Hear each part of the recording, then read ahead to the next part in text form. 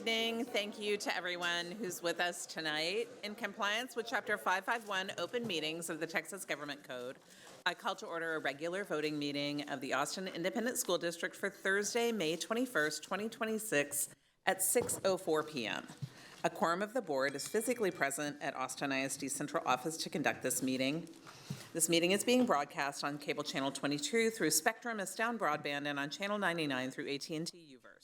Closed captioning in English is available on these platforms for individuals who are deaf or hard of hearing.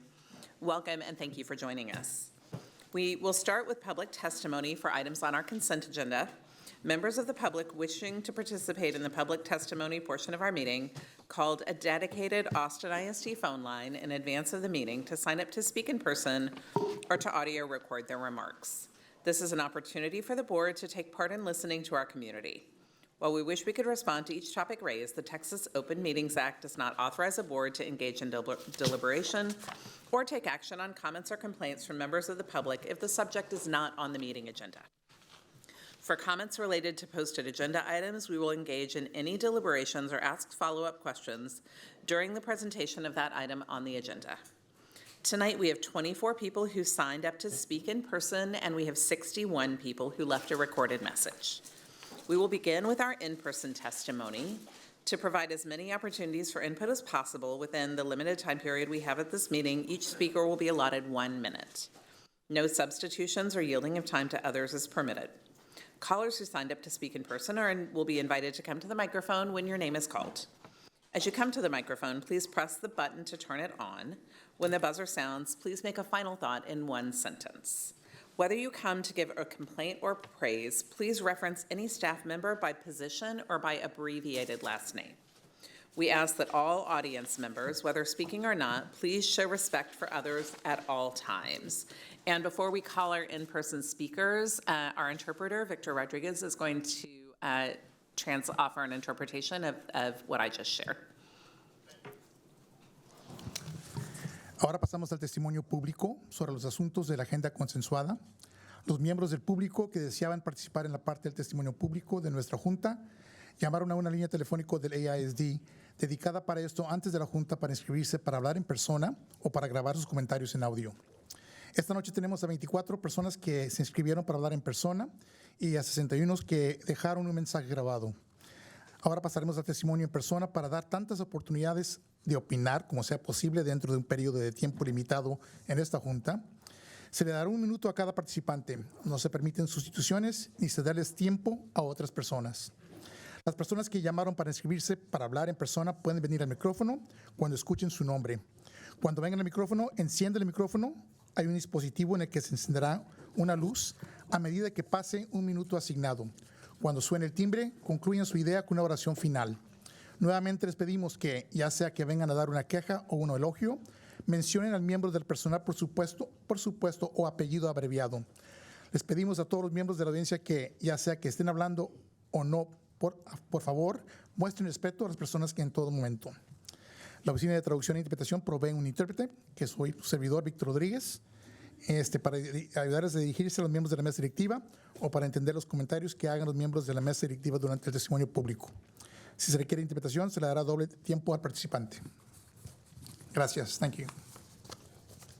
Thank you very much. I appreciate that interpretation. Thank you. We are going to begin with our in-person testimony. We're going to start with Jill Neary, Melissa Pardue, and Amy Tyler for the first 3 speakers, please.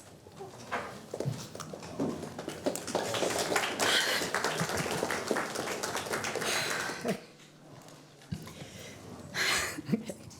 My name is Jill Neary, and I'm a teacher at Highland Park Elementary. Sorry.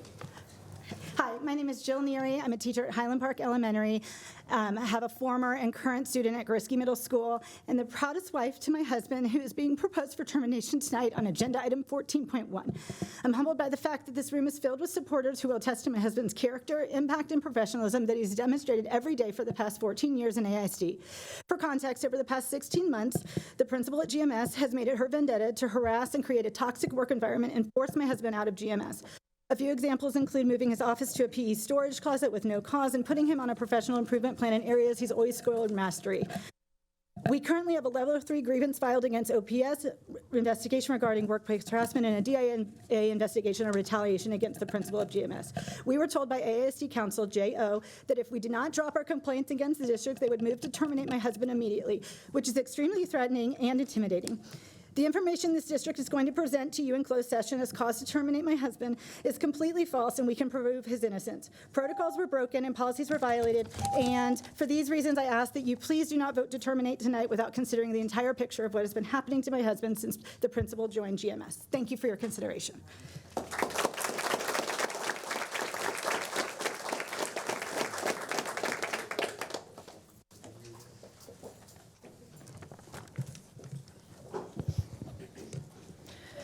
My name is Melissa Pardue, and I'm here tonight to express my support for our beloved Goriski coach. I currently serve as president of the Goriski Athletics Booster Club, and Coach N has our unwavering and full support. I have 2 daughters that have been coached by him at Goriski. We have been on sports teams since they were 5 years old and have had dozens of coaches in that time. Coach N stands apart. He has a quiet and steady leadership with his athletes. He respects them as players, and they in turn respect him. He is patient and kind, but produces athletes that learn, improve, and win year after year. In his 14 years of coaching at Goriski, he has amassed a loyal following, as you can see here tonight, of dozens of athletes and their families. He works incredibly hard and self-sacrificially. He's often the first one to arrive in the morning for early practices or open gyms, and the last to leave at night with late games and practices. He even shows up to other school games that he does not coach to cheer on his athletes. Please do not terminate an amazing coach. I implore you to listen to the evidence or lack of it and ensure that this good man can continue his career coaching, encouraging, and mentoring young athletes. Thank you for your time.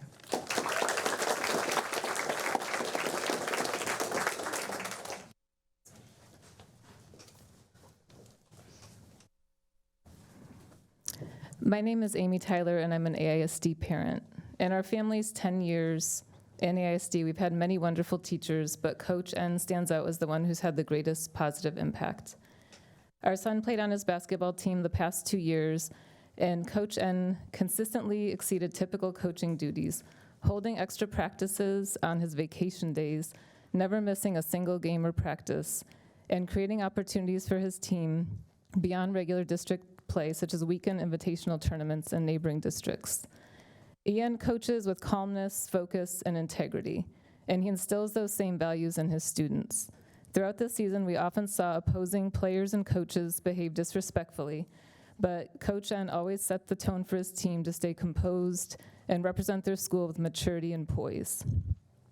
He shaped not only my son's basketball skills, but also his discipline, work ethic, confidence, and love of the game. I'd appreciate you taking a moment to read the email I sent yesterday with additional examples of his character and leadership, which was the best part of our son's middle school experience. Thank you for your time.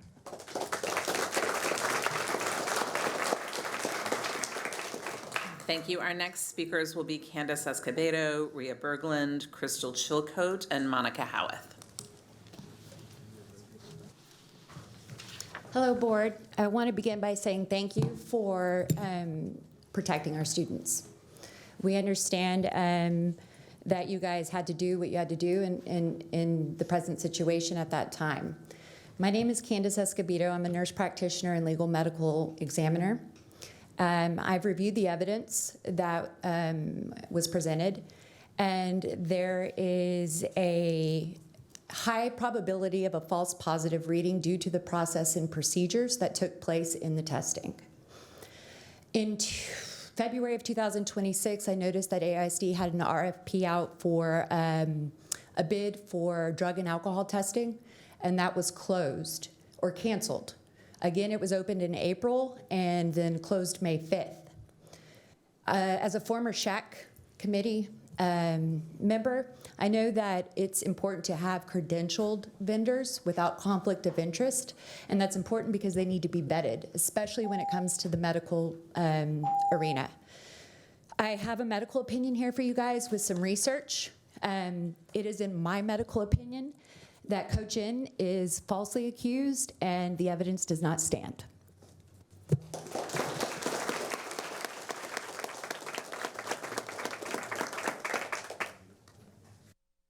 Rhea Berglund. I just start. Good afternoon. My name is Rhea Berglund. I am a mother, and I've known Coach for 5 years now. I have 2 kids at Gritzky who's had a great experience, and I'm here not to talk about him because you're going to hear plenty of that tonight and in the recordings, but I do want to reiterate what Candace said tonight. He's been there for 14 years, and he's never had any sort of discipline thing that I am aware of, no alcohol-related incident at all, and all of a sudden now there's a scenario where you have a man who's loved by all that's facing termination. My ask is that we think about this unbiased, do an actual proper investigation, interview the people involved, including said person, Coach, and find out what happened that day and figure out what are the facts to the scenario. Because in the end, we have to answer to everybody in the community. We have to make sure that when there's something that's going to happen, that they were terminated for cause. We have to set an example. So I plead with you to please investigate this to make sure that that would be the right decision today. Thank you.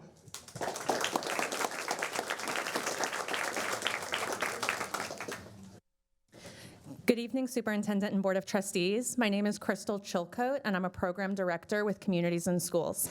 I'm here to speak on Agenda Item 9.7, Board Meeting Minutes.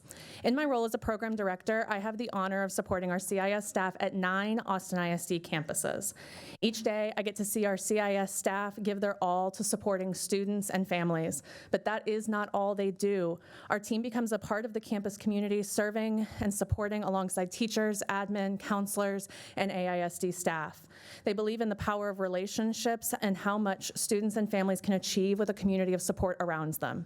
We appreciate the partnership we've had with AISD and getting to support the community alongside you for 40 years.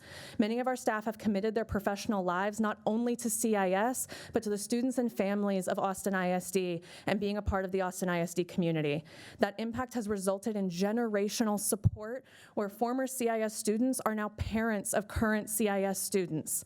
Additionally, there are current AISD staff who are CIS alumni, and that is what 40 years of partnership looks like. I know there are many difficult decisions to be made, but I appreciate your time and consideration.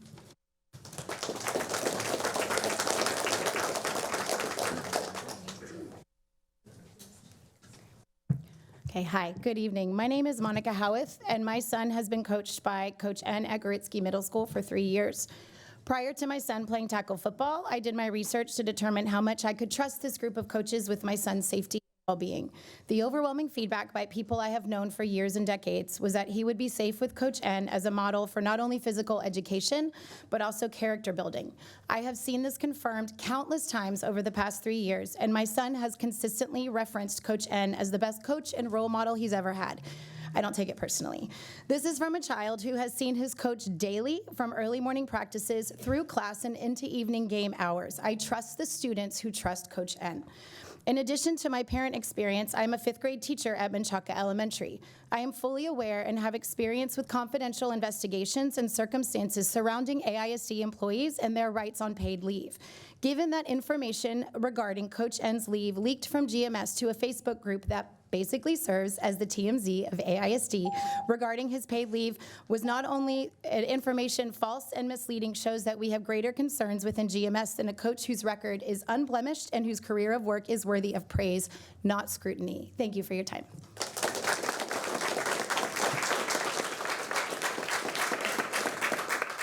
Thank you. Our next speakers are Carla Cantu, Abby Burnham, Lanisha, and Kyle.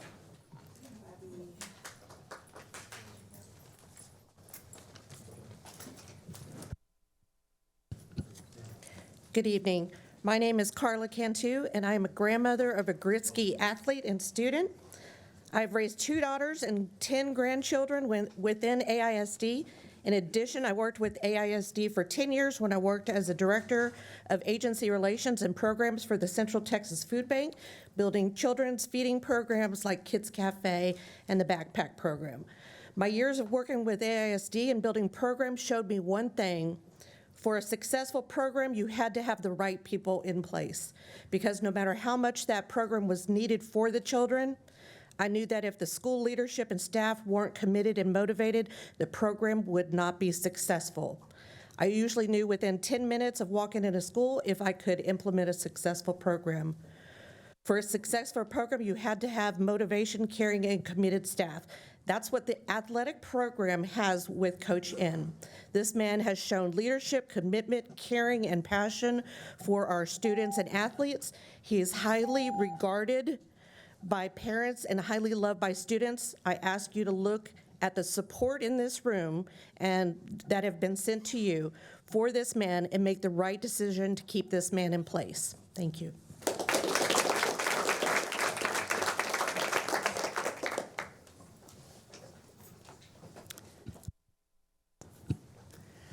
Hello, my name is Abby Burnham. I've taught art in AISD for 20 years. I'm speaking to budget item 10.6 on financial priorities and fiscal stewardship. I want the board to understand what those decisions look like at the classroom level. I teach jewelry and sculpture part-time at McCallum High School. I love my job and I love my students. And last week I found out I was identified for potential reduction and displaced from my campus. I have handed you a longer letter outlining my contributions to the district and my reasons for being part-time. I have 3 young kids in AISD, and I sincerely hope that you will read it, but I quickly want to note that I earn exemplary ratings on PPFT, hold national board certification, have built award-winning jewelry programs. I've collaborated on large community art projects with my students, one being installed at the Performing Arts Center the first week of June, and I routinely work far beyond my contract, even now as a part-time employee, and despite all this, I have been notified my position is being displaced. I get along great with my coworkers who now, on top of everything else, and 7 out of 8 are scrambling to fill the void I leave, as none of them have jewelry experience, and my program has grown to 3 classes. My students are devastated. AISD says it values experienced teachers, but this process says otherwise. Educators who bring expertise, stability, and community are treated as line items, not investments. Thank you.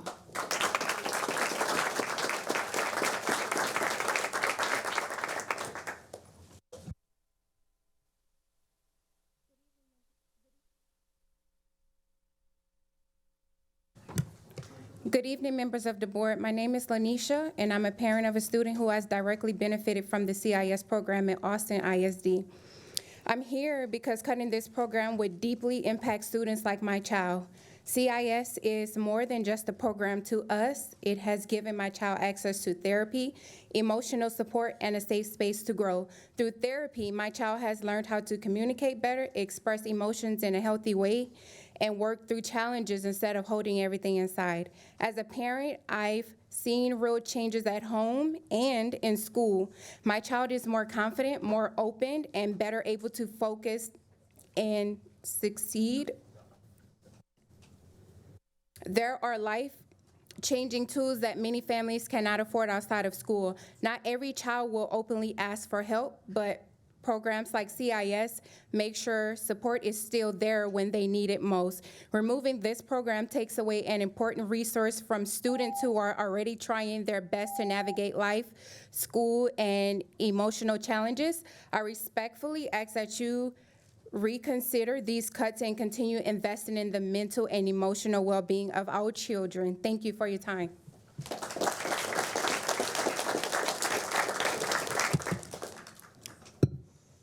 It's this button? Sorry. Oh, it's still on. Sorry. Okay. My name is Kyle Williams. I'm an AISD parent and teacher. I'm here to talk tonight about agenda, item 9.7 work session minutes. I work in a school that has benefited tremendously from CIS, like having access to someone that, I'm a trusted adult for a lot of kids, but I teach math. I can't help them with things that they need help with in the moment. And being able to take them to somebody in CIS and say, hey, here's another trusted adult who can sit with you and help you through whatever they're going through. Sometimes it's reportable stuff that needs to be handled. And we just don't have enough adults, trained adults, like CIS has provided us. My own stepdaughter has benefited tremendously from a great relationship with one of our CIS representatives. All of my students constantly ask me about CIS and where to find them.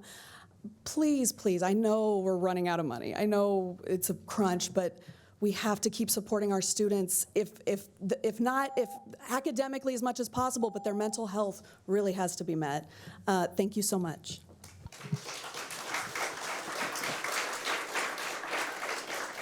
Y las próximas personas son María y Yolanda, y tenemos interpretación. And after Maria and Yolanda, we'll have Riley Berglund and Mindy Lejeune. Thank you.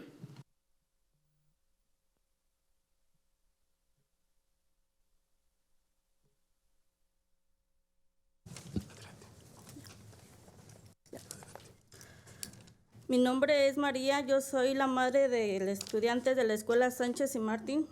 Estoy aquí para hablar sobre el punto 9.7 de la agencia. Y los padres y los maestros no pueden hacer todo solos. Por eso comunidades en las escuelas es tan importante. Mi hijo se ha beneficiado del apoyo de comunidades en las escuelas a través de los grupos y apoyos escolares. Por favor, continúen invirtiendo en nuestras comunidades de la escuela de Central Texas, el apoyo que ofrece porque es esencial para nosotros. Gracias por su tiempo.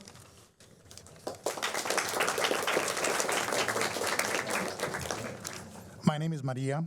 I'm a parent of students in Sanchez and Martin schools. I'm here to speak about 9.7 of the agenda. Parents and teachers can't do all this alone. That is why community schools are so important, or is so important. My child has benefited from this, from CIS through groups, support groups, and school support. Please continue investing in community schools of Central Texas. The support that they offer is essential. Thank you for your time.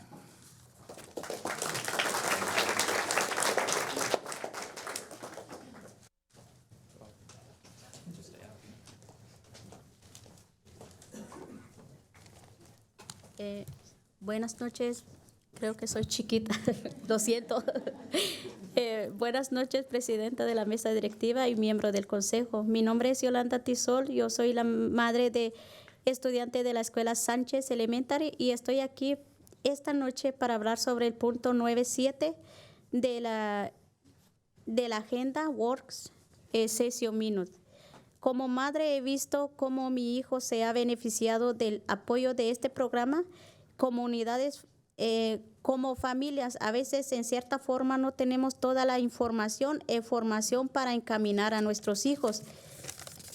Por eso comunidades en las escuelas nos ha abierto el camino, abriendo puertas para nosotros como padres y estudiantes. Por medio del programa, nuestros hijos han avanzado y creciendo gracias al apoyo. Por favor, continúen invirtiendo en comunidades en las escuelas. El apoyo que ofrecen es esencial. Yo como mamá he crecido demasiado desenvolviendo y tener otra mentalidad con respecto de apoyar a mis hijos. Y también he visto el cambio que ha dado a mis hijos. Gracias por el tiempo y apoyar a los estudiantes y familias de nuestra comunidad. Gracias.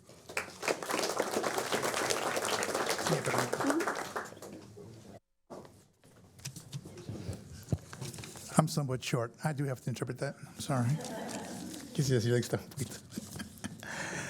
Good evening, board president and members of the board. My name is Yolanda Tisol.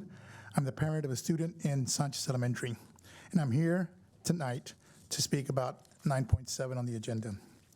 As a parent, I've seen my child has benefited from this program, and families at times we don't have everything we need and the information that we need to help our children along the way.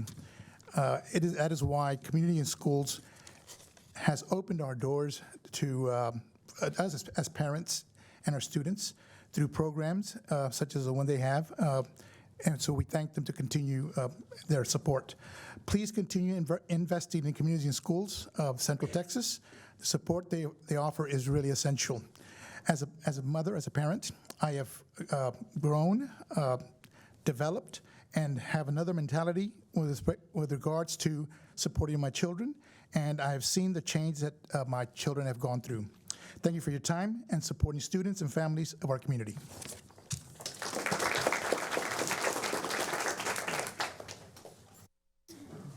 Hi, I'm Raleigh Berglund, and I had Coach N in middle school, and I've kept a lasting relationship with him to this day. He's had a huge impact on my life in sports and as a person.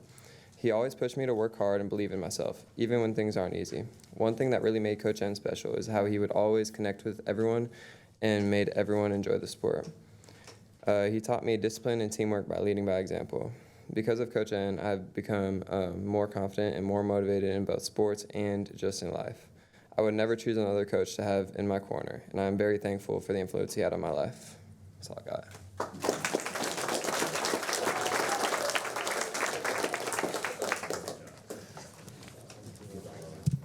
Hi, I'm Mindy Lejeune, and I teach at Bowie High School, and I've been there for the last 13 years. I'm speaking on item 10.6 and how it will affect the district. Teaching or talking from experience, moving non-foundational teachers to teach 7 out of 8 is not sustainable. You will lose amazing teachers and just to do it overwork. How do you prevent, or how do you think that we are going to have high-quality student experiences, safety, individualized instruction, equitable across non-foundational programs, and access to all of these instructions that we're trying to provide for these students to keep within our classes, but also trying to balance this huge classroom? How can we ensure that we will attend every single ARD meeting we're called for while also missing all of our instructions that we have to give? Fine arts teachers constantly manage equipment, classroom movement, materials, performances, critiques, technology, individualized student instruction, and according to student law, students have to take fine arts classes. Cutting teachers and having 7 out of 8 will not save our district. We ask the district to be transparent at the district level spending and cuts, and even if every district office reduced their salary, or if we sold this building and moved to unsold schools, that could possibly save some more. I just ask you to not cut from the bottom first, but start from the top before you start with us. Thank you.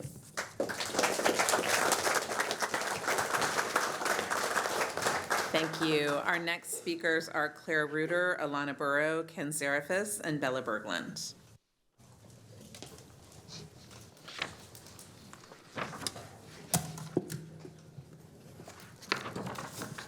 Good evening. Please vote no on agenda item 8.1, which is a program that would prepare Aikens High School students to work with Travis County, quote, Corrections Office. Aikens is my neighborhood school. I work for you as a teacher. I'm a Quaker who stands for peace, and I don't want you training my young neighbors to be locking up their peers and community members. Instead, we need to focus on releasing friends and family who have been put behind bars. Sounds like Luis Fernando is out now, but there are so many others, like Roberto Falcon, a beloved teacher and colleague who also works for you, who was picked up long ago at the beginning of the school year. Think about this. When we are in a better time and place, and I hope we all do get there, we should be able to look back on these dark days and say, we did what we could. Take care of everyone in the AISD community like they truly are family, whether you believe in our Constitution for religious reasons or just plain human decency. Correct ourselves. Vote no on violence and yes on peace.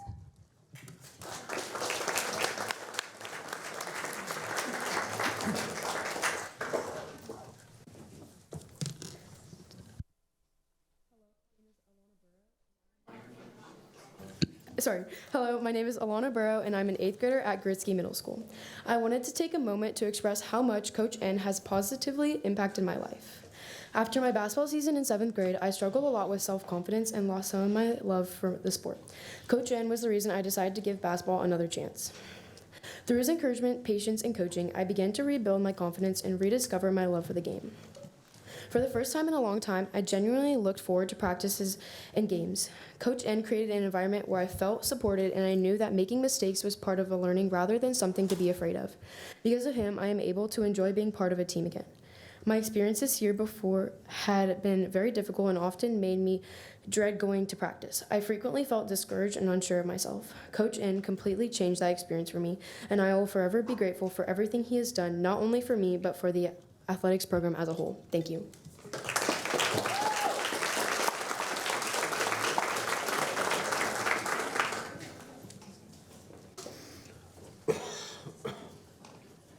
Excuse me. Hello, my name's Ken Zarafis. I'm president of Education Austin. The new calendar takes away professional development and teacher planning days, which in turns with the added classes provides the more kids and makes it more difficult to plan and develop for them. As you put some kids in their classes and add more, to work their days, the less time we have to do the real work of teaching kids. In secondary, by adding a class period and kids to a 7 out of 8 is very difficult. In elementary, by adding kids and taking away planning time is also very difficult, and it's impossible to plan for kids. It's important that in secondary that we not do a 7 out of 8, that we stop the thinking around that. Instead, give them planning time. Give them less kids. Don't approve 7 of 8. Don't approve it.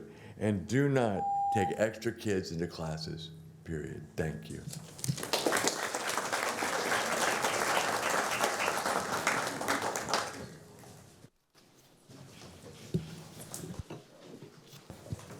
Hi, my name is Bayla Berglund, and I'm a student and athlete at Gretzky Middle School. Coach N has made such a positive impact on my life, not only as a player, but also as a person. Last year, I had a very difficult basketball season and honestly did not even want to try out this year. Coach N encouraged me to give basketball another chance, and I am so grateful that he did. In the short amount of time I had him as a coach, I became much more confident and improved greatly as a player. He created a positive and supportive environment for the team and made the season fun and enjoyable. He is truly one of the best coaches I have ever had, and I know many other players would say the same. I've never seen Coach N do anything inappropriate either at school or outside of school.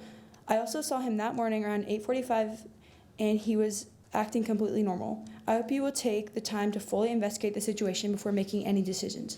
Thank you for listening to the students and athletes who have been positively impacted by Coach N.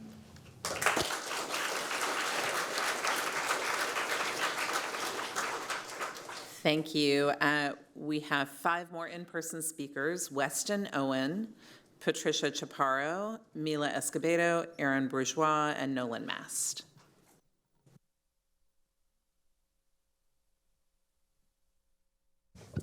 Hi, my name is Weston Owen, and I'm an 8th grade student and athlete at Gretzky Middle School. I have known Coach N since 6th grade, and he has had a very positive impact on me and many other students. Coach N was my basketball coach during 8th grade. After my 7th grade season, I did not feel confident in my skills, but he helped me improve a lot and gain confidence in myself. He always supports his players and genuinely cares about his students. One thing that stands out about Coach N is how he makes students feel seen and included. Every day in the hallway, he makes an effort to wave or say hi to students. Many students at Gretzky look up to him and appreciate the positive energy he brings to the school. I can confirm I saw Coach N at 8:45 that morning in the gym during the science fair. In no way, shape, or form did he appear to be under the influence of anything, and there is no other time I have witnessed such behavior. He is a man of good character. He has worked very hard for the athletics program in our community, and I have truly nothing negative to say about him.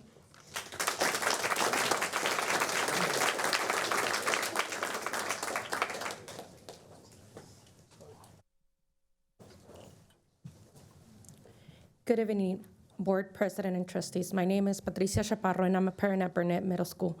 I'm here tonight to speak about Agenda Item 9.7, the work session minutes. While the district and board previously discussed a budget update, I still do not have a clear understanding of what programs and support will be available for my student next year. I want to ask the board to please consider continuing community in schools for the next school year. As a parent, I have personally seen the positive impact CIS has made on my children. Mr. S. and Ms. C have helped provide my children with a safe place where they feel comfortable going to talk to someone at school. They have involved them in activities that have helped them grow as individuals, build confidence, and feel supported. Community in schools has been an important support system not only for my children, but for many students and families in our school community. Thinking about possible budget cuts worries me as a parent because I fear this valuable program could be affected. Programs like CIS truly make a difference in children's life.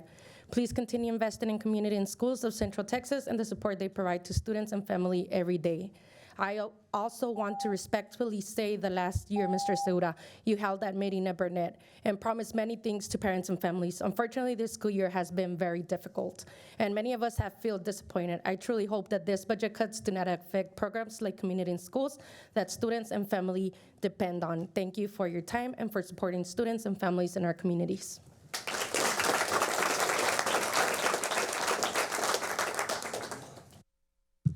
Hi, I'm Mila Escobedo, and I played basketball in 8th grade, and I've known Coach Neary since I was little because my older sister, who's in college, we both had we both have good experience with him, and he has impacted our lives in so many ways. He has been nothing but positive, and I only have anything but good things to say about him. He has impacted my life by making me feel seen when nobody else has, and making me feel confident when I haven't in the basketball game. And to the board, as a student of Gridsky Middle School, in my opinion, Coach N's character or performance cannot be defined by accusations or questionable procedures. It should be defined by the voice of his own students. Thank you.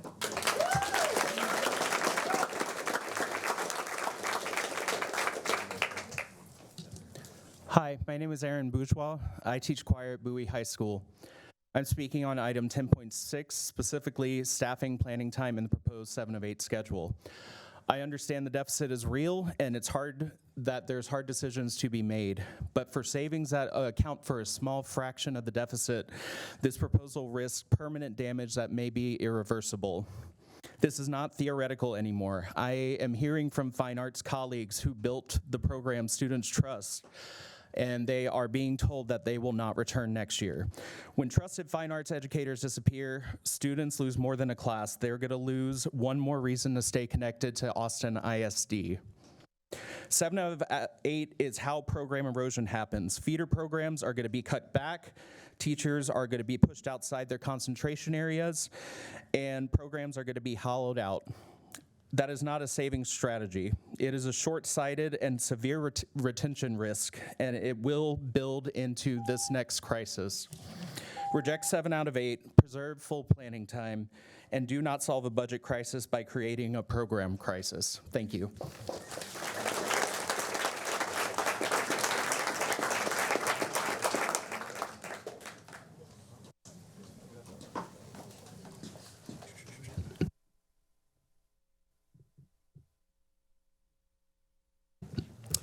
I'm Nolan Mast, District 7 parent. Met Dr. Kaufman a couple weeks ago. Got to talk to him about my student athlete daughter that's in the top 5% there. Brag a little bit. I'm going to go off script a little bit. Proud product of AISD. Went to Cunningham and Patton Elementary, Covington Middle School, Austin High School. Played Division I baseball. Married a Bowie girl that went to Boone and Bailey. We think we know a little bit about what a good coach and a good leader is for the community. Coach N has proven nothing but that. The amount of time and effort he pours into the student athletes and the community as a whole. I know you guys are unenviable task of what you guys are trying to get through here. I just ask that you think about what Coach and his family have gone through the last couple of years. The timing is not a coincidence. Just dig a little deeper. Please make the right decision. We've got enough ahead of us. Bowie and Gridsky are staples of the community. Coach N is one of the main reasons that a lot of people choose to stay in AISD. Thank you.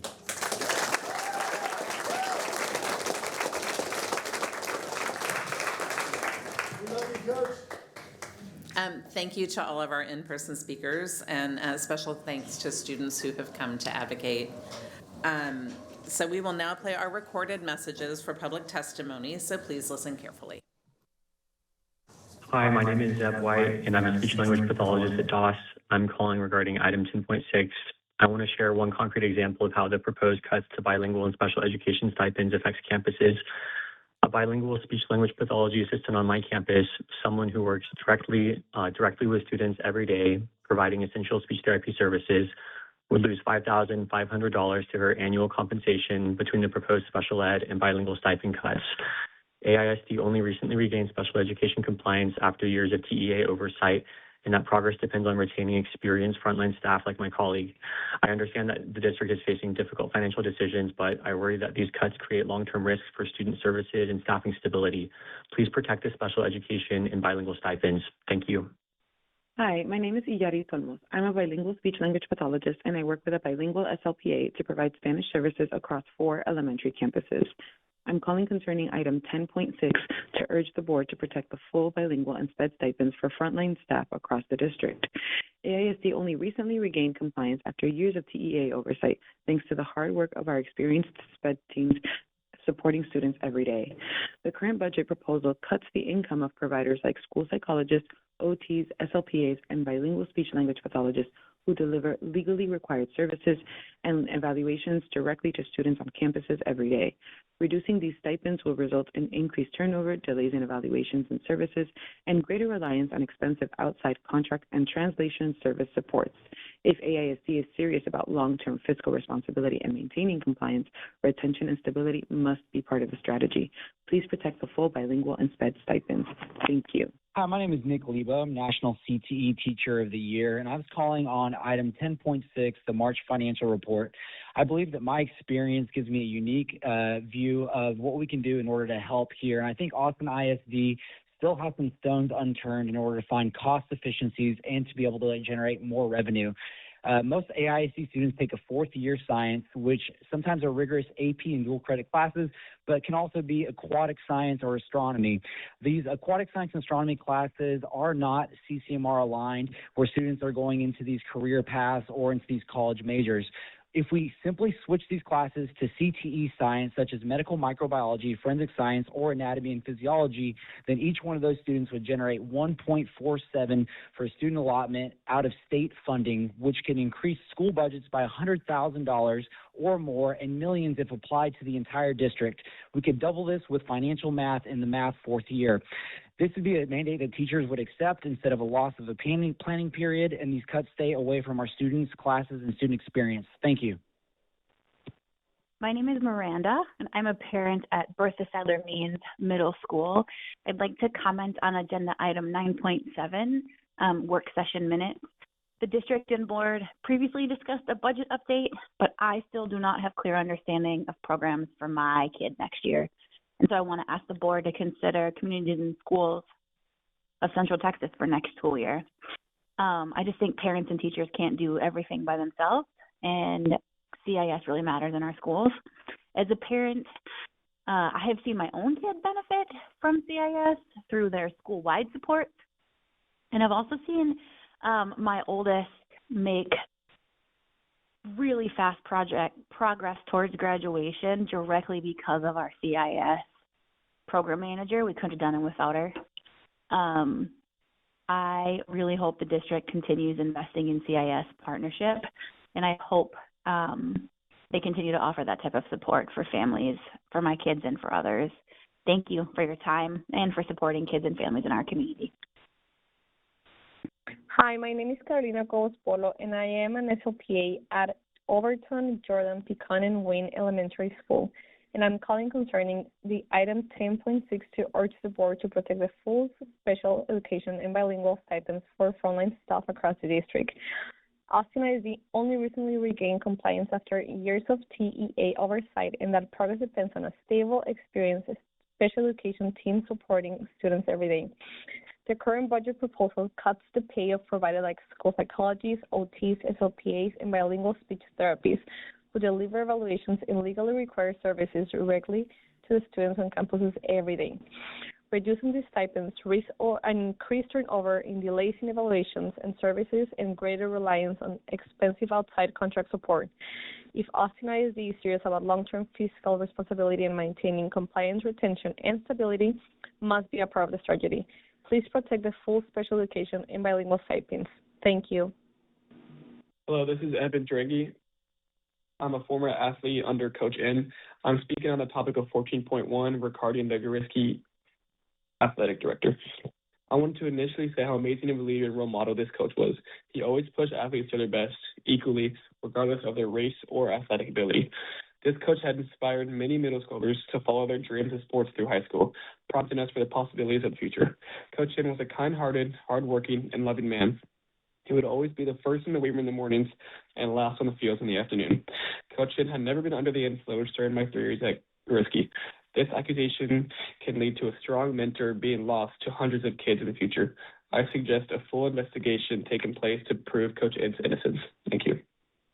Buenas tardes, presidenta de la mesa directiva y del miembro del consejo. Mi nombre es Mérida. Soy madre del estudiante de Padrón. Aquí esta tarde para hablar el punto 9.7 de la agenda World Success. Distrito y la mesa directiva hablaron sobre cambios al presupuesto, pero todavía no entiendo los programas disponibles para mi estudiante el próximo año. Quiero pedirle a la mesa directiva que también considere comunidades en la escuela para el próximo año escolar. Los padres y maestros no pueden hacer solo por él. Eso, comunidades, es la escuela, es tan importante. Mi hijo se ha beneficiado de apoyo de CIS a través de grupos y apoyo escolar. Por favor, continúen invirtiendo en comunidades en la Escuela Central de Texas el próximo año que ofrecen que es esencial. Muchas gracias por su tiempo y por apoyar al estudiante y familiares de nuestra comunidad.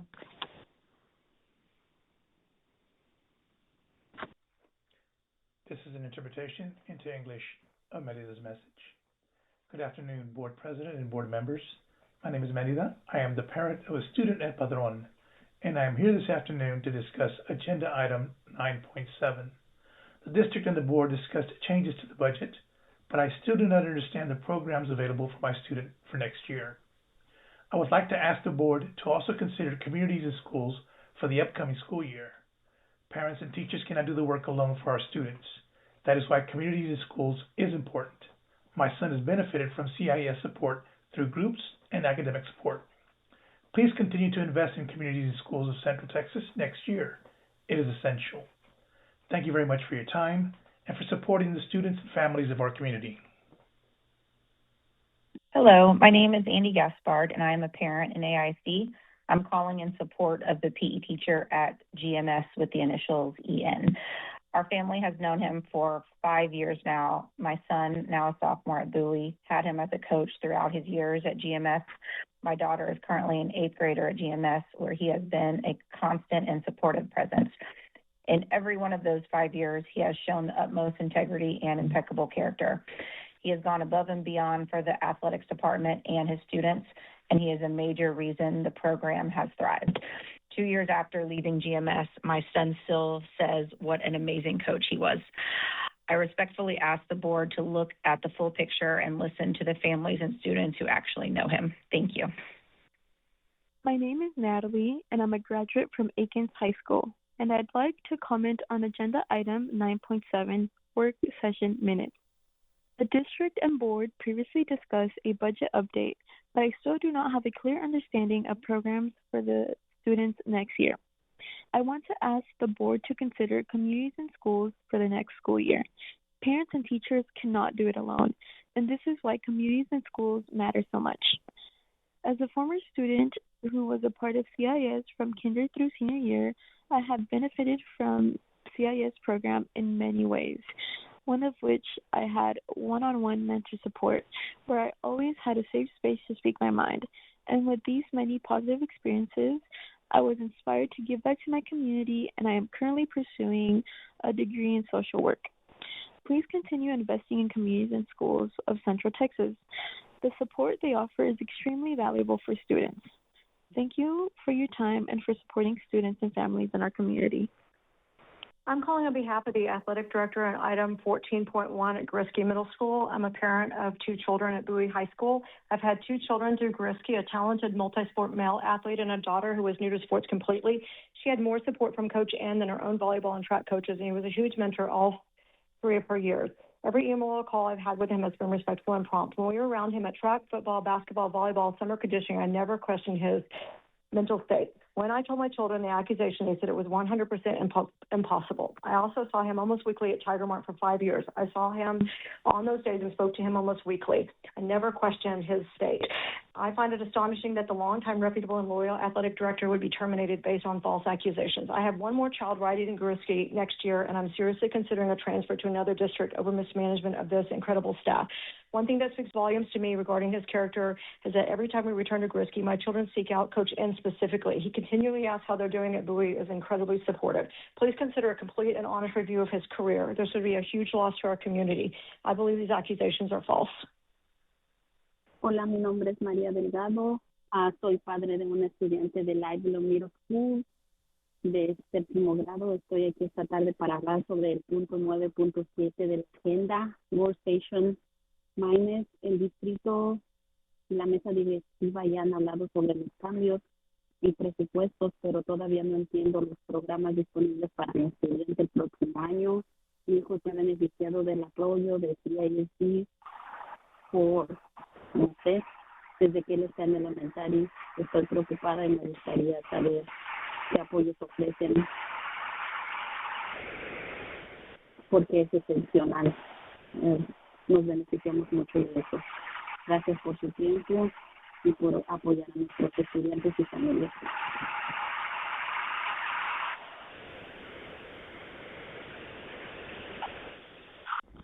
This is an English interpretation for Maria Delgado's message. Hello, my name is Maria Delgado. I'm a parent of a Lively Middle School 7th grade student, and I'm here this afternoon to talk about item 9.7 on the work session minutes agenda. The district and the board have already discussed the changes in budgets, but I still don't understand the programs available for next year. My son has benefited from AISD supports, and I don't know, ever since he started elementary school. I've been worried, and I'd like to know what kind of support you will offer, because it's exceptional, and we really benefit from that. Thank you for your time and for supporting students and families. Mi nombre es Olga Herrera. Soy madre de una estudiante de la GU Pickle y estoy llamando para dejar un comentario público sobre el punto número 9.7 de la agenda de la sesión. El distrito y la mesa directiva ya hablaron sobre los cambios de presupuesto, pero todavía no entiendo para los programas del siguiente año. Quiero pedir a la mesa directiva que también considere a Community in School para el próximo año escolar, ya que los padres y maestros no podemos hacer todo solo. Y por eso Community School es importante. Como madre he visto que mi hija ha tenido un cambio insignificado para ella, para mejorar. Ha mejorado mucho. Y gracias a sí ha ayudado a mi familia en un proceso que estamos pasando difícil. Hoy en día ellos nos ayudaron. Por favor, quiero pedirles que sigan invirtiendo en comunidad. This is an interpretation into English of Olga Herrera's message. My name is Olga Herrera. I am the mother of a student in JJ Pickle, and I am calling to leave a public comment regarding agenda item number 9.7 for the district's board session, and they discussed the changes in the budget, but I still don't understand the programs for this year. I wanted to ask the board to also consider communities in schools for next school year, since us parents and teachers can't do everything by ourselves, and that is why communities in schools is important. As a mother, I have noticed that my daughter has had a significant change for the better. She has improved a lot, and thanks to CIS, it has helped my family with a difficult process we are going through. They have helped us these days. Please, I want to ask you to continue investing in communities in schools. Hello, my name is Corey Blumling, and I teach visual arts at Bowie High School, and I'm speaking on item 10.6. As the board reviews the district's financial outlook and proposed reductions in financial reports, I ask you to consider the long-term impact these decisions will have on students, staff retention, and campus culture. I recently learned that my position has been identified for a potential reduction in force due to budget cuts and organizational restructuring. While I understand the financial challenges facing AISD, I worry that continued staffing reductions and expanded 7 out of 8 teaching schedules will ultimately weaken the programs that keep students engaged and connected to school. Programs in the arts are not extras for many students. They're often the reason students attend, participate, and feel a sense of belonging to campus. Increasing teacher workloads while reducing staffing and planning time may provide short-term financial relief, but risks the long-term damage to instructional quality, teacher retention, and most importantly, student opportunities. I strongly encourage the board to continue exploring transparent, sustainable financial solutions that protect the classroom instruction and preserve the programs that make AISD a district families want to remain part of. Hi, my name is Meg Bentner, and I'm a speech-language pathologist at Walnut Creek Elementary. I'm calling to leave public comment on voting item 10.6 regarding the March financial and budget amendment reports. As the board votes on special education expenses and monitors our shared Medicaid revenue, I would like to ask the board to reject any proposed cuts to special education and bilingual stipends. The newly released Gibson internal audit warns that sped disruptions and vacancies are already costing us millions annually in lost federal revenue. Reducing the pay of frontline staff like school psychologists, OTs, and bilingual SLPs will drive experienced providers out of our campuses. We cannot secure our federal funding with an unstable workforce. Please protect our stipends to protect the district's revenue. Thank you. Hello, my name is Sheila Ray, and I am a speech-language pathologist serving Allison Elementary in AISD, as well as the AISD feeding and swallowing team. I'm calling to leave a public comment on voting item 10.6 regarding the March financial and budget amendment reports. As the board votes on special education expenses and monitors our SHARS revenue, I want to ask the board to reject any proposed cuts to special education and bilingual stipends. The special education disruptions and vacancies are already costing us millions annually in lost federal revenue, according to the newly released Gibson internal audit, and reducing pay of frontline staff such as school psychologists, OTs, bilingual SLPs will only drive experienced providers out of our district. We need our federal funding, and this can't be secure if we have an unstable workforce. Please protect these stipends to protect our revenue. I appreciate the opportunity to be heard. Thank you.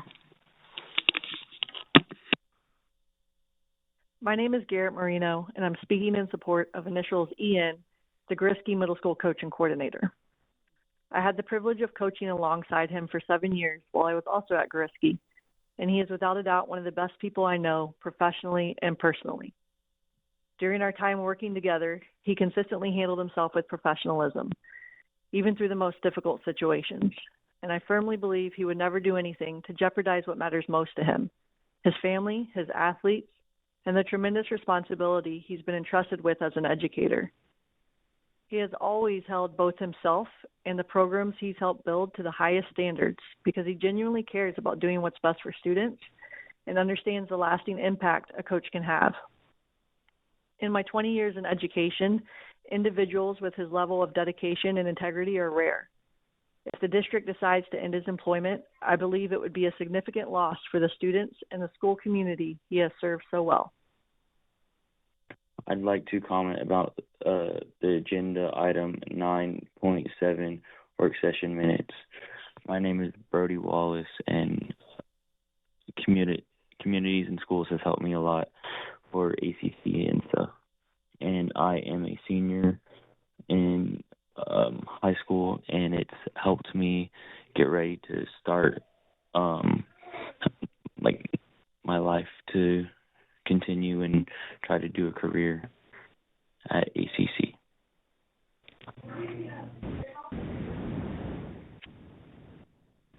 Hello, my name is Joshua Garcia, and I would like to comment on the recent discussions of the agenda item 9.7. Back in 2023, I was going through a rough time mentally and emotionally following the passing of my dad in 2020.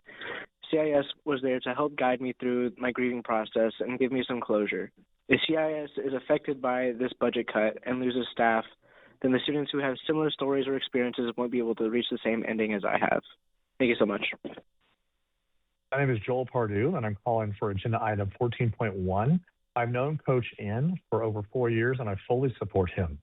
Kids at Grisky, I've had three, one going next year, one there now, and one who is at Bowie and had Coach N.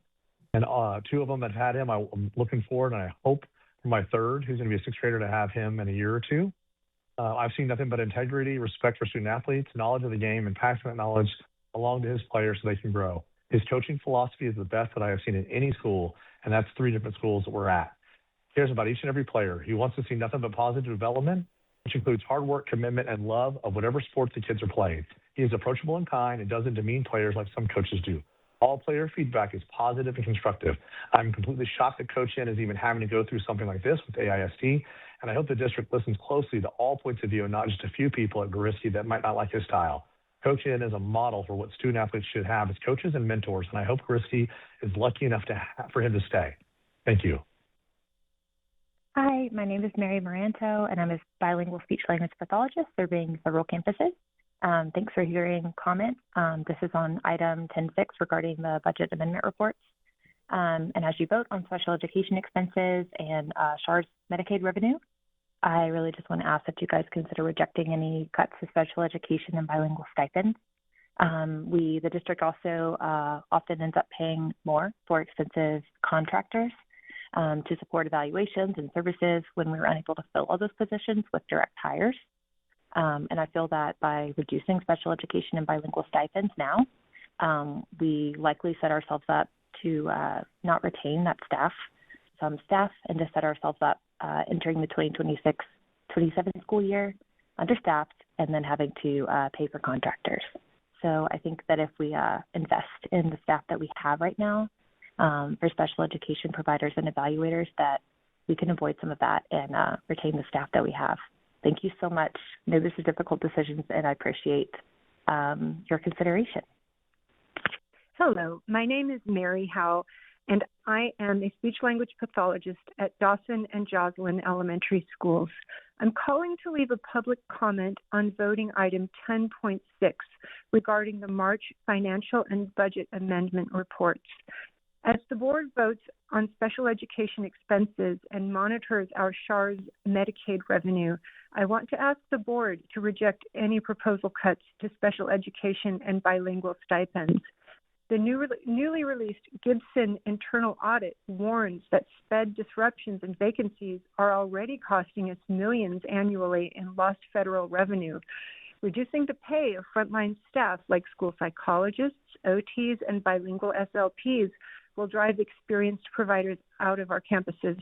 We cannot secure our federal funding with an unstable workforce. Please protect our stipends and protect the district's revenue. Thank you. My name is Hector Figueroa. I'm a parent at Woon Elementary School. Now I'm here tonight to talk about agenda item 9.7. While the district discusses current budget reports and changes, I want to ask the board to also consider communities and schools for next year. Parents and teachers can't do this alone, and this is why communities and schools matter so much. As a parent, I have seen my child benefit from CIS support through her involvement in programs such as Girl Scouts, Girl Start, Reading Buddies. They definitely helped her become a leader, become more confident in herself, her speaking abilities, much more social, develop relationships and friendships outside of just her immediate classroom. Please continue investing in communities and schools of Central Texas. The support they offer my child in just becoming much more independent, confident in herself, and invested and involved in school has meant a lot to us. Thank you for your time in supporting students and families in our communities. Thank you. Good evening, Board, President, Trustees. My name is Katie Ayala. I'm a parent at Cook Elementary. I am here tonight to talk about agenda item 9.7, work session minutes.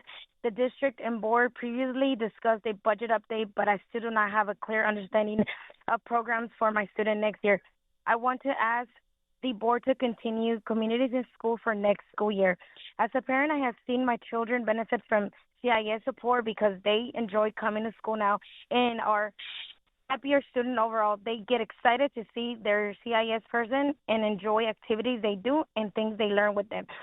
Please continue investing in CIS. Our CIS support system has become like a new family for us, helping us both emotionally and financially. Thank you for supporting students and family in our community.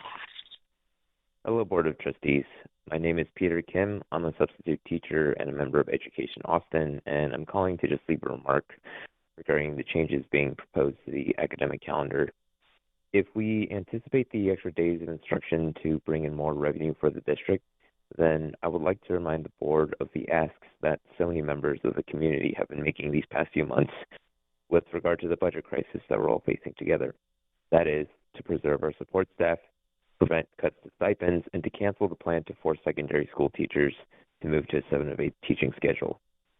At this point, I feel like I've gone to so many different campuses, and I've seen face-to-face just how so many of them are struggling just to stay on track. Removing support and funding for those who do the day-to-day work of teaching, interacting, and supporting our students would be absolutely catastrophic, not just for the teachers and the workers, but for the children that they serve as well. So I just want to raise those demands again in light of the changes that are being proposed here. Thank you very much. Hello, my name is Aline Thompson, and I teach at Navarro Early College High School, and I teach art, and I've been here for 4 years, and I wanted to speak about item 10.6. Teachers and staff have both expressed concerns about how budget cuts and moving to 7 of 8 are going to affect our staffing, planning time, and student opportunities. Cutting so-called non-foundational programs and affecting our budget will hurt these programs because these are programs such as my program, art, is something that really, really engages the students and keeps them invested in schools. Cutting art, especially visual art or any of the other fine arts programs, will really hurt our school because that's a thing that a lot of kids come to for school. And looking at our budgets, like that's how we are able to help our kids and plan, and getting rid of our extra planning periods or getting rid of teachers is not going to help our students, because these are super important programs for these kids, because a lot of our students, this is how they get involved in our school community, by participating in art through VASE or just art classes or art club or visual arts or in our choir and our theater programs. And this is how we get them.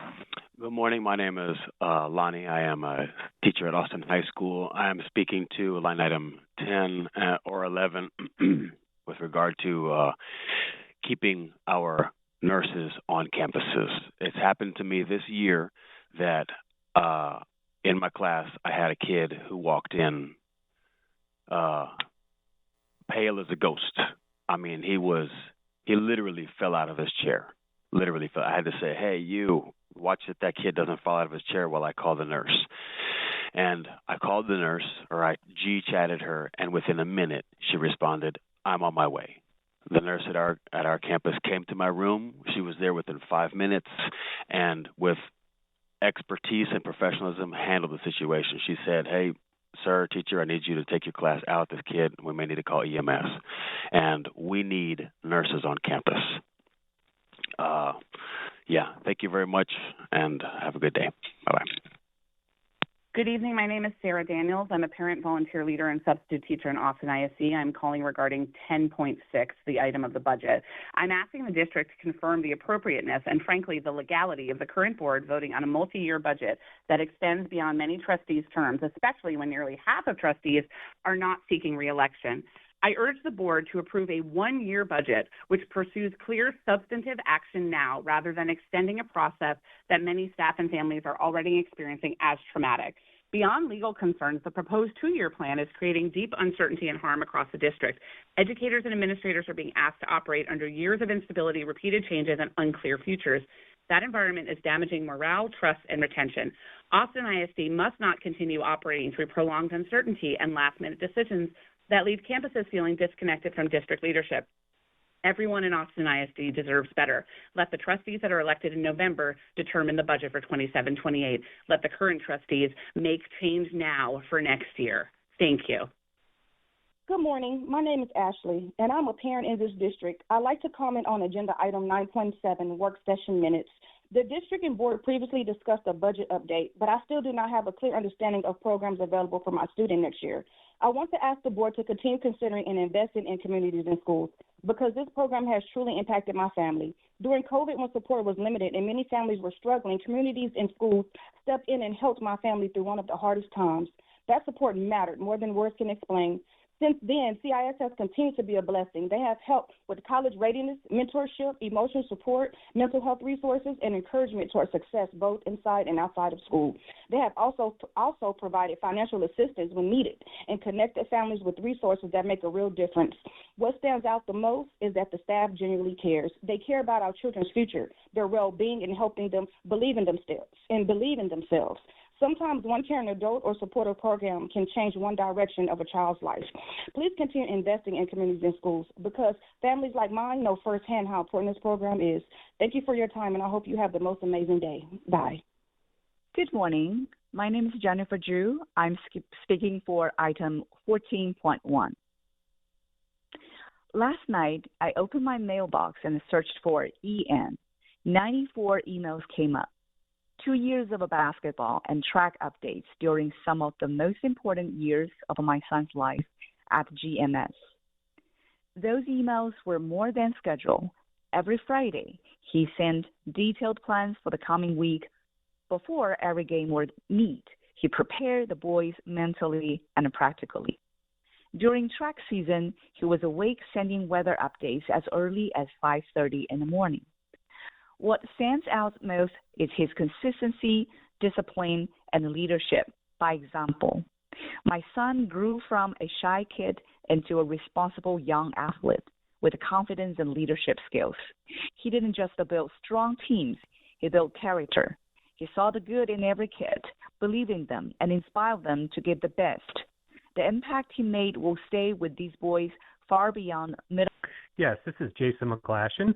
I have a student in ISD who is a former student at Goritsky Middle School who had the pleasure of having Coach N, Agenda Item 14.1, as a coach and teacher while at Goritsky Middle School. And I wanted to just call and speak on his behalf as somebody that showed exemplary character, was a wonderful coach, an even temperament, and a great leader who instilled confidence in the kids that were around, and is a real asset to the school and to the community. It is a terrible mistake that is being proposed, and I wanted to call and speak on his behalf. If I could be there in person, I would, but I wanted to object strenuously to this action.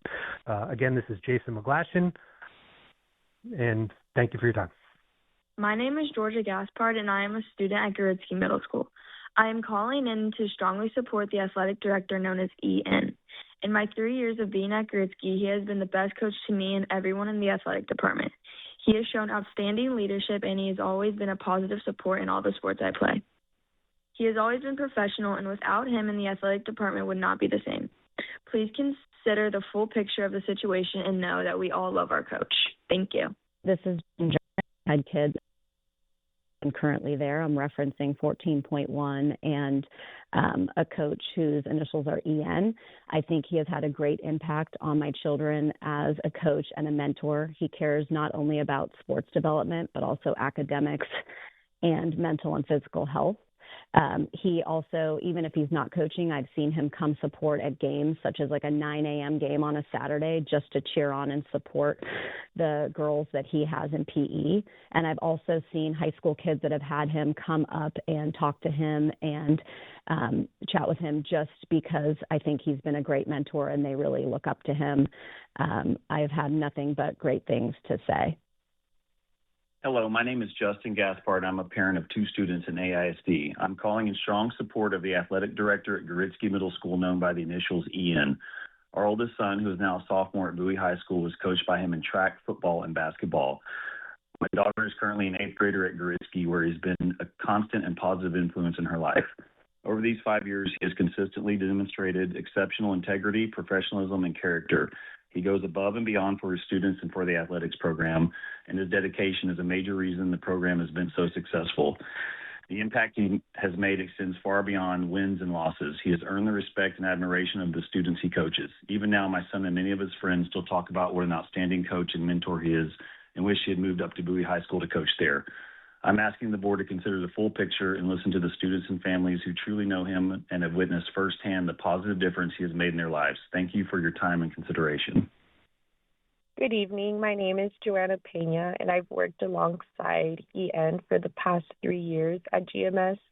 During that time, I've seen firsthand how deeply he cares about his students and athletes.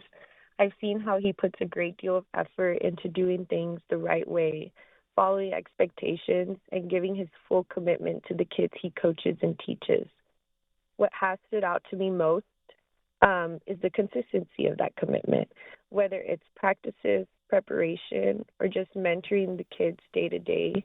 He approaches this job with professionalism and purpose, and it's because he understands how important this time and these experiences are for our kids. The students know he genuinely cares about them and wants to push them to be better, and they respond positively to that. I truly believe our school community and students benefit from having someone with this level of dedication and care. I appreciate the opportunity to share my perspective. Thank you. Hi, my name is Carmen Mata, and I'm a speech-language pathologist assistant at Palm Elementary and Langford Elementary. I am calling to leave a public comment on voting item 10.6 regarding the March financial and budget amendment reports. As the board votes on special education expenses and monitors our SHAR's Medicaid revenue, I want to ask the board to reject any proposed cuts to special education and bilingual stipends. The newly released Gibson internal audit warns that sped disruptions and vacancies are already costing us millions annually in lost federal revenue. Reducing the pay of frontline staff like school psychologists, occupational therapists, bilingual speech-language pathologists, and assistants will drive experienced providers out of our campuses. We cannot secure our federal funding with an unstable workforce. Please protect our stipends to protect the district's revenue. Thank you. My name is Chuck Wei, and I'm speaking on agenda item 14.1. Coach Ian at GMS is an outstanding basketball coach and a great role model for our students. Has earned a strong reputation among both students and parents, and he was the main reason my child chose GMS. He teaches hard work, teamwork, discipline, and sportsmanship, and gave his personal time during weekend, vacation, and holidays to support the team. In just 1 year, he transformed the team from below average into one of the best teams in Austin area. In 2026, the team won both the Eames Tournament Championship and the Liberty Hill Tournament Championship. His dedication and positive influence will benefit these students for a lifetime. We really appreciate his effort and his personality. For the students, with the benefits.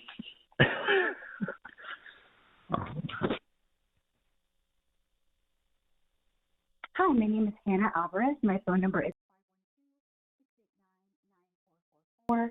I'm calling regarding 14.1 to ask you to keep EN. My son's 7th and 8th grade years were some of the best school years he's had, largely because of sports and the positive environment Coach EN created.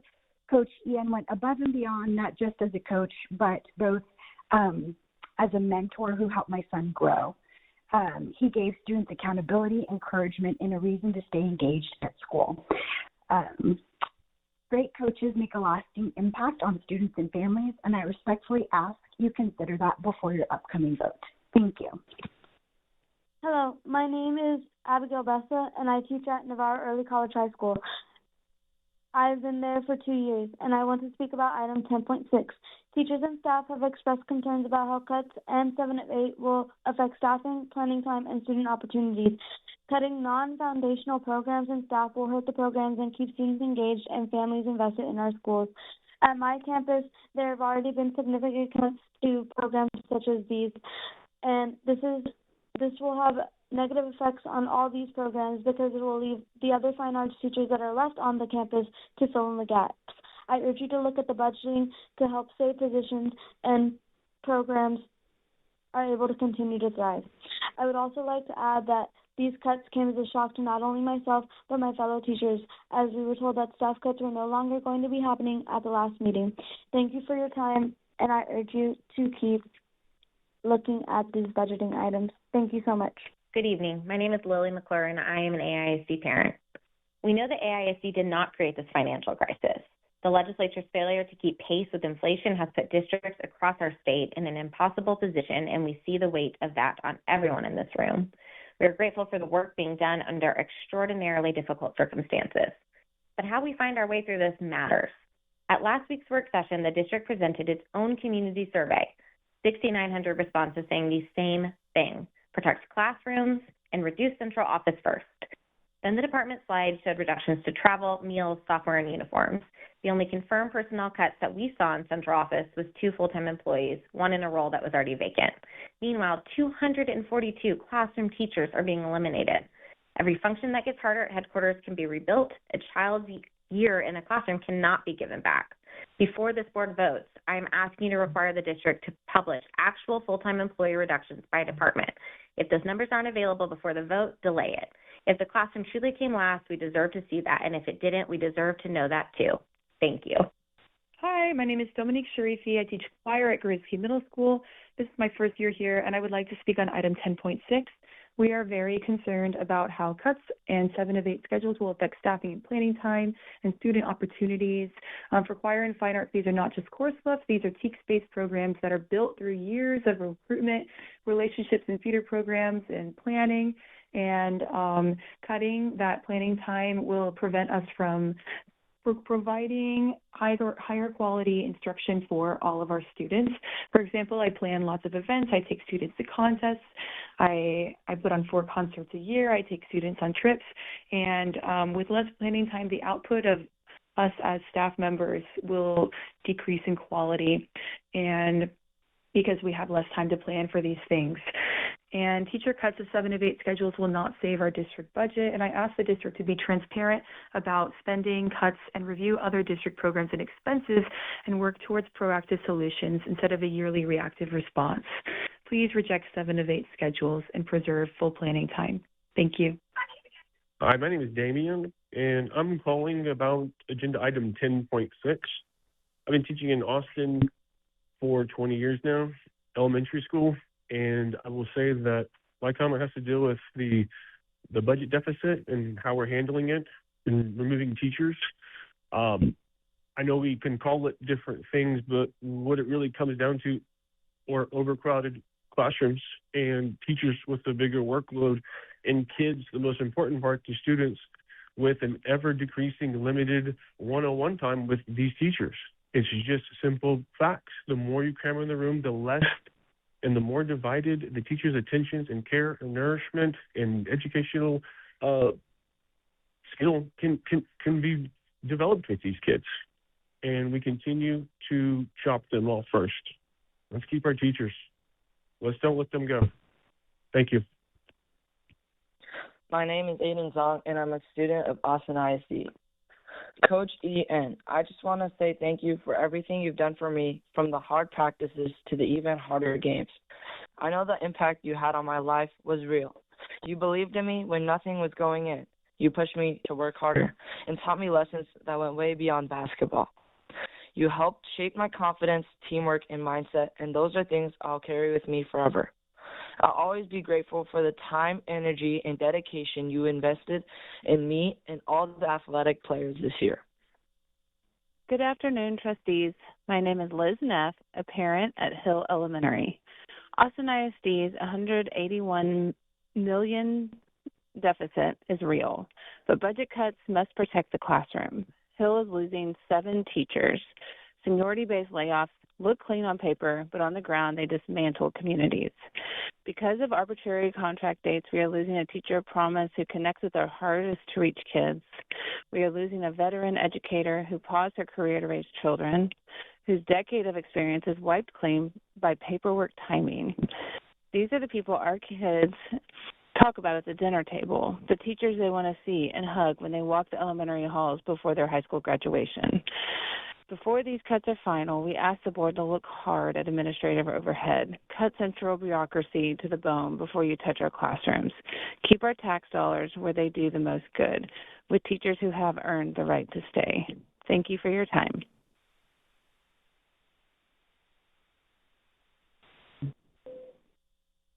Hi there. This is in regards to tonight's board meeting, agenda item 14.1.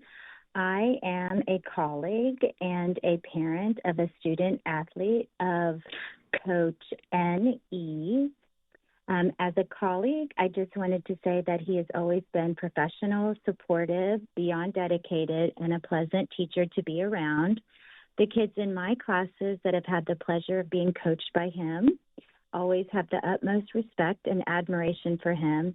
And as a parent myself, I can tell you that my son learned discipline, hard work, and the valuable lesson of being a team player through his actions and words as a coach and mentor. As you make decisions tonight, I hope that you will take into account all of the voices of parents and students and remember the hundreds, if not thousands, of lives this man has affected in a positive way throughout his career. My son would not be the student and athlete he is today without this coach. This is an interpretation into English of Merida's message. Good afternoon, Board President and Board members. My name is Merida. I am the parent of a student at Padron, and I am here this afternoon to discuss Agenda Item 9.7. The district and the board discussed changes to the budget, but I still do not understand the programs available for my student for next year. I would like to ask the board to also consider communities and schools for the upcoming school year. Parents and teachers cannot do the work alone for our students. That is why communities and schools is important. My son has benefited from CIS support through groups and academic support. Please continue to invest in communities and schools of Central Texas next year. It is essential. Thank you very much for your time and for supporting the students and families of our community. Hi, my name is Miso Yang, and I'm an AIC parent. As you vote on the 2026-2027 academic calendar revisions tonight and soon the budget, I urge you to prioritize protecting our classrooms, staffing ratios, and teacher planning periods, not just to save money as a short-term solution. As discussed in April, Texas funding relies on average daily attendance. I ask you to pass a calendar meant to optimize learning and support teachers, and then vote next month to preserve class sizes and protect planning periods. Straining our educators will drive down student attendance and retention, creating a loop that worsens the deficit. I ask you to cast your vote on this revision with our teachers and students' best interests in mind. Moving forward into June, please consider mandating a meticulous audit of the central administration, exhausting all non-campus cuts before touching a single classroom. Thank you. Hi, my name is Angie, and I'm a parent in the district and have had several children attend Goritsky Middle School. I'm calling regarding Agenda Item 14.1. I want to start out by saying I have confidence in the board, and I know you take these matters very seriously. I want to add, to be clear, that I am not calling to suggest guilt or innocence on anyone's part. I simply don't have the full details, and that's not what this call is about. What I'm calling about is due process. As a parent in this community, it's important to me that before any final decision is made, the district can be confident that a thorough and unbiased investigation has been completed and that all sides have been given a fair chance to be heard. That matters not just for those directly involved, but for the integrity of our district as a whole. I appreciate everything the board does and just wanted to add a parent's voice to the conversation. Thank you for your time. My name is Brooke Lampkin. I worked at Goritsky Middle School as an English teacher and coach from 2022 to 2024. I'm referencing Agenda Item 14.1 and the incredibly positive impact the PE teacher at GMS with the initials EN has made on me and the school. This teacher, EN, is the best mentor, teacher, coach, in person. He is incredibly helpful, kind, and knowledgeable about PE and sports. Anytime I needed anything or had any questions, EN was available and always willing to help out. As a first-time coach and also being pregnant at the time, this relieved so much off of me, and you could tell Ian wasn't doing it out of obligation, but because he truly cared and loved his job. The students looked up to him and respected him. That is hard to find in a coach coming from middle school students. He also had an incredible rapport with them and other staff. It would be a disservice and an injustice to terminate Ian. The school and, frankly, the district itself would be losing an incredibly valuable teacher, coach, and human being. Thank you. It's important to interpret the Gibson audit with context. Low complaint numbers at certain campuses do not indicate satisfaction or adequate services. Many families are simply just not informed of their rights. For those who are, those that do learn the system, Patterns become visible over time, the delays, lack of follow-through, stalled problem solving, leaving escalation as the only option. We also have people who are discouraged or fear retaliation. For those who are already being retaliated against, their only recourse is often external intervention and to seek remedy. When we frame frequent flyers as problem complainers, that risks overlooking the underlying systemic breakdowns that led to the complaints in the first place. So I'd caution taking on that framing. The focus should remain on resolution. The district's responsibility is not just procedural compliance, but ensuring students receive appropriate services. The problem is insurance will pay for legal fees. They don't pay for services, so it's often cheaper for districts to fail students and hope that they get away with it. While kids languish, on 14.1, the district has a duty to report. Thank you so much. My name is Victoria, and I'm a parent at Zavala Elementary School. I'd like to comment on Agenda 9.7, work session minutes. The district and board previously discussed the budget update, but I still don't have a clear understanding of programs for my students next year. I want to ask the board to consider communities and schools for next school year. Parents and teachers can't do this alone, and this is why communities and schools matter so much.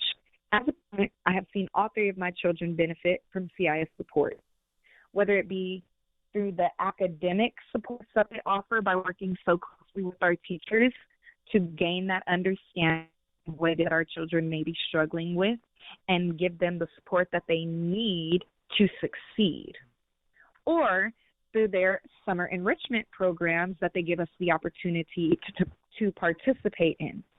So I would like to ask that y'all please continue investing in communities and schools of Central Texas, because the support that they offer not only our students, but our families as well is an invaluable resource. Thank you so much for your time for supporting students and families in our community. Hello, this is Eliza Renner. I'm a current teacher at Keeling Middle School, former staff at International High School, and I'm calling to express my concern about the proposed budget that eliminates teacher positions and eliminates our planning time. The quality of our instruction is directly linked to how much planning time we get. If our planning time is taken away, parents won't be contacted. Of course, they will to meet, legal requirements, but there won't be extra contact. Students' writing won't be meaningfully graded.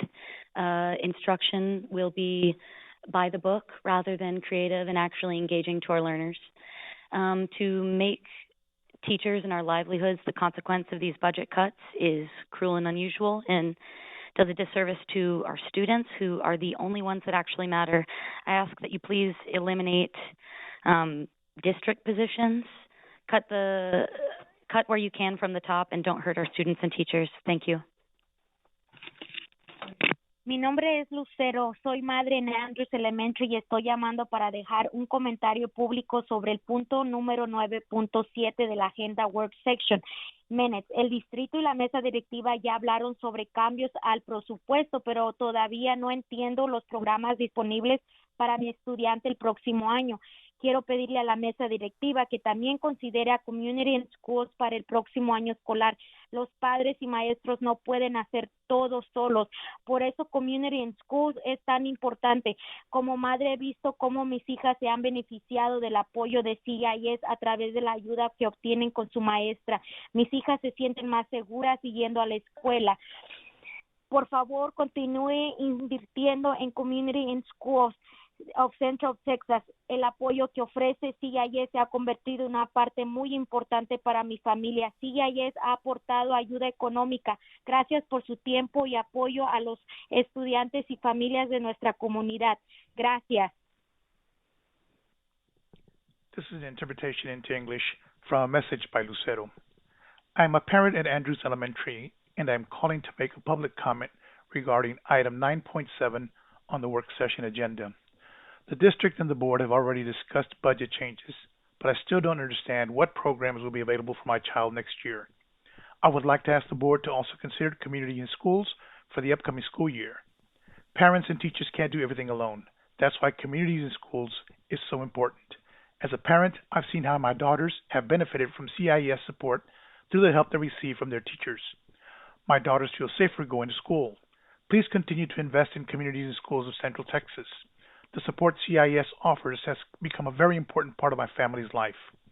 CIS has provided financial assistance. Thank you very much for your time and for supporting the students and families in our community. Thank you. Hi, my name is Mallory Vincent. I'm a second grade teacher at Clayton Elementary. And today, people are being let know that they are not going to have a job next year, people that are vital to making our schools run.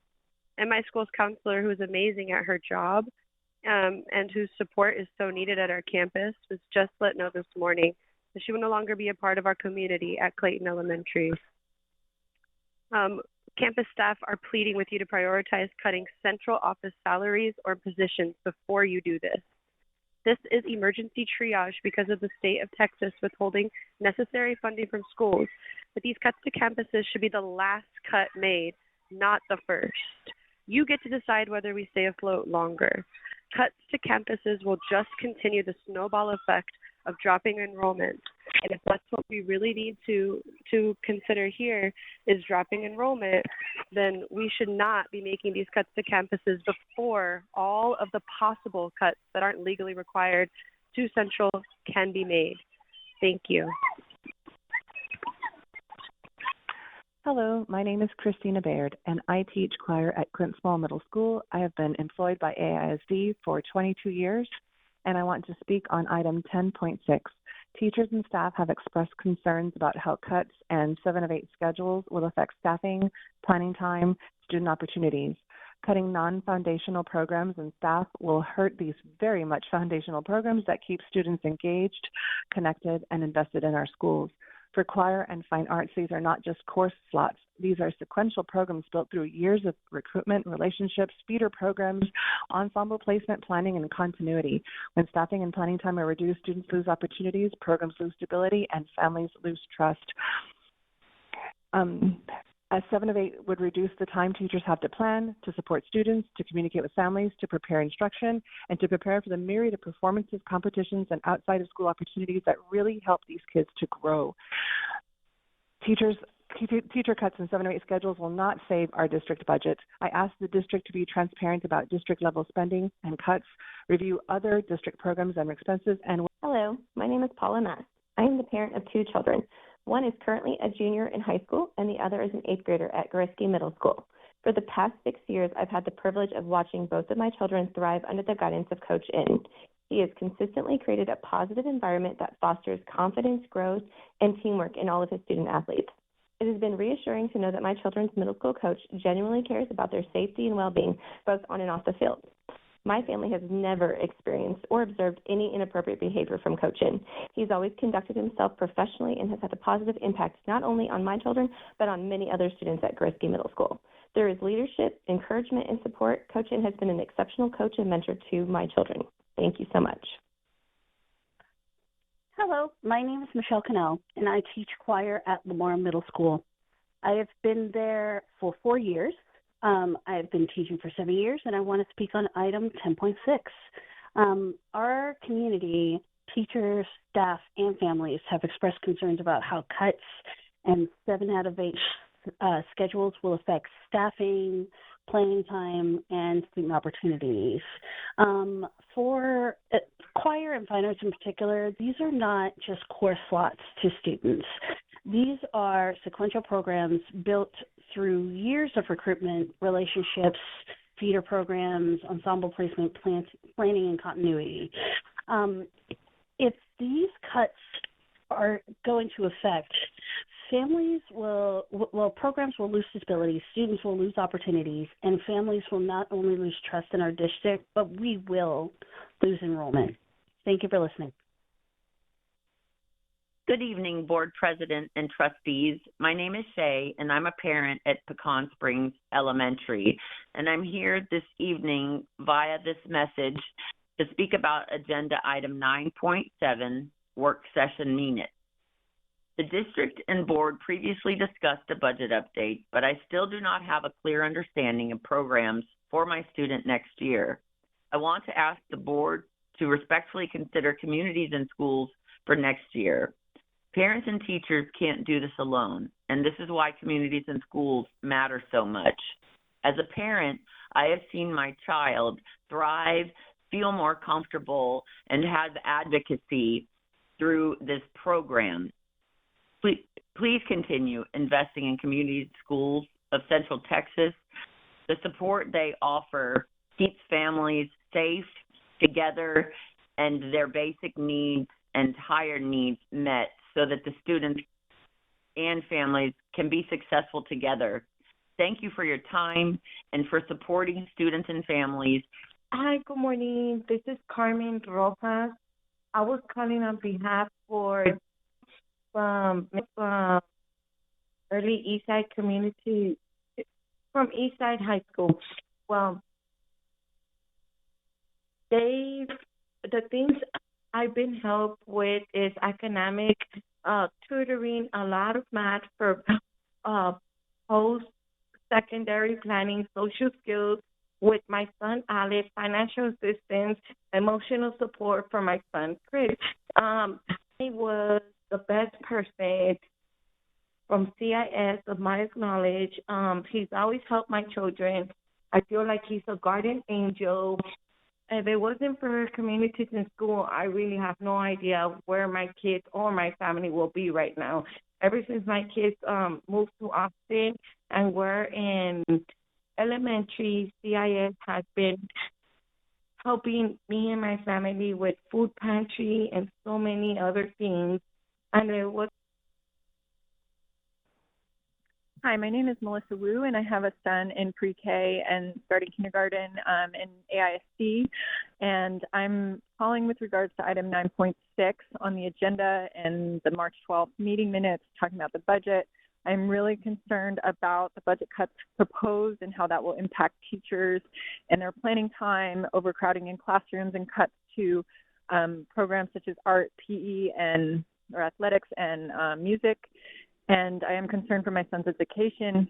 The state's funding is extremely unfair, and the recapture policy as well. I hope that the district takes all action, potentially legal recourse, to try to recoup the funds that the district deserves. And then additionally, I hope that the district reconsiders any funds that are going towards tech contracts for tablets or tech programs that may not be needed and are really not as effective for everyday learning. So please consider also that when you're looking at the budget, if there are any expensive tech-related investments with tablets and other tech learning programs. My name is Rachel Preston. I'm a French teacher in Austin ISD, and I'm a proud member of Education Austin.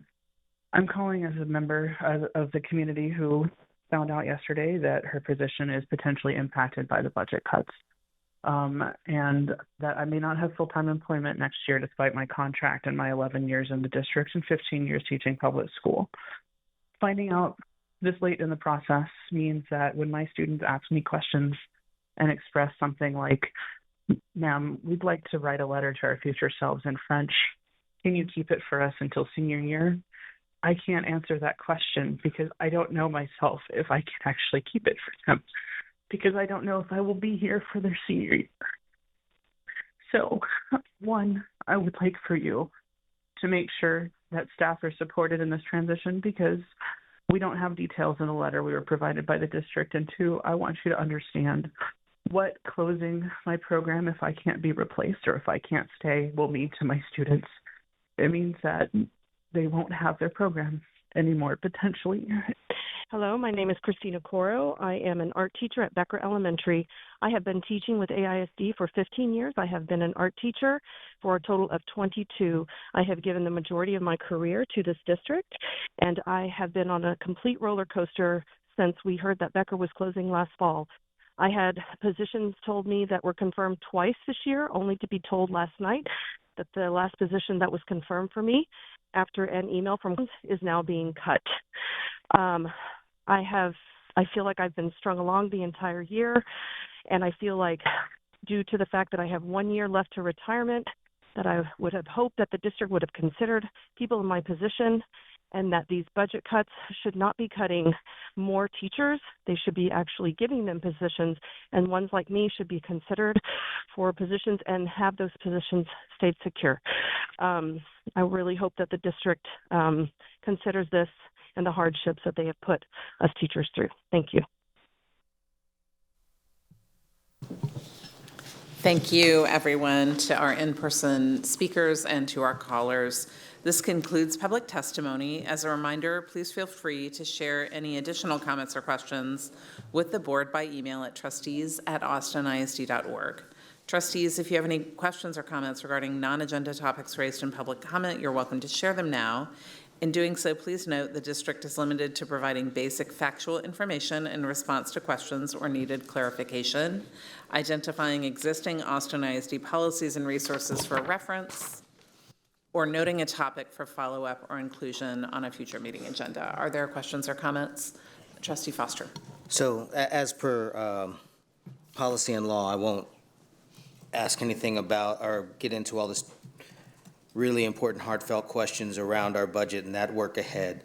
But I did want to acknowledge that I am consistently grateful for our community and especially all who are raising up our amazing students. I love when I see our students here advocating.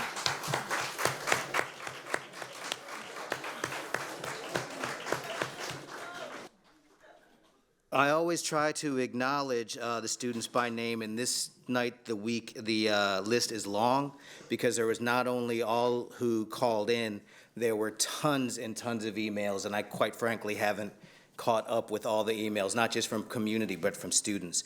So Raleigh, Elena, Bayla, Weston, Mila, Evan, Natalie, Brody, Joshua, Georgia, Aiden, some of the online folks, Greer, Devin, Brian, Livia, the list goes on.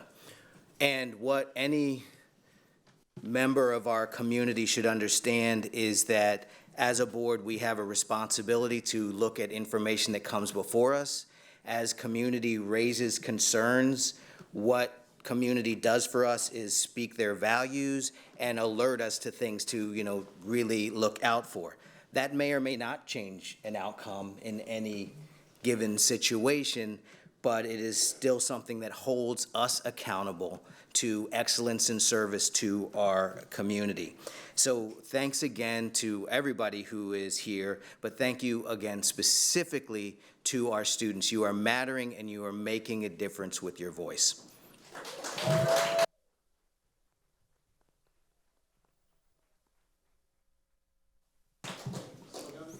Thank you. Any additional comments or questions? All right. Thank you, Secretary Foster. And thanks again to everyone who was with us tonight and who called in. Our next item is under the President's report. First, I want to announce that Austin ISD will be transitioning from Board Docs, which is where our agendas and backup items are posted, to a service called Diligent Community as our board management software. This transition is necessary as Board Docs is being sunsetted by its parent company.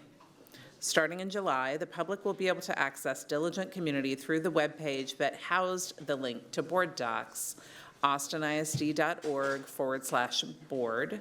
All past meetings will be migrated over to Diligent Community and will continue to remain accessible to the public, including our backup documents.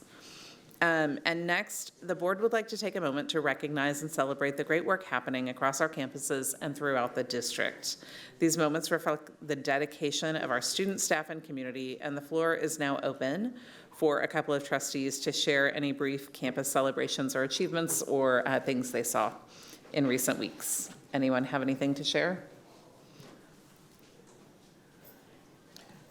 Well, the only thing that I would like to lift up, our Navarro High barbecue team is well known, and year after year they kill it. And I don't know if we've recognized them from the dais already or not, but I got to be at the trustee awards, or give out trustee awards yesterday for both our younger students and our seniors. And one of the things that we were able to celebrate is Navarro High's state championship as how do you say state championship in barbecue? I don't know how you say that, but they were amazing. And so I'm super proud of our Navarro High students, and they are on it year in, year out. Thank you for that. Love living in a state where we have barbecue teams in our schools. Trustee Kaufman. I just want to shout out for the communities who support the schools, and so I had the opportunity to attend the Clayton 20-year festival a couple weeks ago, and the role that the PTA plays in organizing that event and the annual festival, but then the special touch of having it celebrate their 20 years was really special. And then the Cowan community celebrated their 25th year with a choir presentation that included songs written specifically for Cowan Elementary School, it was quite remarkable performance, but also brought together the community to celebrate the role that school plays in the neighborhood, to celebrate the people who it was named after, to celebrate the architect who built it, whose father happened to have been the namesake of the school. So it was just, I think those community events are incredibly important to celebrate those milestones. And then finally, this weekend I attended the Becker Pachanga, which is the Pachanga is now what their spring festival has evolved into as part of the cultural celebration of being a dual language school.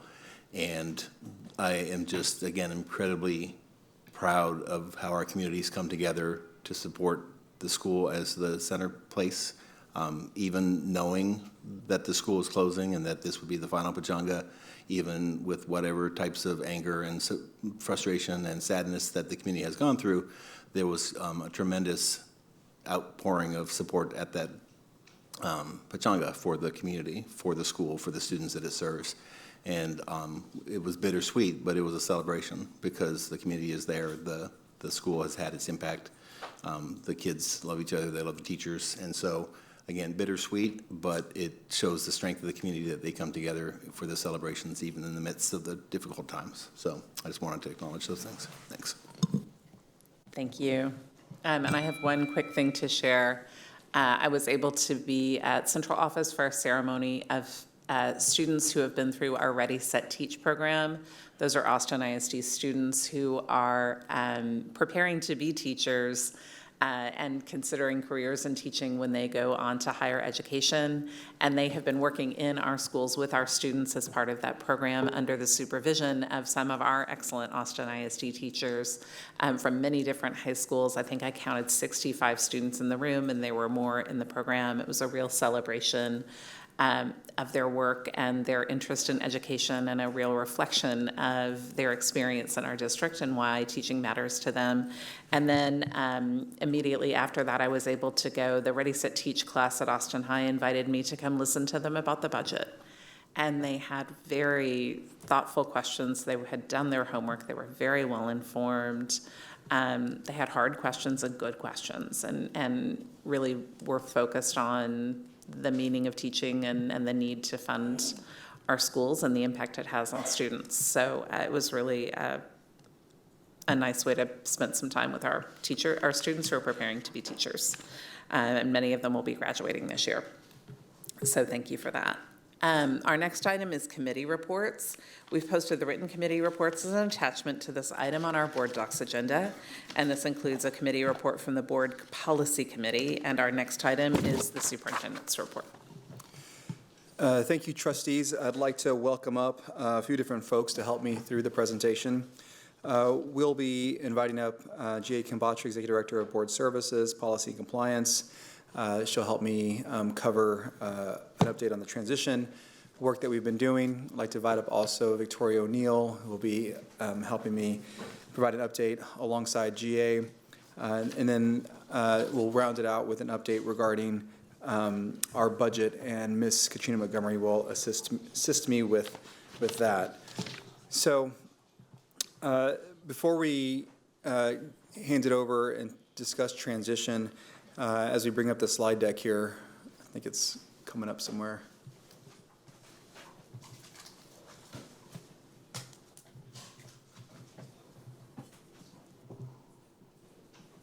One second.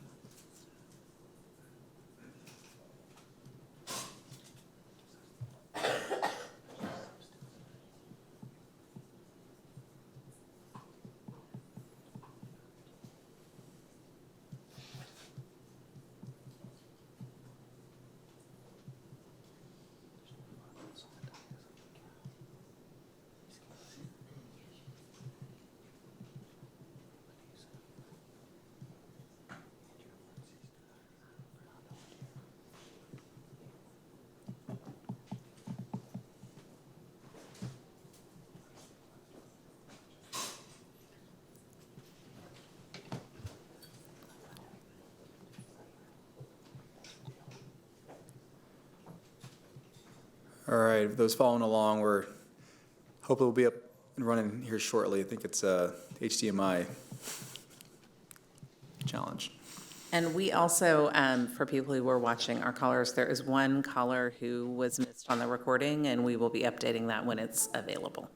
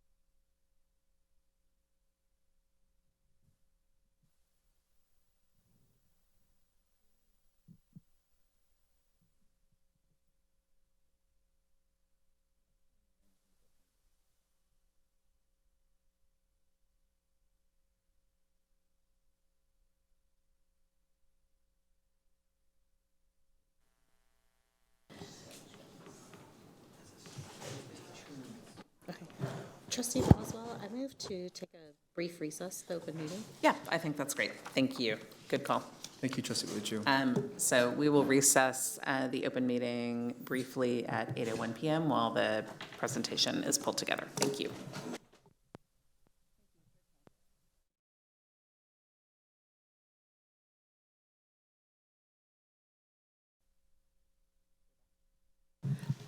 Hi, welcome back, everybody. Thank you for your patience. We have one more public comment to play, and then we are going to go into the superintendent report. Thank you.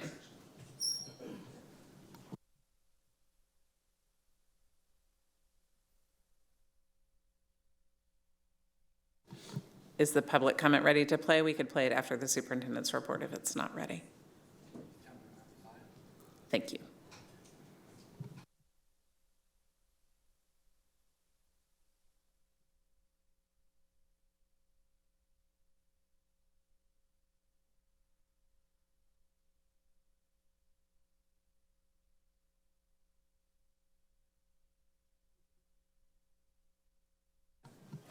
Okay, thank you. We'll start with the superintendent's report. Thank you.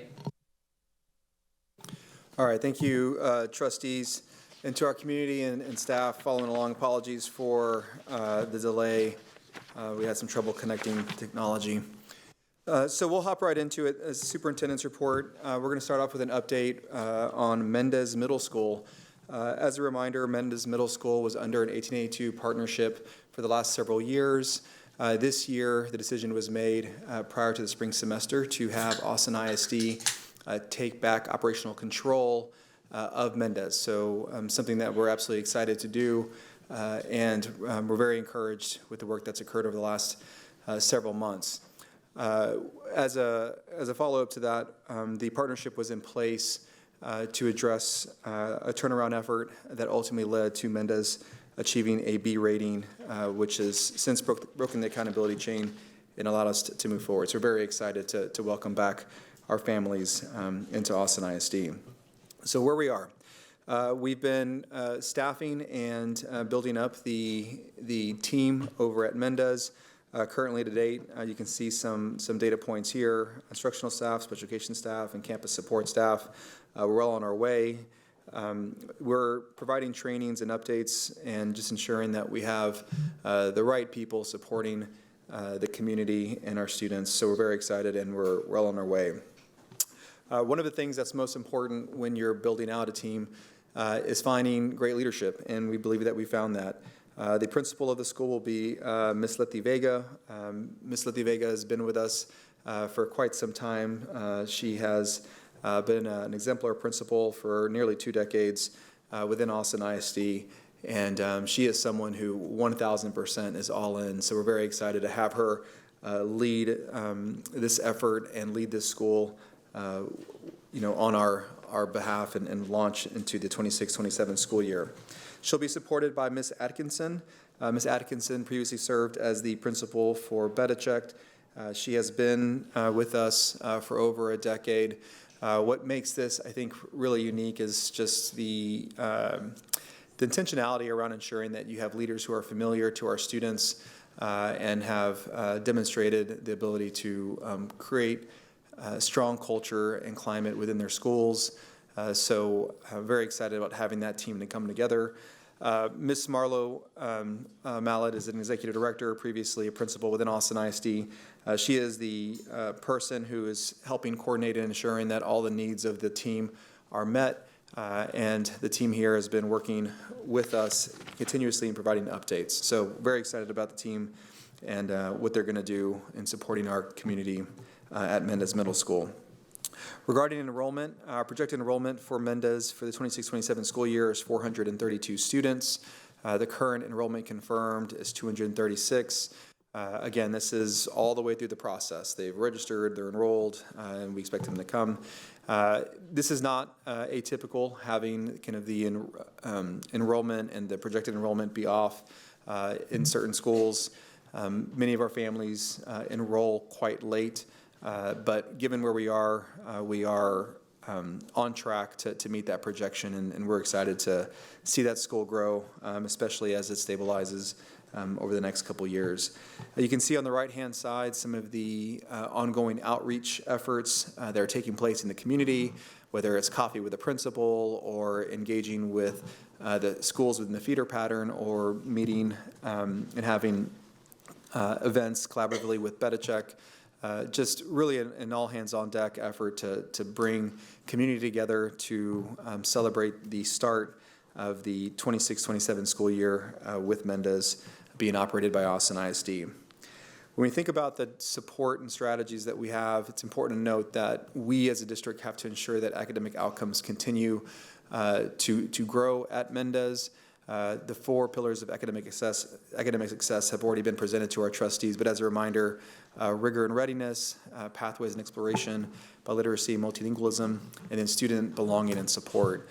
You'll see this threaded throughout every kind of aspect of the work at Mendez. The team has been very intentional, so I certainly encourage our trustees and staff and community to engage with the team at Mendez and really see the great work that's occurring there. What you'll see also on the right are some efforts that are underway for the summer to just support our students and provide bridging opportunities. One of the things that we know about the Dove Springs community and the community really in the entire region is just they're very engaged. They love their schools. And we want Mendez to be open, and so we're creating as many opportunities to invite community in to our spaces and have our students in the community know the great things that are happening at Mendez and will continue to happen. So how to get involved? As always, we want to make sure we have lots of opportunities for those in the community or families to participate in the CAC or the PTA. And also any school that's starting kind of back up like Mendez is, we could use all the help. So we have volunteer sign-up forms and look forward to engaging with anyone in our community that would love to spend time with our incredible students and help us as we launch into a successful 26-27 school year at Mendez Middle School. And so that's just a brief update. There's been a lot of work that's occurred over the last many months. We'll have more updates in the future. But with that, I'll transition. I'll turn it over to the transition team to provide an update on the transitions tied to school consolidations. Good evening, Board of Trustees and Superintendent Segura. Just go over the overview of the roadmap. We have been very busy. We've accomplished several of milestones between last update and now, and we'll be reviewing some of those things that we've accomplished. And right now, our schools are very deep into packing, and while finishing out the school year with our students in the building, our staff are tasked with a surmount of tasks to be able to get ready for the move. And so between April and May, you can see on the screen that our team has provided, alongside with the collaboration with Ops team, very detailed readiness documents for closing campuses and also for the receiving campuses, so that our teachers and our staff know exactly how to get ready for the move while they're finishing out the school year. Right now, something to point out, as our principals have asked for assistance, our central office and community volunteers are being solicited so that we can provide assistance for packing for the next few weeks. And then in June, we are starting our physical moves, starting as soon as we hit June, and then through the end of June. And then July will be where we reconvene to see what needs to be relooked at, if we're missing any items for the receiving campuses, so that we are ready to receive our students in August. So some of the things that we have done to make sure that we engage our families and students and also get them ready, our DCCE team and transition team have collaborated to launch Transition Campus Welcome website on every single receiving campus that was named in the transition plan, consolidation plan. And the landing side, you can see on the right side, that's one example from Rodriguez Elementary School. It has a message from the principal, how to get engaged, all the engaging opportunities that are coming up. For elementary school, we provided how to purchase school supplies. For middle schools, we have provided scheduled pickup time, how to sign up for CAC, PTA, how to volunteer, after-school programming. Also, we provided critical contact information, including how to contact special education contact person at the campus as our students transition. And all this is available as a comprehensive list linked on our transition website. So we actually sent out an email to all of our 3,000 impacted families with all these links on May 8th in an email. But we also printed on the right side, on the bottom, you see Elaine Navarro, our new principal at Odom Elementary School. These are something that we actually printed out as a one-pager flyer so that our campuses that are hosting all these events have physical flyers to pass out to our families and community members. So I know Dr. Kaufman talked about attending Pachanga. He's right there in the middle of our photos. So these are just a few events of right now. As of now, I had to look at my spreadsheet, but we have about 120 activities across the campuses that we have documented as receiving campus activities, also community activities, joint CAC meeting, joint PTA meetings, also celebrating our legacy. So we're really proud of the work that our campus principals, our PTAs, our community members have come together to put together. And I do want to thank our ACPTA as well, because they've partnered with us quite a bit, and also Austin Ed Fund. But yeah, it's quite speechless, like, to see all the works coming together. And I want to just thank and lift our campus leaders for putting all of this together in the midst of, right, trying to serve our students to the very last finish line. Yeah, Jay, just if you don't mind, one, I think, example that I heard of some of this coming to life was from Principal Estes at Keeling, and he was, I ran into him, I think, last Friday, and we were just kind of chatting about just how things are going and excitement for the next school year. And we got to talking about the field trips that had been kind of ongoing from Martin to Keeling. And he was telling me how, he was there and like welcoming the students off the bus and getting them all hyped up and getting them into the school and saying, like, this is your school now, this is your school. And he was just sharing with me just how intentional the staff has been, how excited they are to welcome those students. And I think we forget how much people are pouring into these transitions. Absolutely. To ensure that our students are supported and they're successful as they launch the 26-27 school year. And there are lots of stories like that, but this is a brief one I thought I'd share. And I want to say I received a lot of photos, you guys, but I was not able to fit all of them. But I did promise our principals, whatever you send me, I'm going to put it in board update for our trustees to be able to see all the efforts that we're making. Okay. Good evening, Board of Trustees and Superintendent Segura. We are at, in terms of enrollment, we have 67.2% of the students in transition have completed their registration, all the parts and pieces, and that's out of 3,375. And this rate of registration is actually higher than the district's overall rate for our current students, which is 66.6. We are also looking at the mobility rates for the students in this group, and while adjusting to the future transitions, only 82 students have withdrawn from the district, which is an average of 7.5 students per elementary school and 7 per middle school.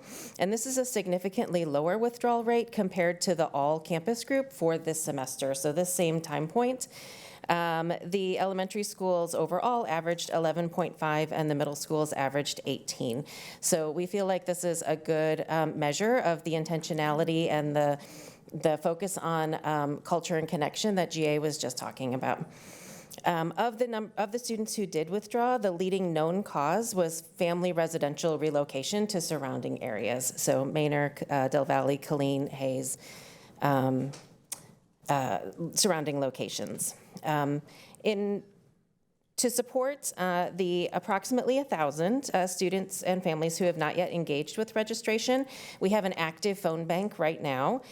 We have made 510 phone calls, and out of the 510, a caller spoke with 244 caregivers. And out of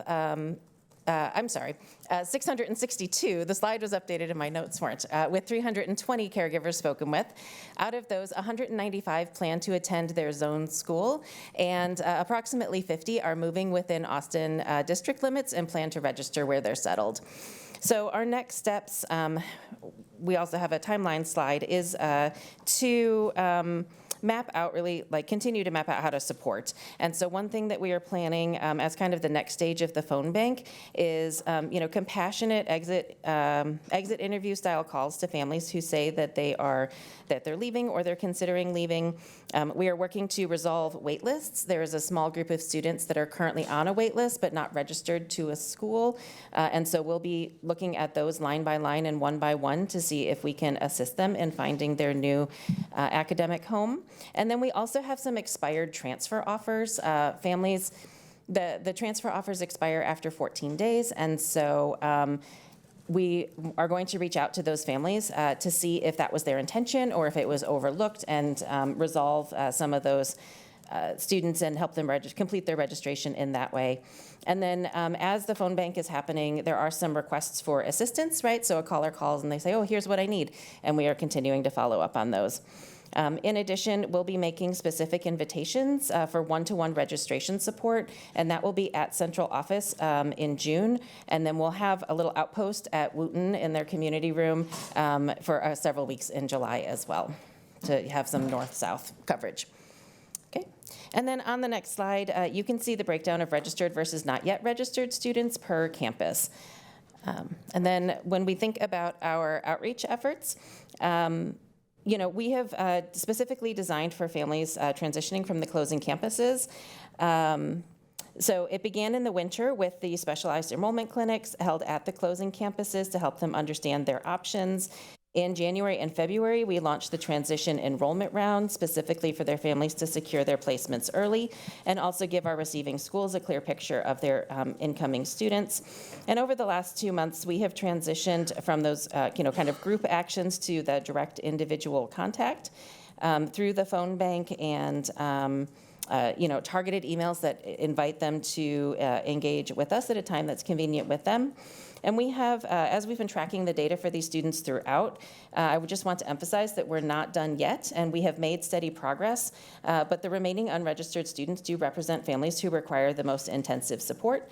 So moving forward, we are moving away from mass communication and, building the team to really do one-on-one and targeted communication. We know which students have not yet registered, and we'll be working with those families individually and as a group and maintain the engagement throughout the summer until we get to the first day of next school year. Thank you. Can I also point out that Victoria, I just want to give kudos to Victoria's team as we were collecting data on all the comprehensive that were happening at campuses. As soon as she found out that we were tracking that, she's like, share with me that spreadsheet, because anywhere that the events are happening, we want to deploy our team to be with our flyers and how to engage and how to enroll our families. So they showed up with the computers in their hands to assist our families in the moment. So I just want to give kudos to her team. Thank you. Do you want to pause here and have us answer any questions regarding the first two items before we move to budget? I think we should. Okay. Yes. So trustees, any questions about the transition? I have a super quick question about the. Or Martin? Thank you. I mean, Mendez I have or a transition? very quick question about Mendez. Where it says that 34 or 44 hires have been internal, I assume that means internal as in AISD, current employees? That's correct. And are any of the current Mendez staff under Third Future coming back to the school? Have any of them applied or been accepted to the school? So applied or accepted? I would applied and accepted. Okay. I'm not aware of any, but I'd have to talk to the team. I'm not aware of that, Trustee Kaufman, but I'll send something to the board, but I'm not aware of that. Okay, thank you. Thank you. Any additional? Anything else about this? All right, we'll move on to our budget. Thank you very much for the work and the update. Thank you, team.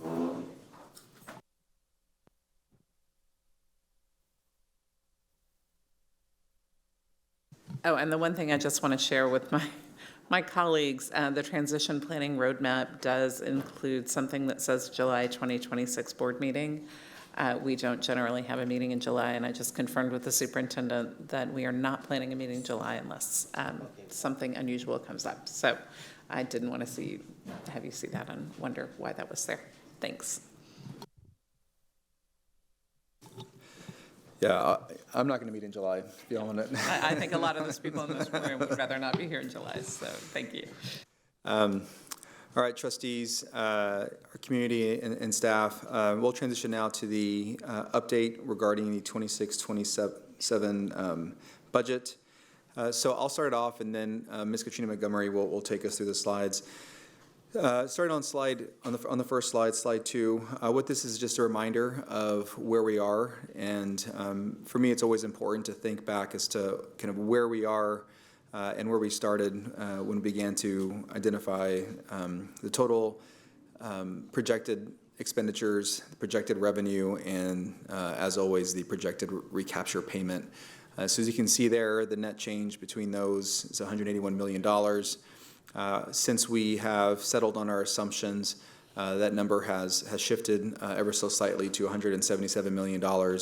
And you can see there the two things that were the starting point of this effort months ago that kind of informed the strategy were property monetization at $45 million initially, which meant that $132 million plus would be needed in fixed costs to bring us to a budget that did not have us go below a 15% fund balance. And in full transparency, throughout this entire effort, our goal is always going to be to try to maintain as healthy of a fund balance as we possibly can have. We still are in compliance with the board policy that was adjusted late last year, but Katrina and I are committed to getting our budget to be a balanced, stable budget so that the offerings that we have can be afforded within the revenue less recapture that we receive from the state of Texas. Before we go to the next slide, or actually let's just go to the next slide. I want to just communicate clearly how hard and how impactful this effort has been. It's not lost on me that there are significant things within this budget that will reduce our ability to serve our students in the way that we would want to. That's just the honest truth. It is a very difficult thing to go through. We've been going through it for quite some time. The last many years we've been reducing and trying to keep the impact as far away from the classroom as possible. But as we encroached on this coming fiscal year, 26-27, it became clear that to cover the amount that was needed, that was not going to be possible. So just, very apologetic to the community that we just have to go through this, but it's a function of us not being properly funded, and that's something that's out of our control. And so we have to make the decisions and the adjustments necessary to preserve what we can in Austin ISD to the best of our abilities. And unfortunately, we're not alone. This is happening throughout the entire state. I feel like every single morning I wake up and there's another school district notification or news article that is sharing a very difficult board meeting or a difficult kind of update. I think it's just a real testament to just how bad it is all across the state of Texas. So with that, I wanted to share with our trustees after our last board work session, which was very helpful, we have continued to make some progress. I want to be really clear. There aren't lots of things that I can do, that we can do as a team that kind of allow us to take things off the table and still meet our objective. We're being very intentional. We recognize there are impacts, there will be cuts, but we're doing so in a way that I think aligns with the values of who we are as an organization. So today, we've got about 73% of our total target identified. For us, identified is not what I think it meant in previous years. Identified means we have identified the expense, we've reduced the expense, we've looked at a reconfiguration if it was possible. We looked at the contract, if there was a modification that could be applied. We then validated that with finance and ensured that the dollars that we were talking about were indeed real dollars. Oftentimes, we use round numbers. We will, look at projections or estimates, but we need to be very clear that if we're going to take a reduction, it has to be realized, it has to be something that's validated by finance. And that process has gone kind of iteratively department by department for the last many weeks. And so to date, 73% of the total target has been identified, and there's still a lot of work to do. So as we go to the next slide, the identified budget reduction strategies, just as a summary, central office, $85 million. This is a departmental reductions that, and just to be clear, everybody in Austin ISD has a role to fill and a function to play in supporting outcomes for our students. I just want to say that because I think that oftentimes we look at different positions, and I've been clear from day one, if you're a bus driver, a custodian, if you're in this building, if you're on our campus, everybody has a role to play. And I also want to acknowledge that the unit of change and the most impactful person in a student's education is an educator. But everyone certainly has a role. So these cuts, and they are cuts, are felt by the entire system. So currently, as far as overall strategies, central office, $85 million. Campus identified reductions and cuts, $25 million, and then both $20 million. And what I mean by both is that it is a central office coded cost, but it's actually supporting campuses. We talked about this the last several work sessions and board meetings where there are costs that are coded as central, but these are placed at our campuses. And so there's kind of the in-between, and we wanted to make sure we identified that. So total, $130 million. When it comes to the staffing allocation decision matrix, which is the next slide or process, I want to be very, very clear about how intentional we are being. I often am asked, is it a person or is it a position? And there's this tension between wanting to know, what is it? And I tell folks all the time, we budget in allocations, and we use those allocations to the best of our ability to support the work. And so the reason I'm going to spend a little bit of time here is because I think it's really, really important for our community and our staff to understand how we are working through the different allocations that have been distributed to our campuses, meaning based on ratios or updated projections or enrollment, what that looks like. And so the way that it started, on May 8th, staffing ratios were determined. On May 11th, which was shortly thereafter, and again, when we talk about staffing ratios, we're talking about the ratios that were proposed, but also acknowledging that there was a reduction in enrollment that was also applied. So those two things were the driver for the allocations that were given to our principals. On May 11th, the teams met with our principals, with support from the executive directors, to speak directly with our principals and let them know what these allocations would look like. And again, in elementary, it's these number of staff based on the enrollment, and the principal then kind of works with those allocations, looks at the student populations grade level by grade level, looks at the needs of the campuses, and then makes adjustments. So the principals did that work between May 11th and the 14th. Principals worked with executive directors to identify staff and create a plan. And then the 20th and 21st, which is today, the principals and department leads met with potentially impacted staff. Now, the reason this is important is because each of the principals at the same time submitted their plan back to talent and strategy. And so any elementary school, middle school, or high schools, or any school, in fact, sent their information to central office, and they said, okay, this is how many vacancies I had, this is how many positions I was allocated based on the new ratios and based on enrollment, and this is what the adjustment looks like. And we saw principals get very, very creative, right? Making adjustments in certain grade levels, looking at the skill sets of the staff they had, making adjustments where they saw fit. It's their campus to lead, and we wanted to make sure they had the autonomy to make those adjustments with the staff that were allocated. And so what is happening now is we are going through that information and we are setting a meeting for next Tuesday, which is the 26th.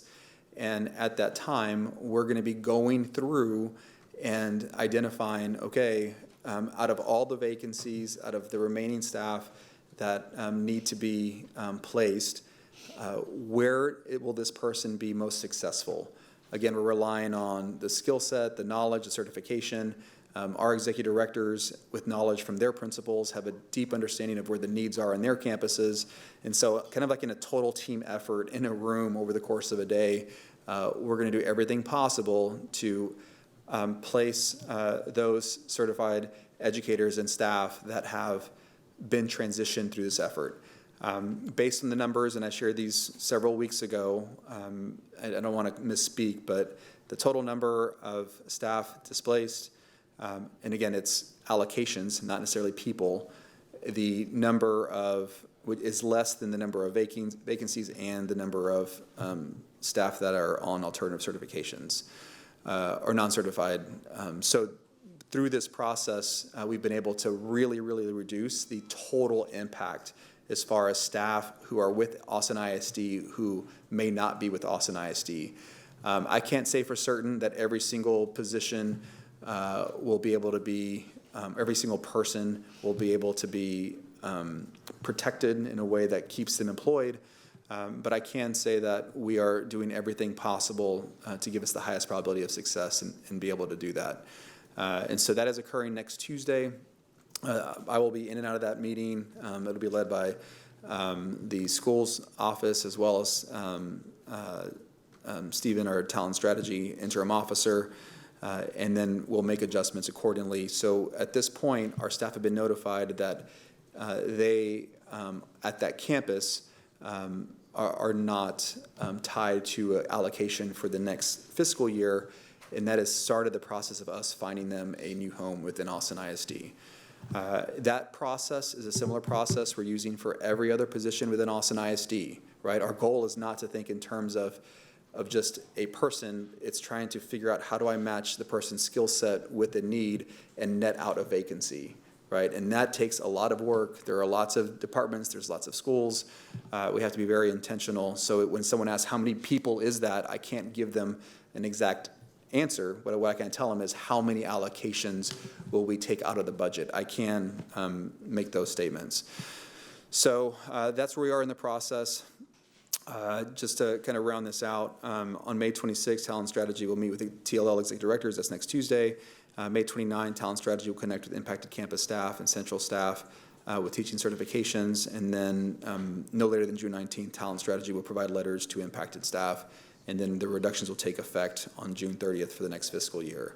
So a lot more that we can certainly speak to if questions are asked, but wanted to be very clear about the process we're going through and the intentionality around placement. Again, all in an effort to protect those who are currently employed in Austin ISD, recognizing that each individual has a different certification, different skill set, and a different area of expertise.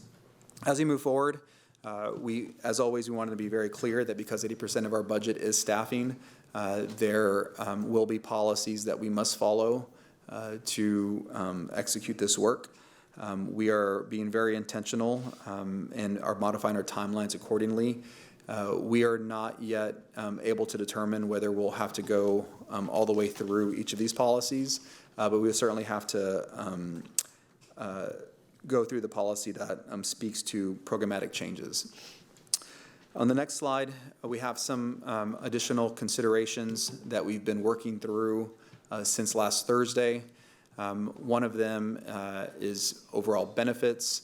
The benefits package we have right now is one that we engaged and began to take on, I think, about a year and a half ago. There are elements of it that are atypical for a school district and are very, very costly. So we'll be looking to make some adjustments over the course of the next year. These will not take effect at the start of this fiscal year, but we will go through a process to identify a new benefits partner, one that more, better meets the traditional needs of a school district opposed to the one that we have now. Duty days, this is one that is, it is a overall reduction in duty days for staff up to a certain level, primarily staff that are non-teaching staff. And so for our trustees' awareness and for our community, each individual in Austin ISD has a different number of duty days tied to their job description. Some of those are longer than others. And so what we're saying here is let's reduce the number of duty days for certain positions, primarily those in central office. And what that'll do is essentially create an extended shutdown. The approach behind this is it's going to be a reduction in pay. There's no doubt about it. But if I can't offer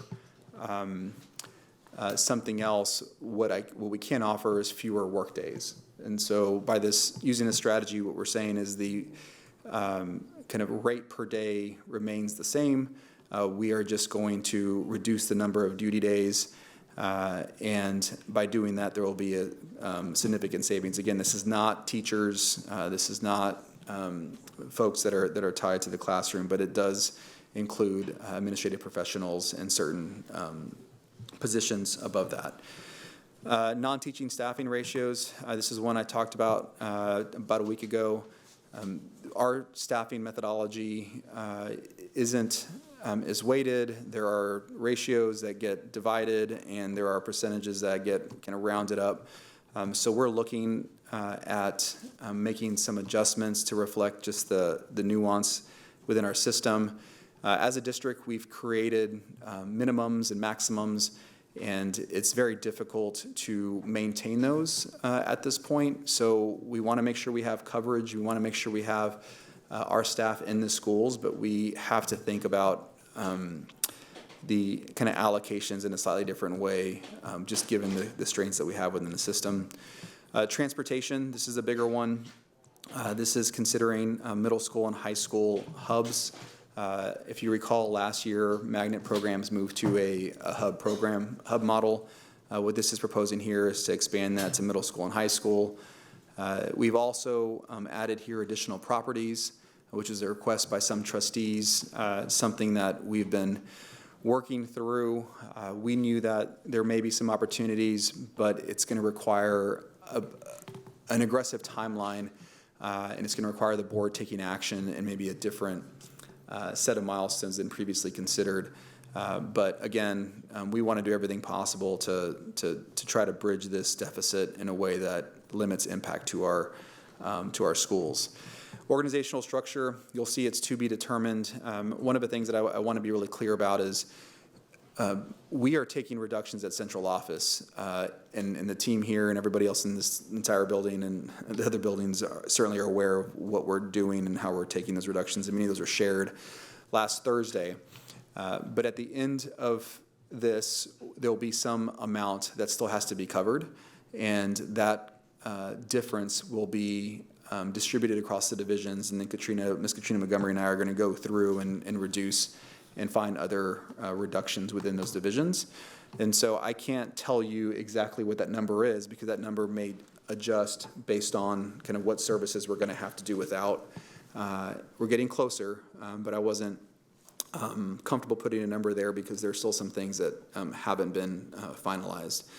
Another one that again requires exploration. I'm not saying that we're going to quite get there, but there is a heavier weight for weighted average daily attendance for a 180-day calendar. I recognize the challenges with an 180-day calendar as far as implementation at this point, but it is a pretty significant value, one that I think deserves exploration.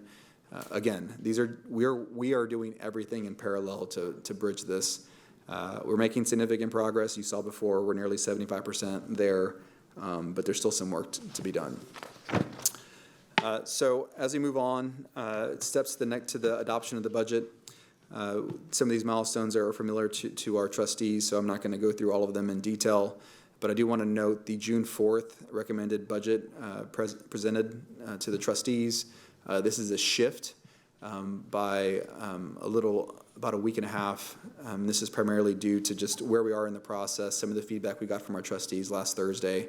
And I want to be really clear, there isn't an opportunity for me to take things off the list. There's refinement, there's adjustments, but $180 million is not something that can be covered by going backwards. It's just not possible. As painful as it is, we just have to move forward. But we are being very intentional, and those things that we've committed to will continue on as far as the protection of certain positions, as well as stipends that have been communicated outward. But there are still opportunities for exploration, and we're doing that work now. So that's where we are in the process. I know, Katrina, I probably said more than I needed to. I know we were going to kind of split this up, but kind of just ran through it, given kind of where we are. So I'll be happy to hand it over to trustees and answer any questions. I know we had a productive work session last Thursday. I know we don't have an infinite amount of time, but I wanted to provide an update where we are in the process. Mm-hmm. Thank you, trustees. What questions do you have? Trustee Kaufman. I want to go as quickly as possible, so don't answer in depth about anything. And if it was discussed on Thursday night, please just tell me that, and I'll find it on recording. I did listen to most or much of the budget hearing on Thursday, or the workshop, even though I was not present, but I listened in the car while driving back from Colorado, so I heard a lot of it, but not everything. So quickly, what is the current communication around CIS? That's new to me, the cuts for CIS. Where is that been communicated as an option? So last Thursday, I went org by org, and in there I said that there was going to be a rescale of programs. Mm-hmm. And then the trustees had a line item by line item kind of estimated scaling back proposed. So it was. So could I get, I didn't see that in my box. Can I get the line by? Yeah. The line by line. And yeah. And again, it's all programs. Right. It's not, I mean, I know we're talking about CIS. The scaling back, the $1 million number, is that in that? Yeah. Okay, thank you. Counselors at Clayton, I was curious, the caller had asked about cutting the counselors. There's 2 counselors at Clayton. So if we're talking about counselors at a campus, is that a programmatic change, or is that a ratio change, or what would that be? Two things. It could be both. I think one of the things that is happening, and this is full transparency, we have not been as tight as we need to be when it comes to allocations of assistant principals and counselors. And the reason being is that it's a weighted formula. So we have the number of students. If a student is receiving special education services, for APs, for example, and in some cases for emergent bilingual, depending on the allocation, it goes to a certain number, it gets divided by 450, and then that number gets sometimes rounded up. The rounding over time has produced over-allocation year over year. So there's the adjustment in enrollment, there's the tightening of allocations, and not just forecasting when we think we'll get a student. We're saying, hey, until that student is confirmed, we're not going to release the allocation. But we are also looking at other ratios. But I'm not certain what is, when the caller called in, I'm not specifically understanding what that was about for Clayton, but I can provide that background. But we're not currently looking at a ratio cut to elementary. We're looking simply at just tightening up where there might be some adjustments. We are tightening up, and we are looking at potential ratio adjustment at elementary, yes. Okay, thank you. And then these two I've already had answered by Josh, but I had asked at a previous meeting for information about what other surrounding districts do for planning time, particularly at secondary, but also at elementary. And I understand that is in the works, so I look forward to seeing that. And I also asked for an update on the district budget cuts, particularly those that were made last, a few months ago, and just for an update on what that looks like now after the dust has settled. And I understand that's in the works as well. So when you say a couple months ago, what are you referring? That was like the initial, like in the fall. That was the initial, before making any cuts to campus, we made these tremendous cuts to central office, and I just want to kind of see where that stands as far as, did we roll back from that by adding additional positions? Did some positions that we said weren't going to fill, we ended up filling? Were some of those cuts not real because they were vacant position cuts that probably wouldn't have been filled anyhow? I mean, I understand that was part of it, but I guess I want to understand clearly what are, upon that would be a cut, reflection too. now, how real were those, what's the real number of those cuts kind of now? Does that make sense?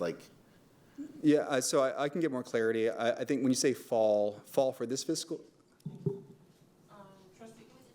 Trustee Coffin, are you talking about the restructure?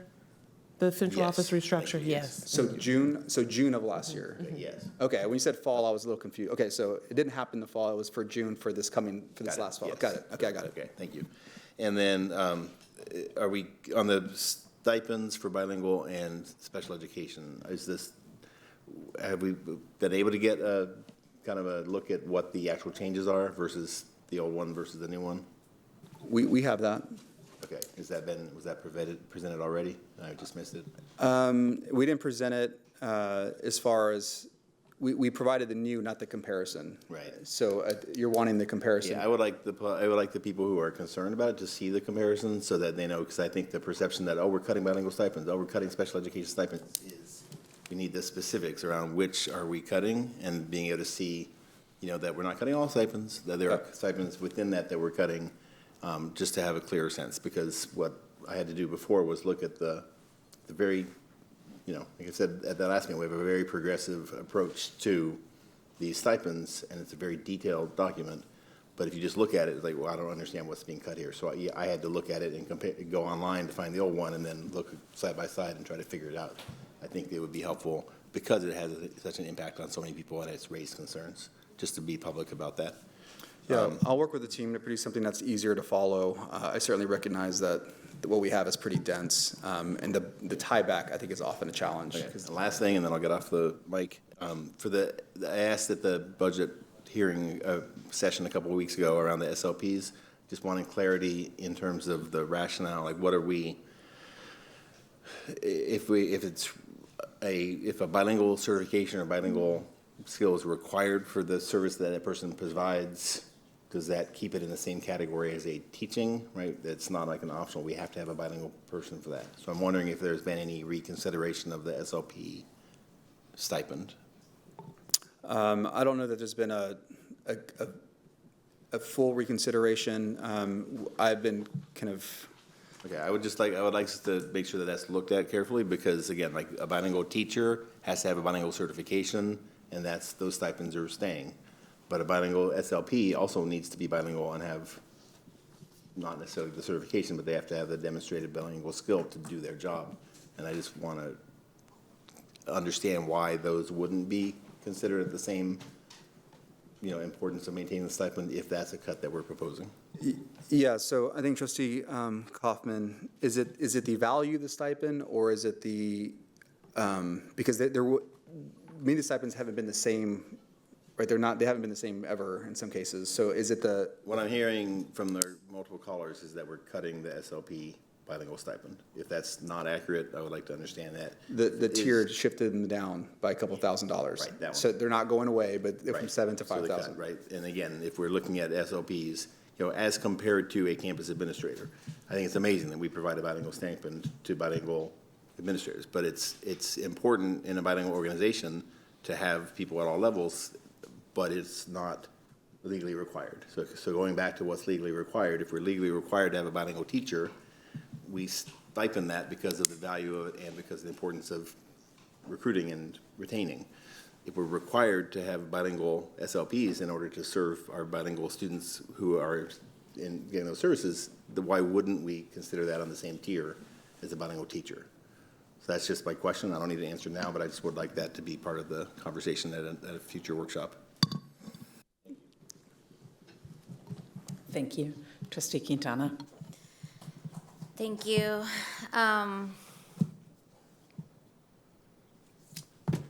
He asked a lot of my questions, actually, but I wanted to ask kind of bluntly if you feel like you've cut as much as you can cut at Central.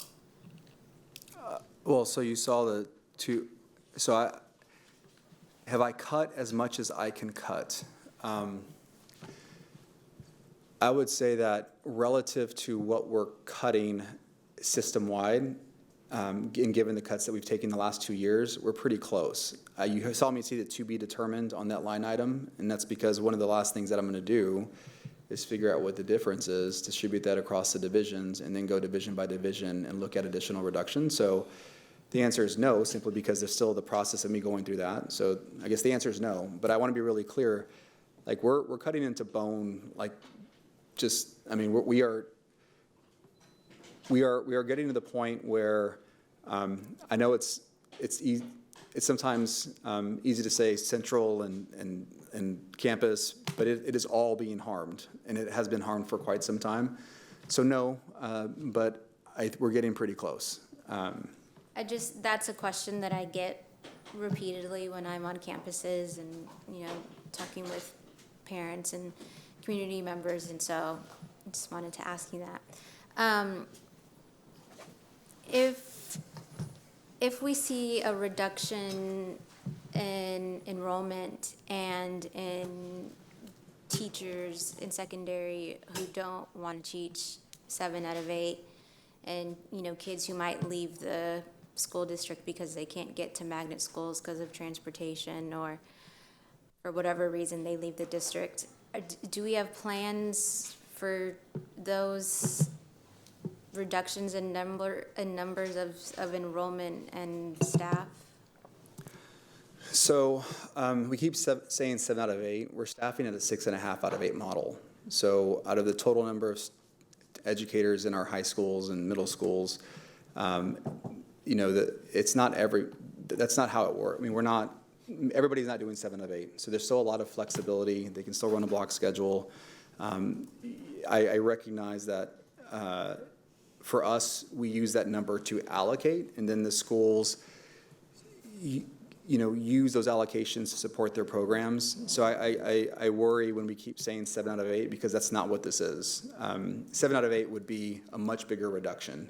It would be $10 million more, if not more than that. So it's 6.5 out of 8. Do I have an answer for what would happen if teachers leave? No, I don't want them to leave. We're doing everything possible. You heard me go through kind of the thoughtfulness around placement. I want them to stay in Austin ISD. That's the honest truth. But the reality is that we can't afford what we're doing now. As far as students unenrolling, that one's tough because right now there are lots of things that have happened over the last couple years that I think drive enrollment changes in Austin ISD. I don't know how I would be able to quantify a projected number, especially right now when we're 14,000 students more enrolled than we were last year. But it is something we're very sensitive to. I think you're seeing the biggest swings at secondary schools. They have more teachers. There will be some programs that have to be adjusted, I'm sure. I think we just have to be really clear about what the offerings are, how the core instruction and the programs that the principal and the has committed to continue on. Because I'm not determining campus by campus, how the allocations are used. That is the principal, getting information from the community, getting information from what they've done previously, and doing the best they can. But I think there could be an impact. I'm just trying everything possible to make it as little as possible. That's just the honest truth of funding public education. I just don't.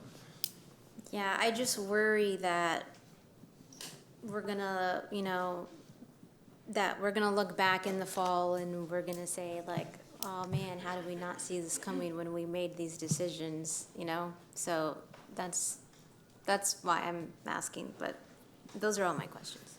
Yeah, I would say, just before we leave it, to Trustee Kaufman, we do have a database of who's done what around us, and I don't want to compare ourselves to anybody, but school districts have had to go through this before. We're one of the last ones as a whole state, as far as like comparable school districts. Was there a reduction? It's hard to say if there was a reduction tied to this or because of the immigration policy changes or gentrification or any other number of things.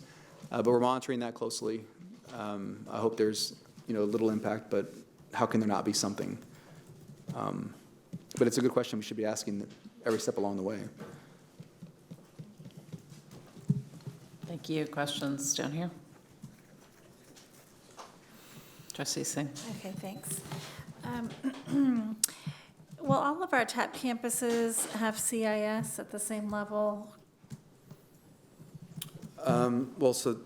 So we have are you referring to the line item that you received last meeting? Because I haven't, I guess. Sure. So the scaling back, CIS is at over 50 campuses. Scaling back, the scale back, like anything else that we're doing, we're protecting Band 1 and TAP schools. Okay. So using that approach and the way that we've broken it down, we would expect that to be the case. That is consistently how we've rescaled every single program that we have. I can get you the kind of current thinking behind it. Recently met with the CIS team. I know they're meeting with everybody at the moment. And they've expressed a desire to meet with us to see kind of what that would look like given our strategy. But yeah, currently right now, my expectation is that the TAP schools and certainly the Band 1 schools would be supported with CIS. Okay. But I don't want to kind of list them out because it's still not a final item. Okay, I appreciate that. And also with regards to CIS, well, and we have a lot of partners that bring in a lot of leveraged funds. And so how are you all taking that into account as you're thinking about your cuts? So I'm always careful about leveraged funds because there have been times where we have had partners say that they are leveraging funds, and that is true, but our funds are very real dollars too. And it's sometimes difficult to break down the contribution the contribution and impact given what we've done as a system and what they're doing as a partner. Mm-hmm. Oftentimes we evaluate everything and it's almost like AIC didn't do anything, right? And that's kind of how it feels. We are looking at the data. We certainly recognize that there is a significant benefit in many of our partners. Communities and Schools is absolutely one of them. I've told Sharon that and others very directly, like we value the partnership. We're not at a point where we can afford millions of dollars without thinking strategically about where those dollars need to be placed. We do, I would say, account for it, but it's not like in a pro forma. Like I can't take credit for it because it doesn't. No, it won't show up in the budget. It doesn't show up in the budget. Thinking about the decision making with the cuts. Oh yes, and I think. We've done that pretty consistently. I think last year we had to make a pretty difficult decision regarding another partner, and I don't think it's dissimilar. We evaluated it. We understood that in that instance, we were able to take on many of the activities in-house. Mm-hmm. That's not the case with all partners. But yeah, it is something we consider. Okay. I just, That's helpful. I think the challenge also is that each partner uses different data sets to communicate their overall benefit or value to the district. So it's sometimes difficult to go one-to-one and compare, but for us, we do look at that data, and we certainly know that they have an impact, and they leverage their partners, and it's a great deal. I mean, it really is. It is. So it's not lost on me. I mean, I appreciate that. And then you mentioned something about real estate. Do the cuts, or do you also have anywhere in here reflected money that would come from monetizing, further monetizing HQ? So we have evaluated monetization of multiple assets that were, again, not considered previously because I think a straight fiscal analysis don't make the most sense at this point, but I have brought those into the analysis. I'm not gonna, I can share that in exec session if you'd like, but Okay. that's helpful. That's fine. And then this may sound like it's not exactly a budget question, but it kind of is because staffing, if we find that we're not able to fill all of our teaching positions, that will end up incurring more costs. So I just wanted to get a sense. Do we know, are we getting signed contracts back at a similar rate compared to this time last year? Do we have any indication if we're going to be okay? Do you want to speak to that, Stephen? I hadn't even thought about that as far as a percent. So I don't have the exact percent off the top of my head right now. I can run that quickly. However, last year we really did an effort to get signed contracts back because previously that wasn't necessarily something that was monitored as aggressively, but to kind of, soothe employee concerns around, starting the year out without having signed a contract and those things. We really monitored, worked with the school's office and principals to ensure that our rate was over 90%. It was closer to 95%. And so we are, with the extension of our contract signing this year, we are seeing higher rates of return on that. The last I checked, I believe there were about 500 to 600 contracts that were still not signed for employees who needed a contract, which is over 80%. So, but we can get those exact numbers. Okay, appreciate that. And I did, just to share some feedback I got from one of the campuses I visited recently, there seems to be a question about the contract for the teachers at regular TAP campuses and then the TAP Restart campuses, and I've shared some concerns with Joshua, but just would love to get some feedback on that pretty quickly and just understand better. Are you talking about the first three, Burnham and Dobie, versus the next set? No. Okay, something different. Okay. But that is something that might be impacting. And they may be referring to stipend agreements. So the contracts are the same, but it's by the stipend agreement, so we can provide some clarity around that. Okay, appreciate that. Thanks, Stephen. And then, can you talk to me about essential areas? And have you all, as you go back, because I know we haven't made the whole $180 million in cuts. Yeah, I wish it was thousands. And so as you're going back and thinking about, okay, where can we scrape some more dollars? Yeah. Have you thought about? Yeah, we looked at implementing essential area modification for Band 3 and Band 4. It's about a $3.4 million total reduction. One of the things that we're trying to manage is the total impact to staff that are in our system versus vacancies. This approach will net out $3.4 million, but it does identify dozens of PE certified teachers. And one of the things that we're trying to do is to manage placement. And so the approach that we're wanting to consider is more of a commitment to it, but a kind of a longer runway for implementation. Because if we are too aggressive in one instance, then we'll have to break those contracts, and they are Chapter 21 contracts. Okay. And there aren't lots of places I can place PE certified teachers. They can't go in a traditional classroom. Mm-hmm. We have different things that we can do, but the number I think would be harder to navigate without having to go down a different route. Okay, got it. We can talk more about it and see some more information, but we're being, so yes, we've evaluated it. The value is 3.4 million. It's several dozen staff. Placement would be difficult. Okay. All right. And then the last question I have is, does our 26-27 budget, is that assuming that we end this current fiscal year with a $19 million deficit that was in our approved budget, or a $49 million deficit? Hi, Trustee Singh. It will be the $49 million deficit. Okay. And are we thinking that we're going to be able to close that to get a little closer to the 19 million? We're working extremely hard, Trustee Singh. Okay. All right. And when will we get that? When will we get the next firm number? We should have it by Tuesday. I have the numbers from the team. I just have not had a chance to review them, so I can have them completed by Tuesday. Awesome. Thank you. And just as for awareness purposes, we closed the month, so we closed April financials. POs settle out, everything has to close out. It takes a little bit of time to then turn around the documents to be able to produce the analysis. But yeah, we're working really hard.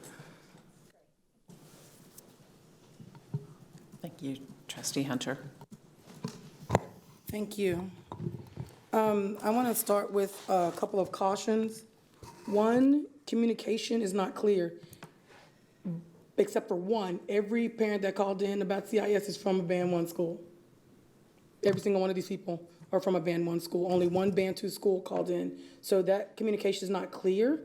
I think that whoever wrote that script for the parents is exactly right. I'm not clear about the services I'm going to be receiving. So if that's something that we are saying, standing 10 toes down on, that Band 1 schools are going to get CIS, then let's say that so we can get that out there and be clear. The second one is enrollment. That is play money. That is absolute play money until census, or not census, what do we call it in ISD? Snapshot, thank you. Until, ACC, sorry. Until snapshot, that's play money. Because people, and I promise you, this summer, it's already started in my mailbox. This summer, people will be playing hard for those same kids. They will be at the Dollar General. They will be at the Dollar Tree. They will be wherever they're selling Raspas. They will be there trying to get all of those kids, right? Because we're otherwise occupied with all of the other things that we're doing. So that number is play money. I hope it's true. I hope like all those people sign up. It'll be wonderful, fantastic, and that will help us. But we need a contingency plan. Like, what's the contingency plan if it doesn't happen, right? Like, plan A, then plan A through Z, and then AA. We have to have some sort of plan for that. So those are the cautions. The pushback in is that we can't go back. I mean, we can go back, right? Because we have to vote on a budget. But if we can't go back, then we need to go lateral. There are things that we are paying for that we don't need to be doing. And I'm just gonna have to call them out so that we can be real honest and speak plainly. We're teaching English. There's 15 different community organizations that are teaching English. We don't need to be doing that. It's great, it's wonderful, it's beautiful. But there's other people already doing that. We're paying for tutoring. Could we get it cheaper with another community organization rather than funding it at the level we're funding it, okay? I love like how many people on here did up close? It's a beautiful thing. Like, I need a dollar amount on up close. It's beautiful. I want people to come and understand. I mean, you don't really need to do up close. All you got to do is turn on the news to understand what is happening in schools right now, right? So, I mean, it's great that you can come and go on with the chief of police. It's great that you can do all of those things. But what does that cost? I mean, if it costs $10, then it costs $10. And then I'm crazy, right? But if it's in the thousands of dollars, if it gets close to tens of thousands of dollars, that can be looked at. We said that nothing was off the table. So before we start talking about planning periods, let's look at that. So that's not a backwards move, that's a lateral move, right? There's that. The essential areas. I understand that we have certified people, we talked about that, and I want you to address a concern a parent have because I don't think that's what's happening. So we have that, but we also have like PETAs. That's not even a thing, we made that up, right? The last superintendent totally made that up so that we could do whatever all of that was. So the main concern at the time that we made that up and did that was that we were pulling TAs out of SPED, that we were pulling TAs. If we have vacancies for TAs, that's a great lateral move for those people. They don't get to bounce the ball, now they get to academically support a student, right? So that can be done. So I'm saying we still got couch cushions to check, right? We still have, there's other ways to go, and I haven't heard them. And I will say that I promise you, when parents were talking about programming, they were not talking about CIS. They were talking about other programming that we have, all of the extra wonderful, beautiful. Remember we talked about the sushi and the peanut butter and jelly sandwich? They were talking about that. So I did a little quick thing in the last meeting, and I just went to the Facebook thing and I asked, I was like, hey, am I crazy? Would you guys rather have less programming? And there was a couple parents on there, maybe 5 parents answered, less programming and keep the planning periods, or would you rather, do whatever? They chose one, less programming, planning periods. I was at a school recently, and I didn't think, like maybe 20, 30 teachers were there. I asked question 1, would you rather have, like say you teach, and I always make this up, Star Wars science and Harry Potter math. Would you rather teach on grade level, blah, blah, blah, whatever, right? And then have this? Or would you keep things the same? Or would you keep, or do you not know? The beautiful thing was that nobody said number 2. Everybody understood that we cannot stay the same, right? A bunch of those teachers said number 1. I'd rather teach an on-grade level class and have my planning period than teach the beautiful, special, wonderful, extra things we get to do. We don't want to lose them all, but we'd rather have less of them. And then a lot of them are like, I don't even know. And that's the part that scares me, right? Because they're on either side. And those could be the people that walk out the door, right? Because Facebook is always hiring, unfortunately, right? Google is always hiring. They have education departments. So I'm really trying to think of, we dug as deep as we can possibly dig when it comes to those programs. And I'm not saying they have to go like 26, 27, but we need to be thinking about, we can't keep carrying them. We just can't, especially when there's other people doing it. It's a redundancy, okay? The question I want you to address is, a parent said, let me find it. Said that don't do layoffs based on seniority. So can you clarify that so that people understand that's not what's happening? Yeah, Steve, will you take us through the criteria, like the? Absolutely. So the criteria for selection at campuses was channeled through DFF. Instead of DK Reg is a seniority that we typically implement during leveling, which happens at the beginning of the school year, and kids are in classrooms and things like that. So the first criteria that was used was qualifications for current role. So essentially that equates to certified, uncertified. And the second criteria was professional performance. And so like if you had both certified teachers, the next criteria down that you would leverage would be your professional performance. So is this person on, has discipline issues or professional improvement plans, something like that. The third criteria that we used were like extra duties. So is this person maybe a coach that has a broader impact on students than someone maybe just a classroom teacher with no extra duties versus a teacher that had, sponsors other activities on the campus.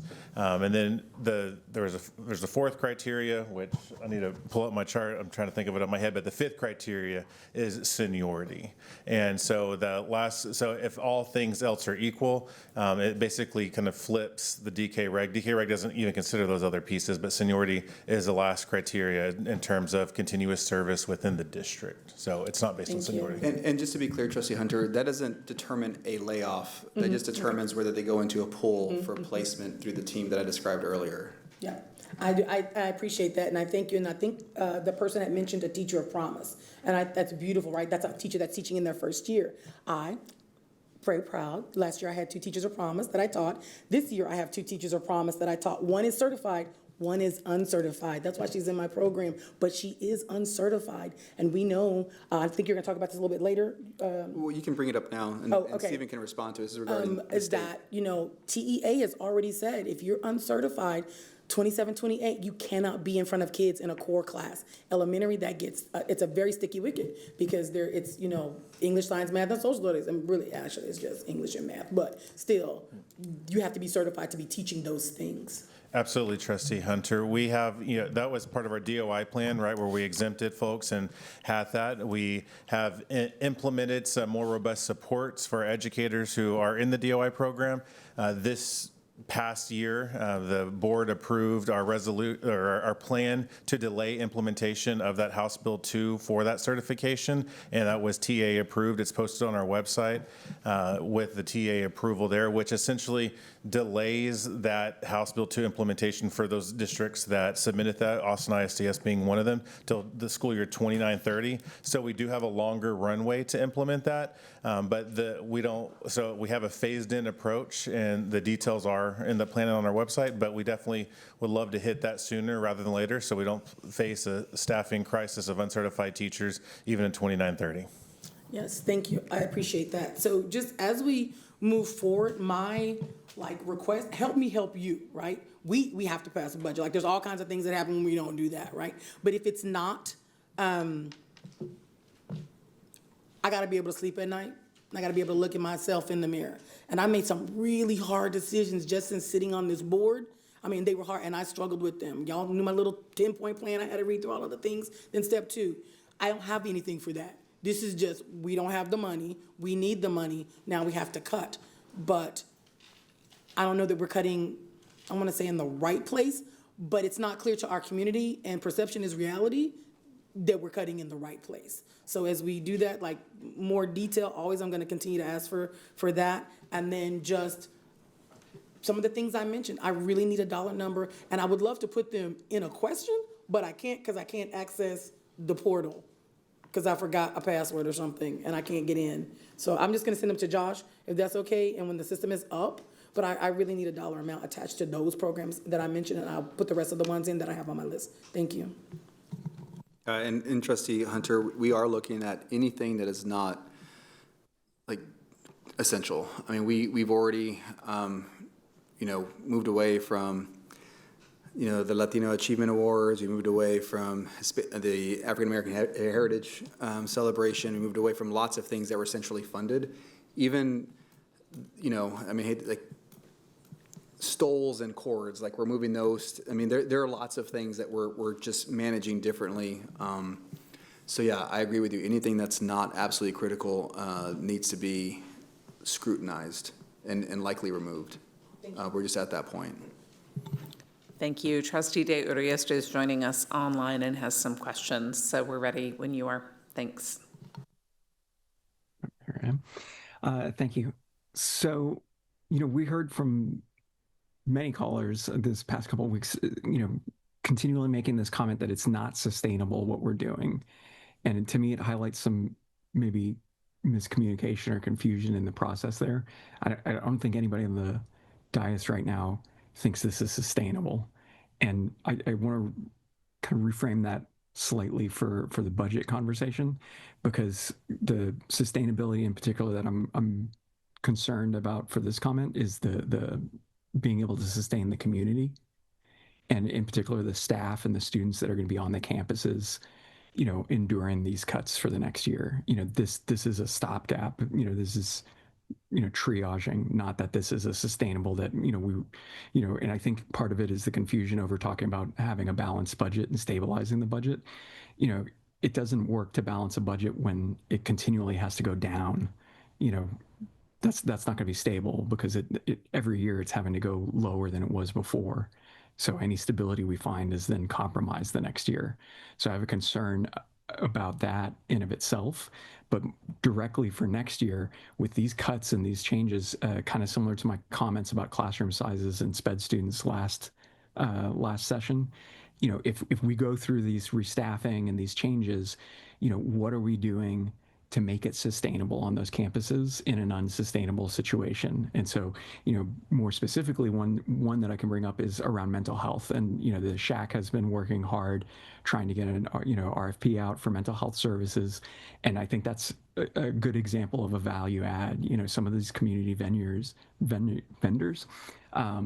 will offer us more service than what we're paying for. We can get additional counseling services through some of these. And the reason I bring it up is because that's something that's directly going to benefit the staff. The communities and schools, that's been reiterated several times. I think it's a similar thing that has an impact on the community on the campus. And I understand we're balancing all these budget pieces, but that's going to make it more survivable for the staff and the students that are on those campuses. And so when we're evaluating some of these budget items, I encourage that piece to be looked at. One of the things we looked at, or that we have been asking for, is potential effects of any given cut. And I think when we spoke about that, we talked a lot about the negative effect for any given cut. I don't know how much we've talked about the positive effects for anything that we're keeping. So to maybe touch on Trustee Hunter's comments, for the diversity of these courses, that's something we're keeping. Are we getting enough out of what we're keeping? Does it pay off across the board?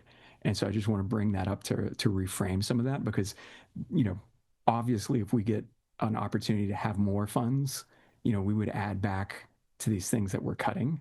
And so I want to make sure we're prioritizing on the things that we're keeping, that they're things that are going to have a broad impact on the campus. So again, I would bring up the mental health one as an example, because I think that's something that's going to aid those campuses far beyond the monetary value. It's going to impact the quality of day-to-day life for those students and staff. And so what other elements of what we're preserving are going to have that type of value add? Because again, we're going to be putting people in really difficult situations. Thank you. Any response? I mean, I think the approach of communicating what we get to keep, or the benefit of the things that we are protecting, I think is a value exercise in conversation. What I'm hesitant to respond maybe in a poor way to is how do you mitigate or address any potential impact? Because in almost every instance, the mitigation strategy includes a cost. In some cases, you can maybe make an argument that there isn't a cost, but even a partner or a nonprofit, everything comes at a cost. Nothing I can think of is cost neutral. And sometimes the strategy to mitigate something is as expensive as the original reduction. And you do that enough times, you realize you make no headway in closing the gap. So I think it's a good way to look at it, Trustee Del Rioste.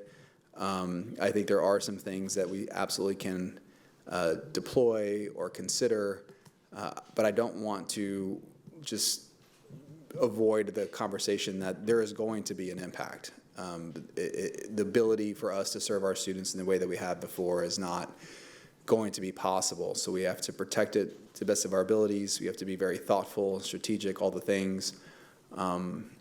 So I can think through what that would look like. Trustee Del Rioste, as far as how that gets embedded into the overall document, and maybe see if when we release the final list, there's a way to kind of evaluate it from that perspective. That's what I would offer at this point. Yeah, and I'll just, to clarify slightly, one of my new fast developing pet peeve as a board member is, the tendency that we have to need to make really fast pivots or really fast decisions. And so I just want to raise up now that this is going to be in effect next year. I think everybody understands that, but we're not talking about it preparatorily, preparation. We know it's going to be in effect. We got to pass this budget now, so we're in this conversation, but can we start seeding that ground? Because as we move into next year, I think we're going to be trying to mitigate the effects of these cuts as we're going through the year, if that makes sense. And so we can start thinking about that now, and getting ahead of what's going to happen. That's the main thing. And so I hear what you're saying. I just want to put it on the table now so that we're not losing track of that. We're going to go right from this into summer, and I don't expect that everybody's going to, completely check out and not be doing work. But I want to make sure that this is a primary focus as we move into next year, is preparing for what these effects are actually going to look like on the campuses. Yeah, no, I hear you, Trustee Del Rioste, and I just also want to be. I can't. It's almost hard to describe the number of cuts that we have considered but have not brought forward. I think it sometimes maybe comes across as though we're just going through and identifying the ones that are the easiest to cut. That's not what we're doing by any means. There are thousands of cuts that are way worse that we had to evaluate, and what we're doing is saying this is, as we see it, the ones that are. Of horrible of all horrible choices, they're the ones that we can tolerate best as a system, and be able to still have a chance of supporting our students in the way that we see fit. And I think that part the way that you get to those recommendations is doing exactly what you did, Trustee Del Rioste, is how do you implement that reduction over the course of the next fiscal year? What does it look like? And as you look at each of these, they have a different impact and different way that they'll be implemented. So perhaps that's the part that's missing, because it probably does feel like we're just, coming at these reductions, and every one of them has been made at a certain level, a certain scale, with extreme thoughtfulness because of how it would be implemented this next year. So I think capturing that and then ensuring that we implement as we move through the summer is a good, a very valuable comment, and maybe it helps me rethink, like, as we produce these documents, what that could look like to show that clarity. I appreciate that. Thank you. Thank you. Anyone else? Trustee Willichu? Oh, no. Yeah, I can go. Thank you. So last week, we had a budget workshop. The administration provided proposed campus cuts, and trustees gave feedback. So my question today is, what adjustments has the administration made to the budget plan based on our feedback? Yeah, there hasn't been a lot. I mean, in full transparency, we've made refinements. I think it's a good question. There's lots of things that have been refined or adjusted, but not anything that's been wholly taken off the list of recommendations. I think what we looked at was implementation. We looked at ratios. We looked at maybe different ways to consider rescales. Going back, I mean, honestly, I couldn't sleep that night or the next couple nights because I went back through and did exactly what Trustee Hunter is talking about. Rescales essentially went to zero. Anything that wasn't mission critical, went to zero. So I would say that I was more aggressive with the things that were not critically important, which means that we also brought into the space a reduction of duty days, right? Because we kept hearing, and I knew that we were going to look at this, but I wasn't able to provide that direction at that time. What does central office feel? That's kind of one of the things we continue to hear, and people here have been working and taking reductions, and we have brought forward a complete reduction by way of duty days. That's something that's changed based on feedback that we received, but nothing huge, I would say, was taken off the table, and that's just because we weren't close enough to be able to take things off the table. At that point, we were a little over $100 million. We're getting closer, but if I take $10-15 million off, then that just means I have to find those dollars elsewhere, and there just aren't many places to get it. Superintendent Segura, we also added from the trustees' feedback, the additional land sale. That was something else that was added. Yeah.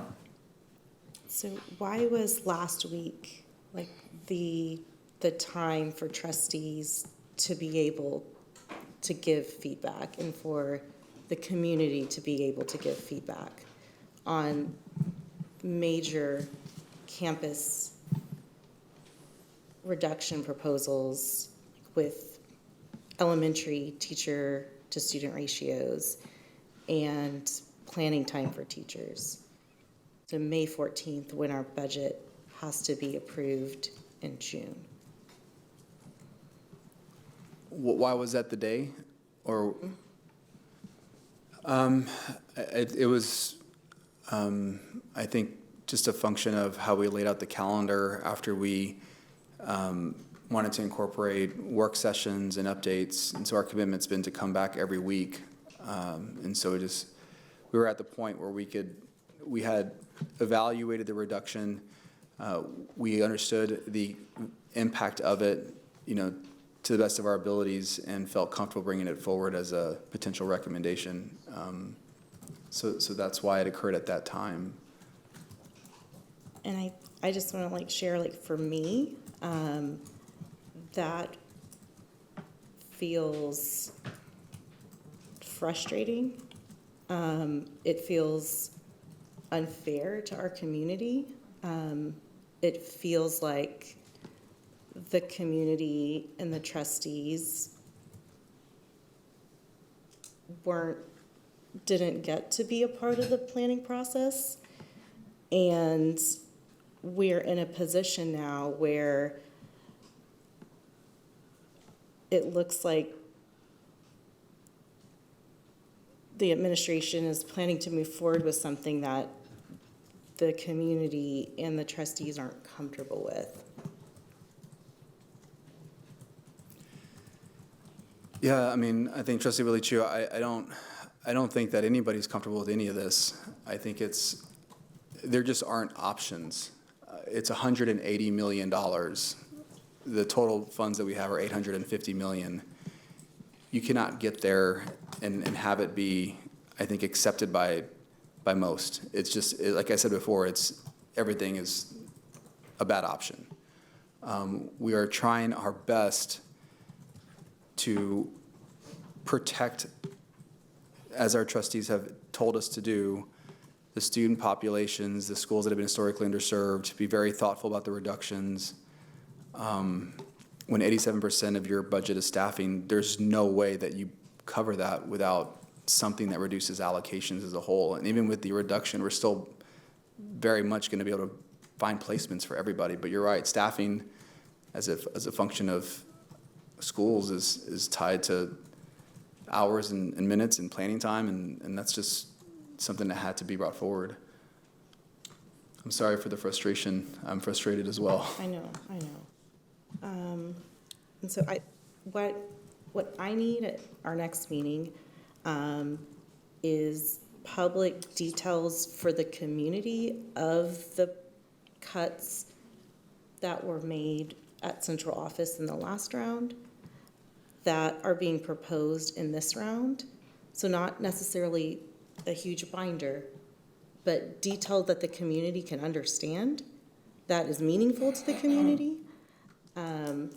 Because right now, if someone commented on their email, like, I don't like to be able to not respond to everyone on my email. And this year is just really, it's taken me out with being responsive to folks. So first with school closures, and then now with the budget.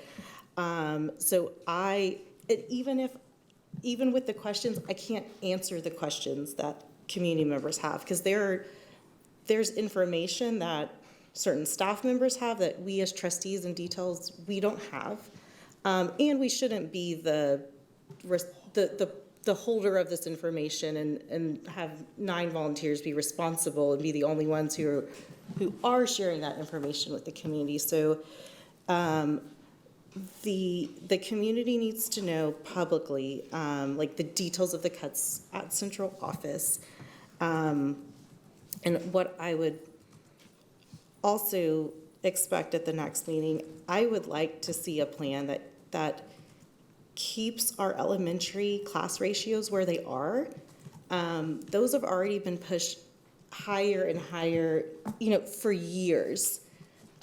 Kindergarten classes at private schools have 2 adults in there, period. When my mom taught in public school, like her first jobs in the 80s, she had 2 adults. Like, she was shocked when she dropped me off in the 90s and there was 1 teacher there. And we had an aide that, went between 3 classes. So these cuts have already been made to these schools. And so I would like to see something more creative with planning time, something where teachers are getting more than the max allocations, where all of our teachers are getting more than the minimum legally required planning time. Because we know that when you're at the minimum, there's just no wiggle room. So even with a 30-minute duty-free lunch, how many kindergarten teachers, how many elementary teachers have walked their kids through the line at lunch during a 30-minute lunch? They're not, there are times where teachers aren't getting the minimum. So if we plan for the minimum, we're gonna be out of compliance, legal compliance, period, and it's untenable for the teachers. So even if the cuts even if they're ridiculous, I would love to see that is the case. But I do still see room. We can't afford deputy superintendents, and there might be wonderful people who want to do that. We can't afford you in Austin ISD right now. I am sorry. We can't. We can't afford more high-paid employees. We can't afford to have so many layers between the superintendent and our schools. And there's just a lot of things that are really, really important that we can't afford. And then when we're looking at cuts to social services, which we're not, cutting all of it, but our schools the student outcomes are inequitable because of what happens outside of school, because of how our kids aren't supported outside of school. And that's what Austin ISD is doing, is paying for stuff that kids need to learn. Like, they need basic social services. And Austin ISD has the biggest budget challenges. We cannot, we're putting everything we can. We can't raise more revenue. We've done it. Our community backs us up. So other entities who can support this work have to help if it's important to them to take care of kids. So, thank you. Thank you, Trustee Foster.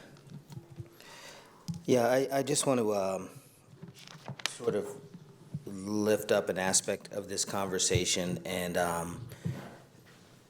sort of present or name the mixed bag. And I'll use teacher planning time as an example. And I'll try to be brief. I think it was last week, Trustee Whitley Chu mentioned the sort of international comparisons around planning time. And so I just took a couple of minutes and looked it up. And what you saw were ratios where planning time in other market-based economy, wealthy, democratic nations, in other words, nations kind of like ours on paper anyway, instead of 1 to 6 or 1 to 6.2, which is where we are as a nation, it was 1 to 2.4 or 1 to 2.5 or 1 to 3 in an outlier. The United States is dramatically different in its approach to support for teachers, and our state is like right there with it. I've had to think about something that I'd never really thought about before, and granted I teach at the university level, but my planning time is reversed. I am about 4 hours between reading and grading and tweaking what I'm doing in responsiveness to my students. My planning time is about 4 hours of planning for every 1 hour of teaching. And I've never had to reckon with that before, and I'm appreciating I can't even call it privilege, it's pampering, how good I have it. Now, good results come from that, though, really good results. But we're in a context where our nation and then our state, we have not decided to invest in education in a particular way that's proven globally effective. And yet, Austin ISD, by providing 2 planning periods, is doing something different than much of the rest of the state. And the loose number that I've heard was that going to 7 of 8 would save us something like $10 million additional dollars when we're talking against a $181 million deficit. And what we've seen is cuts here and cuts here and cuts here and cuts here. And I guess what I want to lift up, and this will probably not sit well with very many people at all, in off a wide perspective of opinions, but I look at the 1 to 6.5, if that's what we're calling it, and that's as close as we can get to an elegant solution, where it's still hurting folks because now we're probably creating additional tensions on campuses. I know that some principals would have said, can you just do 7 of 8 just to keep it clean, even though it's going to hurt us in these ways? And the administration said, well, let's do a little of this and a little of that. We're going to extract some savings by going to by going to this 6.5, but we're serving students worse. We're making teacher effectiveness more difficult. We're making teacher excellence something that is just so difficult to achieve without being just heroic. And yet, 6.5 is like this, a little bit of this and a little bit of that. And it's a classic policy statement that when everybody's miserable, you might have actually landed on the policy solution. So I'm not excited that where we are in, for instance, our planning time conversation, but I'm also seeing between the earnest and heartfelt and absolutely correct word of our teachers saying we need more, and the administration saying we have to cut more, and landing at something that helps us get there. We are going to have to continue to make these hard decisions, and I appreciate Trustee Willie Chu asked a tough question. What changed from last week to this week? That was a tough but fair question. And the dais is asking tough questions. The community has clear expectations for excellence that are darn near impossible in this structure, but are absolutely right. And so our community is right to be lifting this stuff up. The board is right to be pushing back, and the administration is right to be doing the work it's doing, to work as hard as you can to make these cuts. And I'm going to be an increasingly vocal advocate for make the hard decisions, and I'll stand behind you. Even though I know 100% to my heart and soul that this is not what's best for kids, but it's what can save our system now so that we are still here and still standing. And at some point, what we need is revolutionary. What we need is dramatically transformative. I don't know how Austin ISD truly becomes independent. I don't know how laws get rewritten so that we can keep more of our money. But we, for the foreseeable future, are in a state of contraction. Folks are aware that the state of Texas doesn't have 5.5 million students in our public school system this year. It's now getting to about 5.4 million. And that there's 75,000 students fewer in our system, and 60,000 of them are Latino. And that the projections are that we are going to keep going down, and within a couple of years, we're going to be hitting 5 million students. And they're disproportionately impacting cities like Austin and Houston and Dallas and El Paso, San Antonio. So we're not even there yet in terms of feeling the pain that we are going to feel. So it's more a statement of just trying to name a reality that I think it's important that we name, and to really thank our teachers. It's been rough as one trustee reading emails from folks speaking very poignantly and with precision and with intellectual rigor to how this is kind of messed up in terms of what they're going to be able to do. And the answer I have to give back to them is, I agree. And we're probably going to have to do these things. And all I can do as a trustee is try to ensure the humanity of the system, and that we do everything we can to be supportive, and that we don't break the system as we try to save the system. So it's not so much a question, but it's, I guess the flip side of last week is just to recognize our community and our teachers and our kids and our board and our administration and what you all are doing. And we're not even there yet. And I don't think it's not going to get easier. It's going to get harder over the next couple of weeks. And I'm here for it, even though it's going to be hard. Thank you. Additional questions? Thank you. All right, I have a few things. First, I just want to thank everyone who's shown up to speak to us and email us and meet with us and share suggestions, ideas, concerns, all of it with us. And what I hear in everything I'm hearing from our community is from families and students, people who love and value the experience they're getting in our schools and what our schools offer.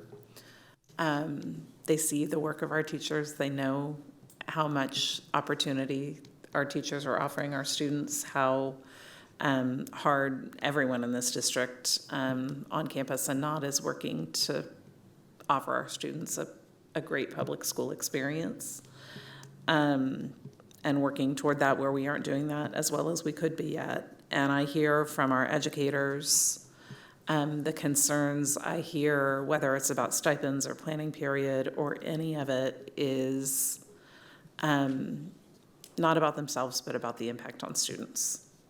And when planning time is lessened, that they can serve students less well. They can have, less time to plan thoughtful lessons, less time to participate in ARDS, less time to meet with students and tutor them, less time to create meaningful writing assignments and grade them. I hear a real focus on making sure our students' experience in our schools is as fantastic as it can possibly be. And I think part of that has been possible in Austin ISD because we have offered more than the state requires. Because our values really say that time matters and what our teachers do with that matters. And our community, shows up and says that. And at a time when we're trying to serve more students better and making really good progress on our campuses with reading scores, with, increasing opportunity together, it's hard to think about anything that makes that harder. So I really just appreciate the reality of this conversation, that nothing we're doing is easy. And I know the people who are making decisions, about recommended cuts, all of it, none of this is easy. I want to just make sure I'm understanding if we say 73% of the needed $177 million of cuts have been identified, that means we have almost $48 million in cuts left to go, even with the recommendations about class size and planning time, even with the line-by-line cuts that have been made. Yes, President Boswell. And when I look at slide 8, I see $32 million in potential identified cuts plus the TBD, which means those will get us closer. Those are already in the 130 million. Those are already in the 130 million. Yes. So it's 48 million on top of those, what we're seeing there. Okay, so 48 million even including those things. Yes. Okay. Which is still a really long way to go. Yes. Okay, thank you. A few things. If we go back to slide 7, will we have details on what this might look like before we vote? All those bullet points, will we know? So there's two things. I can't emphasize enough how intentional we are when it comes to placement of staff. And our approach in the data that we're receiving from our principals helps us understand, is it DFF A, is it DFF B? And I think based on what we've learned over the last 12 hours, we have a good chance of getting through this without having to use one of the two that maybe is a stronger policy to execute. And can you speak about that in like very clear terms for our community? Yeah, I'll have Kenneth come up. I think when we speak in euphemisms, it doesn't help our community understand where we are and what we're doing. Okay, I wasn't meaning to speak in, Yeah, I just think we need to be really transparent and clear with all of it. Yeah, Thank you. we're trying not to break Chapter 21 contracts. Thank you. Yes, good evening, Superintendent, Board of Trustees. So I think you have two policies that pertain to a reduction in force. Under DFF-A, it is financial exigency. So it is a declaration if you meet the definition of financial exigency as codified in law and also in one of our policies. And that declaration will give you greater latitude to make decisions for a reduction in personnel costs. It is unique to positions and not people, but certain positions that may be protected by contracts or Chapter 21 contracts, as many of you all know it, you will have the latitude, if possible, or the district will have the latitude, as possible, to reduce those personnel costs. And I think that's what the superintendent was indicating, because we have a number of vacancies within our organization. We're working through the possibility of just not having to, reduce those personnel costs or separate those individuals from our organization and just look at relocating them in a vacant position. So that's what we're working through. I think alternatively, if we are, have to do a reduction in force, we may be looking at DFFB. Doesn't give you the same latitude with having to separate employees of a particular contract, but nonetheless, it is the programmatic change to give you the latitude with reducing positions within the organization. So those are just the policies, and that's what the policies provide for.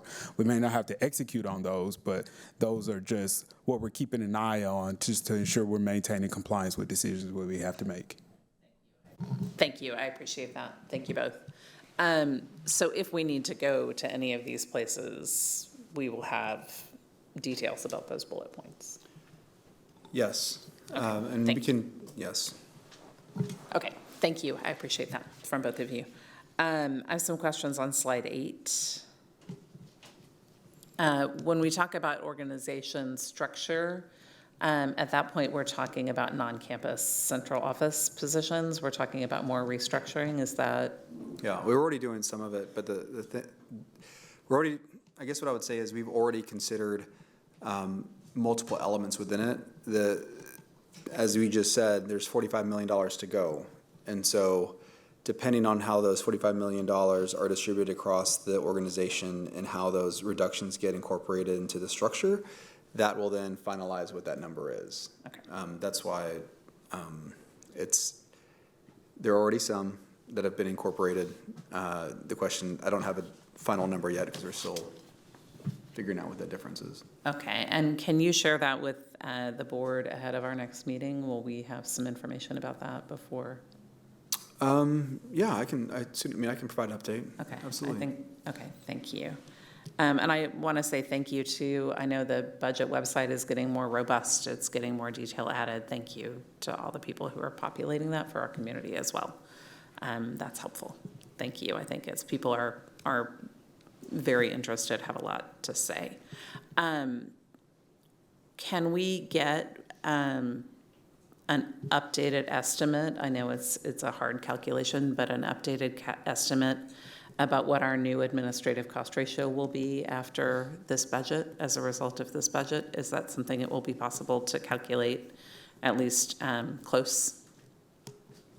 Okay. I think when we go to the recommended, we'll have that for sure. Yeah, we can do an estimate. The TEA modified their formula, so what we'll do is to keep apples to apples, we'll compare back using the same methodology for the last 3 years. Thank you. But they're changing it. I'm not sure if we've gotten the final kind of methodology, but they are changing it. Okay, thank you. And I just want to reiterate, in 22-23, under a previous superintendent, we were the second highest in the state. Based on what there is now, we were at a 0.092. There was only Dallas is currently higher than that. And I think we're still, we came down in 24-25, came down again 25-26, but we're still higher than many other large districts. We're lower than several, but higher than many.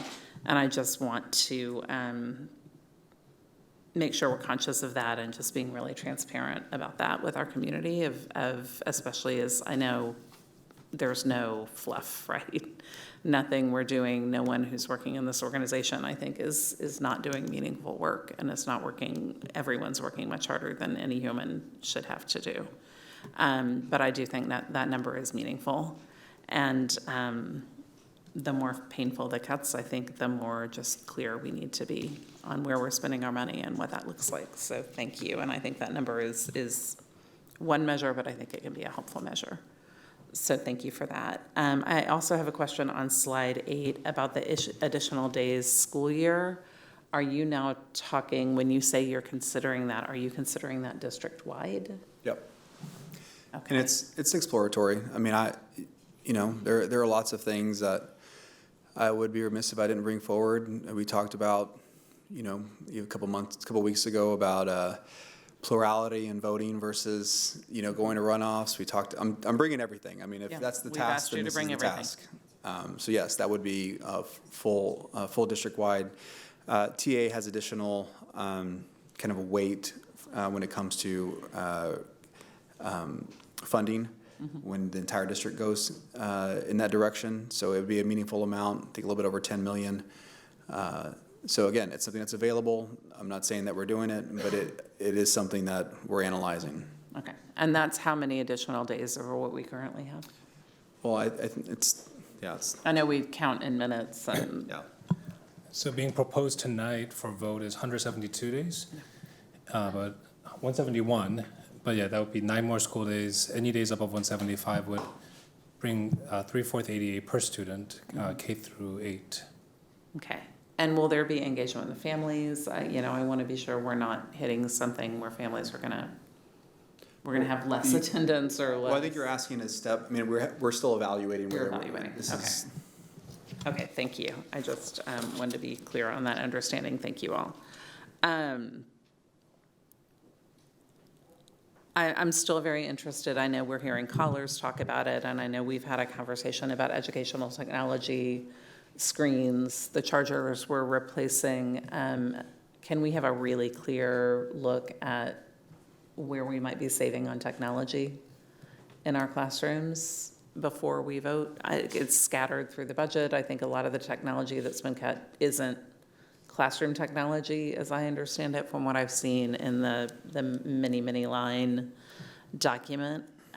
If those changes are being made, I would love to have an understanding of that and share that with our community as well. Yeah, Trustee Boswell, certainly we can do that. I think the challenge, and it's not a challenge, it's just that it's different.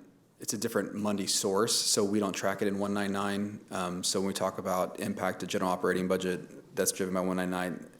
Technology, obviously, as we move forward, is going to be 1,000% kind of in alignment with what academics recommends, and we've already communicated our commitment to move away from one-to-one. What you're asking for is the reduction in costs associated with that. It's just not going to be a general operating line item, so it's not going to show up in our $181 million. So I can have a supplemental slide to show that. The bond dollars won't show up for devices, but I think we're replacing chargers out of 199, are we not? And we buy a lot of software out of 199, do we not? Not chargers. Okay, software? Some software, but only on enterprise level turnover software. And then after that, it has to become a general operating budget. You can't have But like all the many programs that kids are on during the day, that's 199. Yes. And is there a plan to make changes or for any of that, or are we waiting? There's Okay. changes, but it's more nuanced than that, because a lot of it's Okay. controlled at the campus level, not necessarily Okay, central level. it would be great to have a detail of that. Yes, and I think there are a few things that we've been able to reduce, and we can probably sort and kind of call those out on the sheet. But instructional materials, like the learning software that kids are on, actually come out of instructional materials and technology allotment, which is separate from 199. Okay, thank you, that makes sense. And we are in the process of reviewing those for changes for 27-28 as part of all that work. I think that would be helpful. Thank you, I appreciate that. And then when you say can't take things off the list, what I'm hearing is that are you telling us there's no opening for reconsidering any of the campus level changes? What I'm saying is, I think every time we engage with the board, I look for consensus. I certainly understand that there are different comments that I receive, and I really internalize those, and I try to think about, okay, well, what is the impact of this comment, and how do I consider it? And so many of those we have considered. The big items, ratios, planning time. To Trustee Leach's point, I will identify the things, but I'm not going to put them on there to be replaced, right? I can bring them forward. So as of right now, I'm going to continue to carry that as part of the towards the recommendation. I think y'all have the vote. I mean, when I tell you that we're doing everything possible to protect what we can, I just don't think that comes across as meaningful as it should. There just aren't lots of opportunities to find $181 million in an $850 billion budget. So yeah, I think there's certainly some things, but generally speaking, the vast majority of those things, which do include campus level adjustments, are things that we're continuing to consider in our budget. Okay, thank you. And then if that is where we ultimately end up going, in the recommendations you make, and if that's something we end up approving, and I remain concerned about the impact on our staff, about the impact on student experience, and I know educators will keep offering extraordinary things to our kids because they do, and I think it is a painful thing. I know no one in this room feels like it's not a painful thing to ask our teachers to do, right?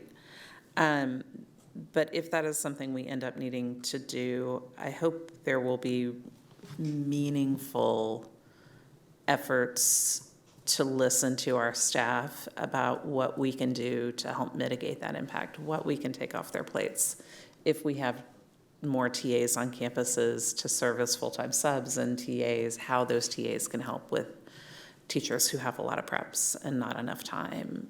Could we find money for art facilitators? Like, what people who are closest to these problems and who are going to be losing this time will have ideas about what can be taken off their plates that isn't helping them serve students, about what might make this land a little less harshly. And I hope that we're going to seek input on that if this is a place we have to go.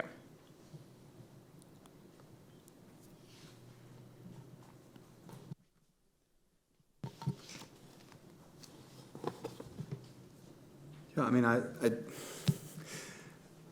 so there are many things that are impacting all of our schools. I know we're talking about planning time. We're talking about 6.5 out of 8. To be clear, it's 6.5 out of 8, not 7 out of 8. There are stipends. There are lots of things that we're going to have conversations around, not just this one aspect of it. I just want to be really clear. There are lots of things that we're going to have to do that are going to impact all staff. Teachers at the center of it all certainly will be listened to, and we will engage. I will be listening, and we will be wanting to consider any opportunity to make it less of an impact.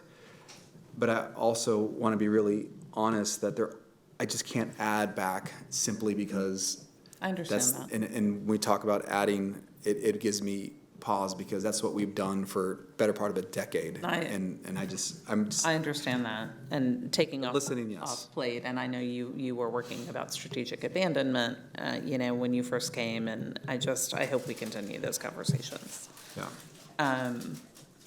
And then one of our callers, you're talking about a multi-year plan. We are not approving a multi-year budget. We don't have the power to approve a multi-year budget. Can you clarify that? Yeah, so, I think this has gotten kind of maybe grew some arms and legs when I first introduced it. And really what I was wanting to do was to just share with our trustees and our community this realization that some of the reductions that we're taking are tied to real estate, which means that next year I'm going to have to find a fixed cost to offset that. Yeah.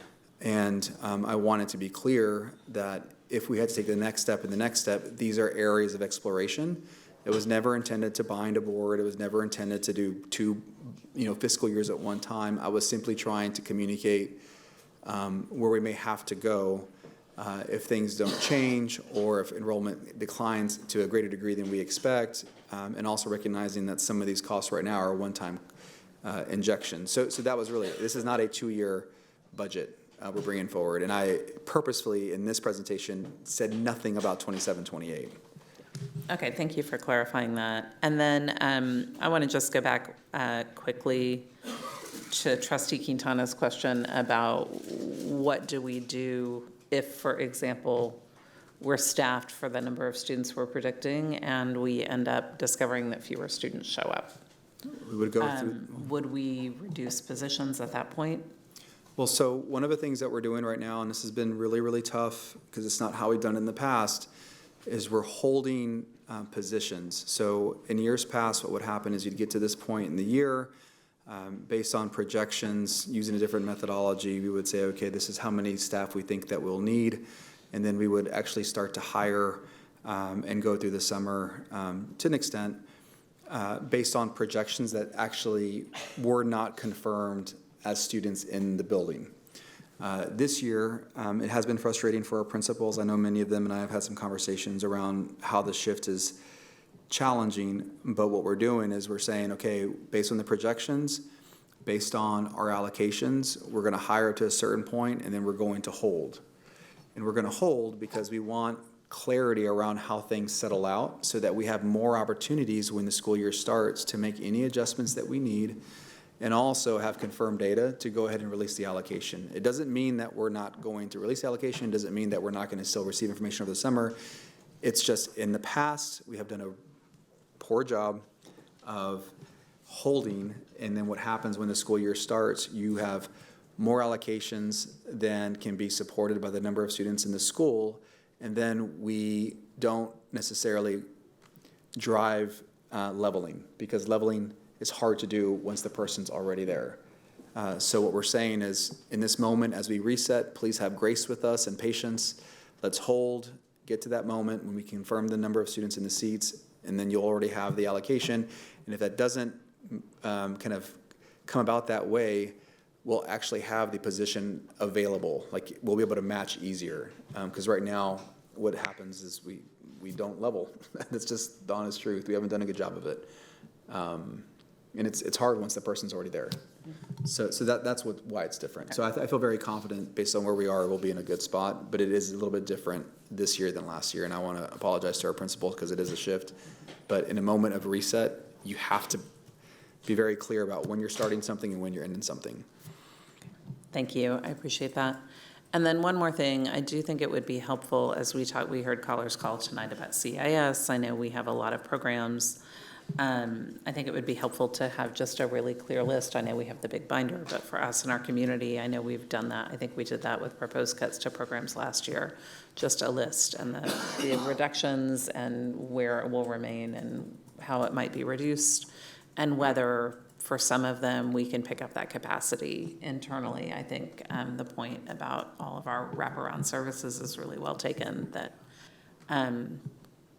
people aren't getting them from public sources. Food aid has been cut. Health insurance is scarce. Mobility is high because housing is expensive. The wraparound services are important. We're an important safety net as a school district in partnership with so many of these organizations, and that is reflected in our achievement. It is reflected in our attendance, in our enrollment, in a lot of things, and just understanding what we're cutting where and how much we're saving, I think would be helpful, and how we may mitigate that when we can. And then also understanding, if it's something like MindPop, are there techniques that we have learned as a district that we can continue, do we have internal capacity to help continue supporting that? We know we have arts partners who give us funding. We know not all of that funding has been used every year. Kind of how are we leveraging everything we can? Schools can't do it alone. We have an incredibly generous community who wants to support our public schools. And how are we making the most of what we have, even as we have to cut things that we really deeply value? Thank you. Anyone else? Yes, Trustee Kaufman. I will try to be brief, because I've already spoken, but I just want to acknowledge the importance when you ask the impossible of the superintendent to give as much flexibility as possible to get it done, because when you have an impossible task, you have to enable people to do anything they can to get it done. So I acknowledge the importance, especially in the governance perspective, that is super important. And we have a fiduciary responsibility under state law to approve a budget, which is, one would think, more than just a rubber stamp to approve a budget that's presented to us. So that's the tension that we're going to have to navigate on this, is that we cannot, I understand, I'll just say for my vote, I cannot pick and pull every piece of the budget I don't agree with and challenge it and expect that to be responded to if I'm expecting you to do the impossible. And I also have an expectation that as a trustee representing our constituents that I must exercise my voice on behalf of our community about things that are most important. So I would just push back on the idea that, well, first I want to ask all our trustees to acknowledge, right, the importance of we cannot get everything we want from this budget any more than anyone else can. So knowing that we have to let some of it go to let our superintendent get done the job that we're asking him to do. And also to say, we have to be able to take a couple steps back on a couple things, right? We cannot just have political pressure turn into, oh, we have to reinstate this because powerful constituents want it. We cannot just say, well, that's in my district, so I want it back. But if we see something where it's like this is antithetical to our district values and we must find another way, then yeah, I would expect that we're going to take a step back. But we can't ask you to take a lot of steps back, but we may ask you to take a few steps back. And I don't want us to be put in a situation where on June 25th, when I'm not even going to be here, that we have a budget that we are under the gun that we have to approve or else the district shuts down when concerns we had along the way weren't addressed. So I just want to put that out there. And then real quick questions. Are we going to get updated bands with the new configurations from the closures? I'm curious, like, are there some, because when I look at the bands, there are band one schools that are closing, but does that mean that the schools that adopt their TAP are now going to be 1 or 2? Yeah, so we do it by quartile, so there'll be certainly an adjustment. Remember, it's based on student profile, so student profiles change every year, so we do those updates. And then we see that. We also, well, I think where we usually have Dylan's team run that over the course of the summer is when we typically do it. Okay, so I'm asking because of CIS. So when I look at CIS and I look at a cut from 55, a cap of 55 schools to 30, with a focus on band 1 and 2, I would like to see specifics on where the CIS adjustments are being made, because we have 40 schools that are currently, no, we have 57 schools currently band 1 and band 2. 7 of them are closing, so that's 50 schools. And we're capping at 30, right? And that's 28 of those are band 1 schools. So does that mean all 28 band 1 schools currently? So I just want to, I can't use that information to figure out where they're going to be. So I just would ask for some more specifics on where the CIS changes are. And then I would just speak again. And other programs, right? And we talk about CIS a lot, because I know they've been out a lot, but there's lots of other programs. So I'll be happy to do that for all of them. I think that would be helpful, yeah, to see that. And I just want to speak on CIS because Natalie, who spoke at the, if it's Natalie I remember, then Natalie, who spoke on the public comments, was a PETIS student, and she talked about the impact of having CIS from, kinder through Aikens. And so I just want to say that one is really hard for me to hear because of the impact that I've seen CIS have from the time I was a teacher in Houston back in 1991 to the time that I was a principal at Becker, where I went to City Hall, where we had that CIS in support particularly of the Meadowbrook community, and then to opening Pettis, where I went to City Hall to ask for funding from Austin to enable us to put CIS at Pettis when we opened. And I cannot imagine running a campus without. So I understand we're doing a lot of things that we cannot imagine doing, right? And I just want to put my voice out there to say I cannot imagine running the Pettis campus without having CIS, and the value of it, where you not only get the program director, but also other people and interns and other people who support. So I just putting on the record, I understand that may be one that we have to swallow, but that is a real hard one to swallow, and especially when we're looking at the mental health concerns that continue to be a big issue for our families. So I just need to say that. And then again, I understand it may end up having to be, to save $1 million, that may be something we have to do. But I would like to know more about where those cuts are going to happen and whether there are other, I had to go to City Hall and testify at 2 a.m. to ask them to provide the funding to allow us to have it at that is. So if there are other funders, including the city or some of our partners on the donating side who could help us to restore some of those, that would be amazing.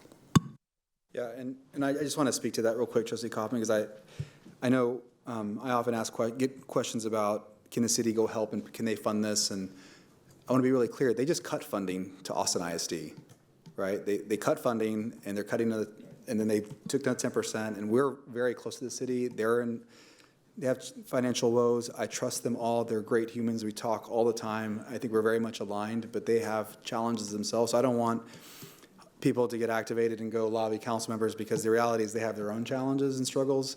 And so I'd have to almost bypass funding PSSs to go find money for communities and schools, because they've already defunded parent support specialists. And just to be clear, that was part of the narrative, and it was part of like the general idea behind funders. We've had very generous funders who've helped with SEL and other things. CIS is an integral component of that. I mean, there are gazillions of dollars in the wealthy people of this country, and I just appreciate that we have a development office that we are continuing to fund, who's going out there knocking on doors to get that money. And I just want to say that CIS is one of those programs that should have broad support across this country. I just want to encourage us to continue with that and other programs too, that we can find people who understand the value of those programs, and not necessarily the city of Austin. Thank you.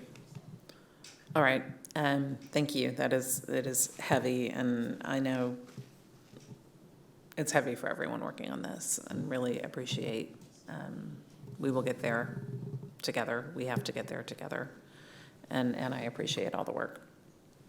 Thank you. All right, we are now ready to hear our stray public comments, and then we will move on to our notice of intruder detection audit. Hi, my name is Jake Morgan. I'm a teacher at Bowie, and although I feel like that word doesn't really do a good job of explaining exactly what I do here, I'm a curriculum specialist. I'm a performer doing 3 gigs a day in my classroom. I'm an event planner, a fundraiser, social worker, and a counselor for my students sometimes, and I'm a proud member of my union, Education Austin, in which I advocate for myself and my colleagues. I'm speaking on the calendar today and asking that you go ahead and give us more student days. That's nothing compared to the ideas that you have, like using my body and my time to fix this broken budget. A few more instructional days are nothing compared to the catastrophic blow that taking away my planning period will do to my colleagues and myself. This week, colleagues who are dear to me received notice that they would not be returning next year, and instead I'd be doing their work in addition to my own for 0 additional pay. I really hope that idea disgusts you as much as it does me, and I hope that you vote on sensible budget changes that don't bleed your staff dry. Thank you. Okay, thank you for catching that and playing that for us. I appreciate that, and thank you to our caller. Okay, we are going to move on to the next agenda item, which is our notice of intruder detection audit. All right, good evening, trustees. In the month of April 2026, there were 24 schools audited by TEA. 6 schools had 1 or more findings requiring corrective action. To date, we have 100% of Austin ISD campuses that have been audited by TEA. If there are any questions, we can answer them during the closed session due to the sensitive nature of safety and security. Thank you. Thank you. All right. Any questions before we move on? We'll save it for exec. Thank you. Okay, next up is number 6, information items, the Gibson targeted audit of special education legal expenditures and federal programs. Internal audit. Can you? Yes. Thank you. Yes, thank you, trustees. Our next item is Gibson targeted audit of special education legal expenditures and federal programs internal audit. Our partners with Gibson Consulting have provided a recorded presentation in advance of today's meeting, which is included in tonight's agenda item, and have shared a presentation with backup data. I believe Greg Gibson, is he joining us? Greg Gibson and team joining us virtually to answer any questions from the board members. All right. Thank you, trustees. Do we have questions about this item?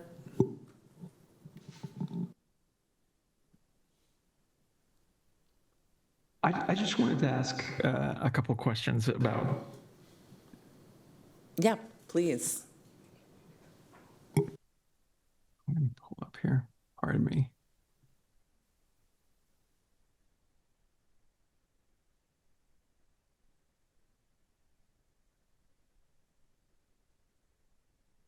I think, the crossover between the financial elements that you all had referenced in the report, some of that was understandably a little bit fuzzy, but I did want to call out and ask for any further comment on some of the community aspects that were referenced in there or that are at least implied.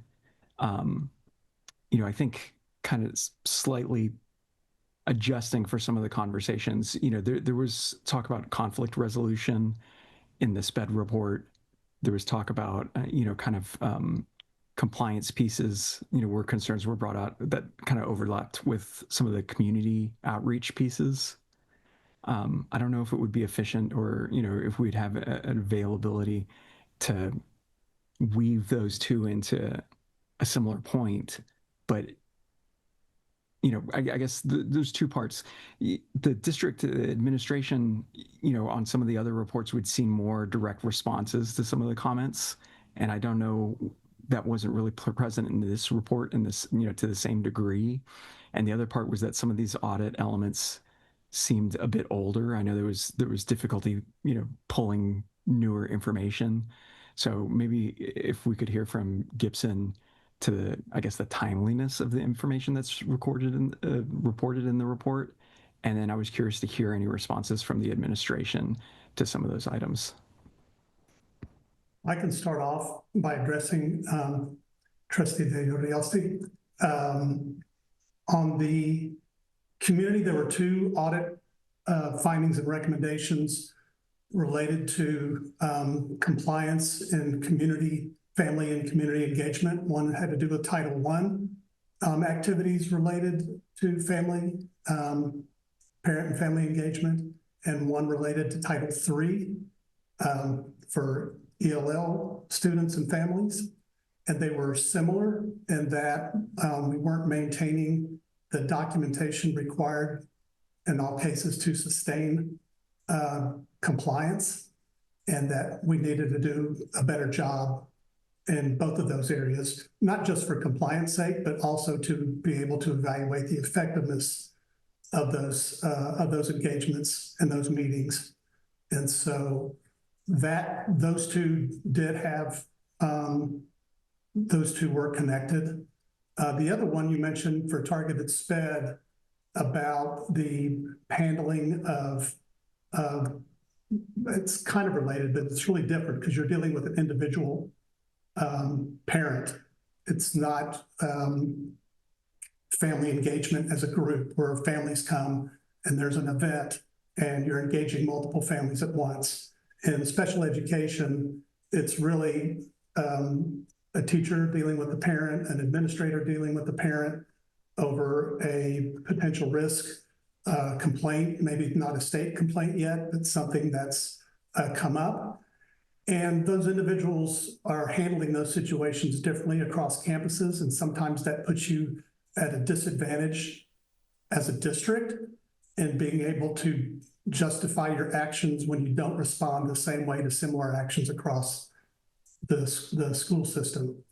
And so in that particular case, we were recommending some standard protocols and some training to help school administrators be better prepared to deal with those situations, to help perhaps prevent complaints and to due process hearings from occurring, and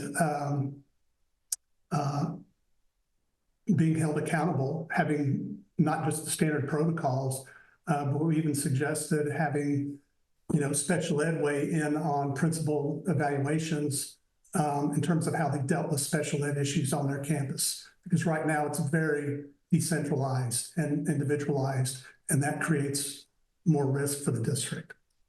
With regard to your question about the timeliness, this targeted special ed audit did start 2 years ago. And there were, actually, the targeted special ed started last year. So it is, for that particular audit, the information is still pretty timely. because were able to get 24, 25 data in on that audit. The federal and private funds audit did start the year before. There were some delays in that project. Some of that was on us, some of that was on Austin ISD. And then basically these have gotten in line because we've been presenting almost one a month, and we're presenting two this month to address and present all the outstanding audit reports. So I believe that addressed all your questions, but the information we believe is still relevant. And in fact, on the federal funds audit, a lot of those items have already been addressed. When we started our work in fiscal year 24, the department was aware of our audit tests and where we were going with them. And I believe Christy Fox would tell you that they've made significant progress already. And I would point out that on both audits, all of our recommendations were either fully agreed with or partially agreed with about 2/3 being agreed and 1/3 being partially agreed. So I do think even though they've been late in getting reported to the board, I believe they added value at the time. I believe they had an impact on operations sooner than this report's being delivered. And so, but your staff could certainly speak to that. Thank you. And then I think, slightly adjusting it, for the superintendent and the admin, some of the concerns that we're getting around the budget, the comments that we're getting is, potential effects on SPED. And I know as we've been, addressing the larger work that got us out of the agreed upon order, again, my concern, aside from monetary value or, those elements that are in the audit, is the implication of what that means for quality of service, regardless of whether there's a big monetary impact on some of these, the risk assessment on any of these. They do seem to be mirroring areas that the community has been expressing concern about. And so as we move forward, like particularly some of the data tracking points that I think, the Gitson report is calling out, like, can you speak more to how we're addressing, tracking the data on these pieces and connecting that to, where it's, has the potential to realize improvement for the families, Superintendent, if you have anything on that. I mean, I can tell you, just that we noted in the audit report that your legal expenditures on special ed actually went down during the year we were doing the audit. That's compared to the prior year. So there was a reduction in legal fees. There was a reduction in settlement costs. And so I think what spurred, initiated the audit was higher legal fees, higher settlement costs. And by the time we finished the audit, we could already see, we had data through April of 25, I believe, where we were already seeing a downtick in those expenditures. And so we believe that our recommendations will help, sustain lower expenditures and perhaps reduce the risk of future expensive, due process litigation and any related settlement fees. But you were already during the audit, we noted that you were making progress in that direction from a financial standpoint. Well, and again, I wanted to direct this part to the administration, but my concern there is the data didn't go back as far because of some of the tracking issues. And so, what I'm concerned about is how the district how the administration is going to sustain that effect. How do I know that that's not an anomaly, given the issues in the reporting? And so I guess not to lead the question too much, but we've worked so much on our other reporting with moving to frontline and all these pieces. And so again, this is an area, like as my earlier comments, where I see a lot of multiple potential benefits because the stress on campuses for dealing with some of these issues in bespoke manners. And I think, again, I'm trying to tie it to the federal funding report in the similar manner of like the way we're doing these outreaches and we're tracking. A lot of this, at least to me, reviewing the reports seems to be around, tracking. And if we're doing the work, I want to get credit for it. So, again, I'd like to hear from the administration, if the successes that we're seeing in the, SPED expenditures around lawsuits, what is that? That's, what is resulting in that? Yeah, I'll start off, Trustee Diodioste. There's kind of a lot there since there's two audits that we're kind of tying together, and then we're in the middle of budget, which I think is part of this, right? As we move forward, the way that I interpret the question is sort of like, okay, if we're going to move forward and make changes due to the challenges we have financially, are our systems robust enough to track and understand the impact of those changes to students who are receiving special education services?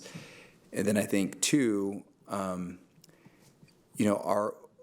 if it's not quantitative data, is there qualitative data or other data that we can collect to help us understand if we are, reducing the quality of service based on some of these changes? And so I think it's a funding component to it. There's a system I think component, since we have made lots of changes, and there's always room for improvement, especially when it comes to use and family I would say, I don't want to say understanding, but family engagement with those documents. I mean, we look at the documents that are produced out of our system, and there's lots of opportunities for improvement. So I think the question, and the way I interpret it, like I said, is our system able to track how these changes moving forward impact the learning environments of our students that are receiving special education services? And if it's not, it's just something we need to do to be able to track those data sets and make adjustments accordingly as we move forward. I think that's part of it. I'm not sure if that's all of it. I don't know, Dr. Lee or Cherry Lee, or if you want to respond, or even Christy Fox, or if that was... Thank you. I want to just talk briefly about the school health and related services, the SHARS reimbursement that one of the Gibson audits referenced. And our special education providers have used 4 systems over the last 7 years. So every time you are using a new system, you have to learn that new system, and that does include documentation of services specifically related to SHARS reimbursement. And it also includes working with a vendor to fine-tune some of those nuances with the reimbursement process. Now, this report referenced PCG, which is the former previous system that we utilized, and there were challenges with documentation and with billing using that system. So we knew going into the utilization of our new frontline system that we needed to right off the bat address some of the challenges that we'd experienced with the previous vendor and the billing, and so we have worked on that. We actually have a member that is joining our team, our special education team, that is very skilled in Medicaid reimbursement, specifically related to related services and speech pathology. I'm very excited that this team member is joining us, and that is an area of growth. So we're very carefully tracking lost reimbursement.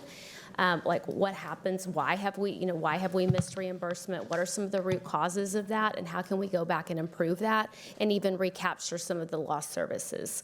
So Christy and I are working very closely, and our team has a priority for increasing Medicaid reimbursement, and that's actually part of one of the priorities that we will be tracking, and that'll be part of our district tracker as well for special education going into this next school year.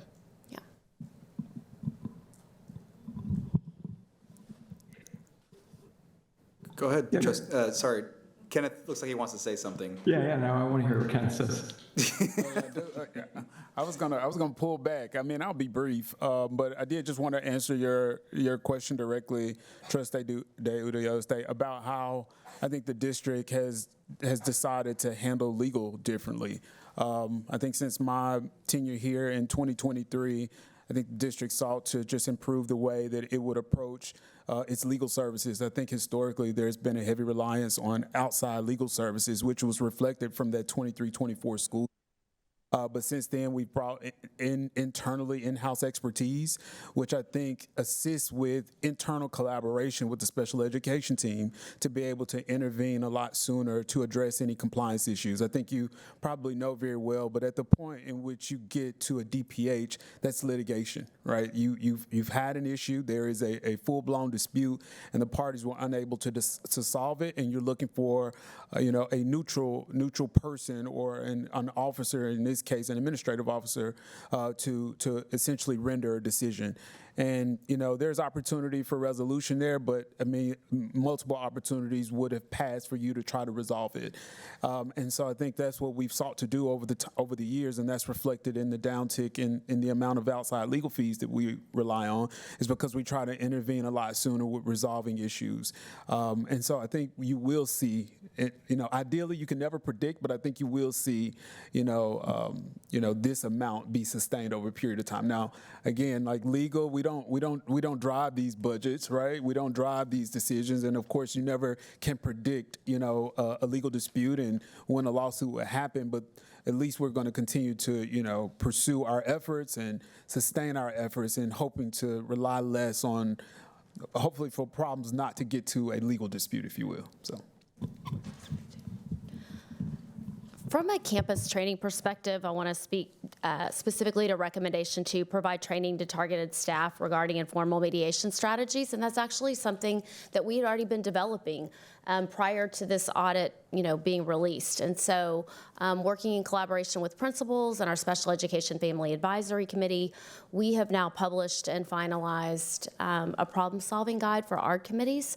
So it has examples, it has discussion points for campus leadership teams and special education teams to review, so that as we go into this next school year, we have examples and we have opportunities for campus leadership and teachers to really engage around what happens when we, encounter disagreements, right?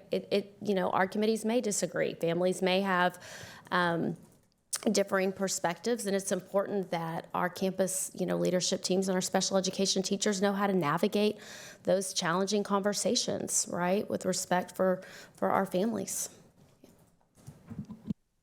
I appreciate that, and again, just to trying to be consistent on the theme of my comments here, but reinforcing, we're surely going to stress the system moving into next year with some of the cuts that we're contemplating.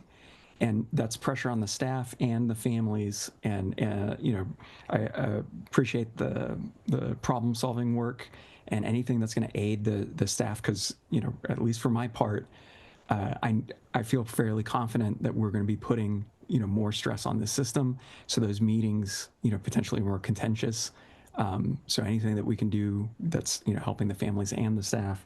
And then, just one more comment, I know in the past, there's been efforts to pass specific legislation. I think it's going to come up again this session around requiring district admins to inform the board when legal expenses for any given lawsuit are over a certain amount. In the past, they've tried to do that at $10,000, and that if the legal expense for anything is exceeding that $10,000, they would have to inform the board, and it's an attempt to push more oversight. I would just encourage you all to consider that that's, again, going to be part of the discussion. I know people that are already working up for that type of advocacy, any efforts that we can put getting ahead of that. One, just because it's good practice in general. I'm not asking you all to preemptively that you got to disclose all these things, but understanding that that's a concern. These efforts for alleviating the issue before it reaches that point is greatly appreciated. And the last comment I'll have on this, because I don't want to belabor it, is that type of problem solving, like what we're talking about, the conflict resolution, is another example of what I'm talking about, that it's a multiple benefit. It's good for us financially, but it's also good for reducing the stress load on those staff, that previously were having to navigate those situations without having that type of guidance. So I appreciate that. Any work that we're doing in that kind of vein is going to have multiple positive effects. And so, I appreciate hearing that, and I would love to see more of that as we continue through the process. And that's all I have for right now. Thank you. Anyone else? All right, thank you all here. And to the Gibson team, thank you for your work. Thank you. Thank you. All right, we will now move on to our consent agenda, and our usual practice is to present items first during an information session prior to a board action and a voting meeting. That's to provide trustees and our community the opportunity to preview and review those items. We had the draft superintendent contract agreement posted, but it was not available at the board information session. Still working on that, so we will move this item to the June information session and voting meeting. The administration has pulled 2 items under the separate vote. The first one is item 14.2, proposed termination of professional employee during a probationary contract, EM, and agenda item 14.3, proposed termination of professional employee during a probationary contract, BT. So we'll move on to the consent agenda. Trustees, are there any consent agenda items anyone would like to pull for a separate vote? All right. Secretary Foster, do I have a motion to approve the consent agenda?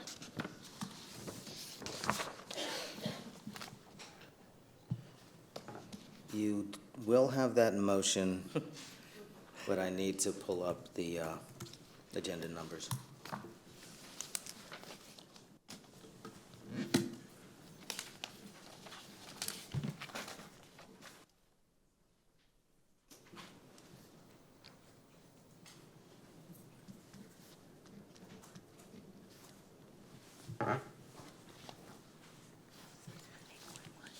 I move to approve items 8.1, 8.2, 8.3, 8.4, 8.5, 9.1, 9.2, 9.3, 9.4, 9.5, 9.6, 9.7, 9.8, 10.1, 10.2, 10.3, 10.4, 10.5, 10.6,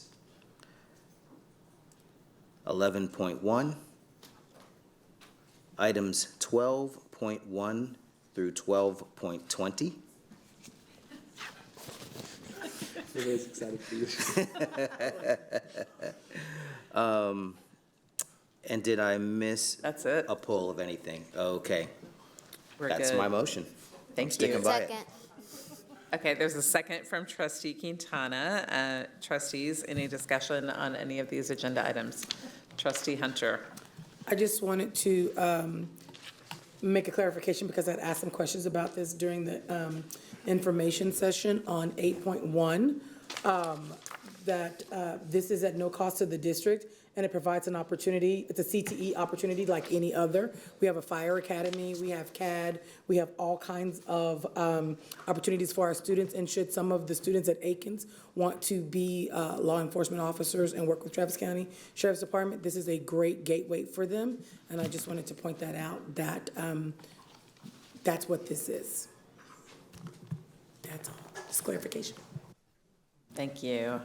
Any other comments on the consent agenda items?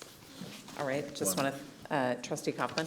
Yeah, I just want to, again, on item 8.5 on the calendar changes, I want to commend the work of the calendar committee to regroup to revisit some of the elements of the calendar. I know there were a lot of people on that committee, and there were several meetings in a short time, so thank you for that work, and thank you to the administration for revisiting the last day of school being a split early release day and instead being a full planning day or work day for teachers. Thank you. Thank you. Anything else? All right, thank you. So having a motion by Secretary Foster and a second by Trustee Quintana to approve consent agenda items 8.1 through 8.5, 9.1 through 9.8, 10.1 through 10.6, 11.1, and 12.1 through 12.20. All those in favor, please raise your right hand. And the motion passes by all those on the dais and Trustee De Urioste joining us virtually. And we will, there are no items pulled from the consent agenda. So we will now recess the open meeting at 10:50 p.m. and move to executive session pursuant to Texas Government Code Sections 551.074, 551.072, 551.073, 551.087, 551.076, 551.0821, and 551.071. When we finish with the executive session, we will briefly return to the open session to take action on one item for separate vote. That is 14.1. And we will vote to formally adjourn the meeting. The adjournment will be recorded and included in all replays of tonight's meeting. Thank you for joining us and have a good evening. Okay, we will now reconvene the open meeting at 12:48 a.m. and we will move to the item for a separate vote. Secretary Foster, do we have a motion to approve the item? Item 14.1. I move that we approve item 14.1. And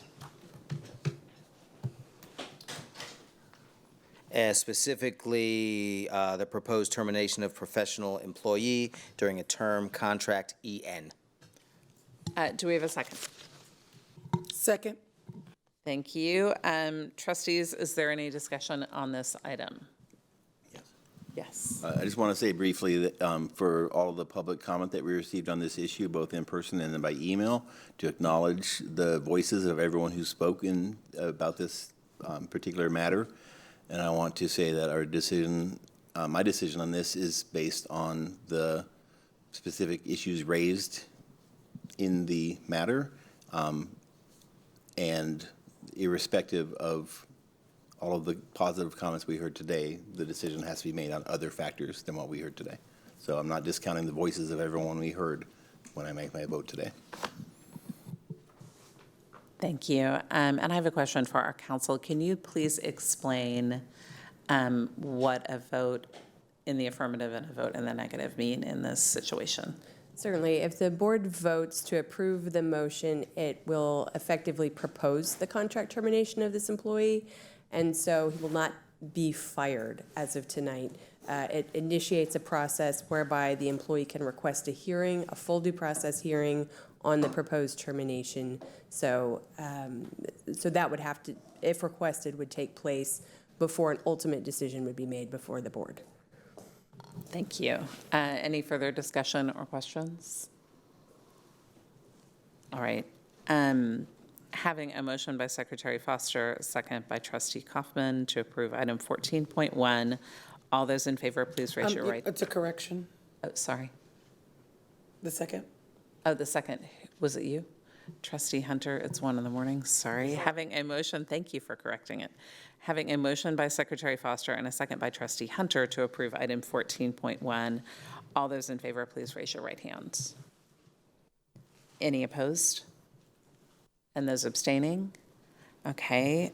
The motion passes with 4 in favor and with Trustee Nunn opposed and with Trustee Quintana abstaining. 5 to 1, sorry. 5, the motion passes with 5 in favor, none opposed, and Trustee Quintana abstaining. Secretary Foster, do I have a motion to adjourn the meeting? I move that we adjourn. Thank you. The meeting is adjourned at 12:51 a.m.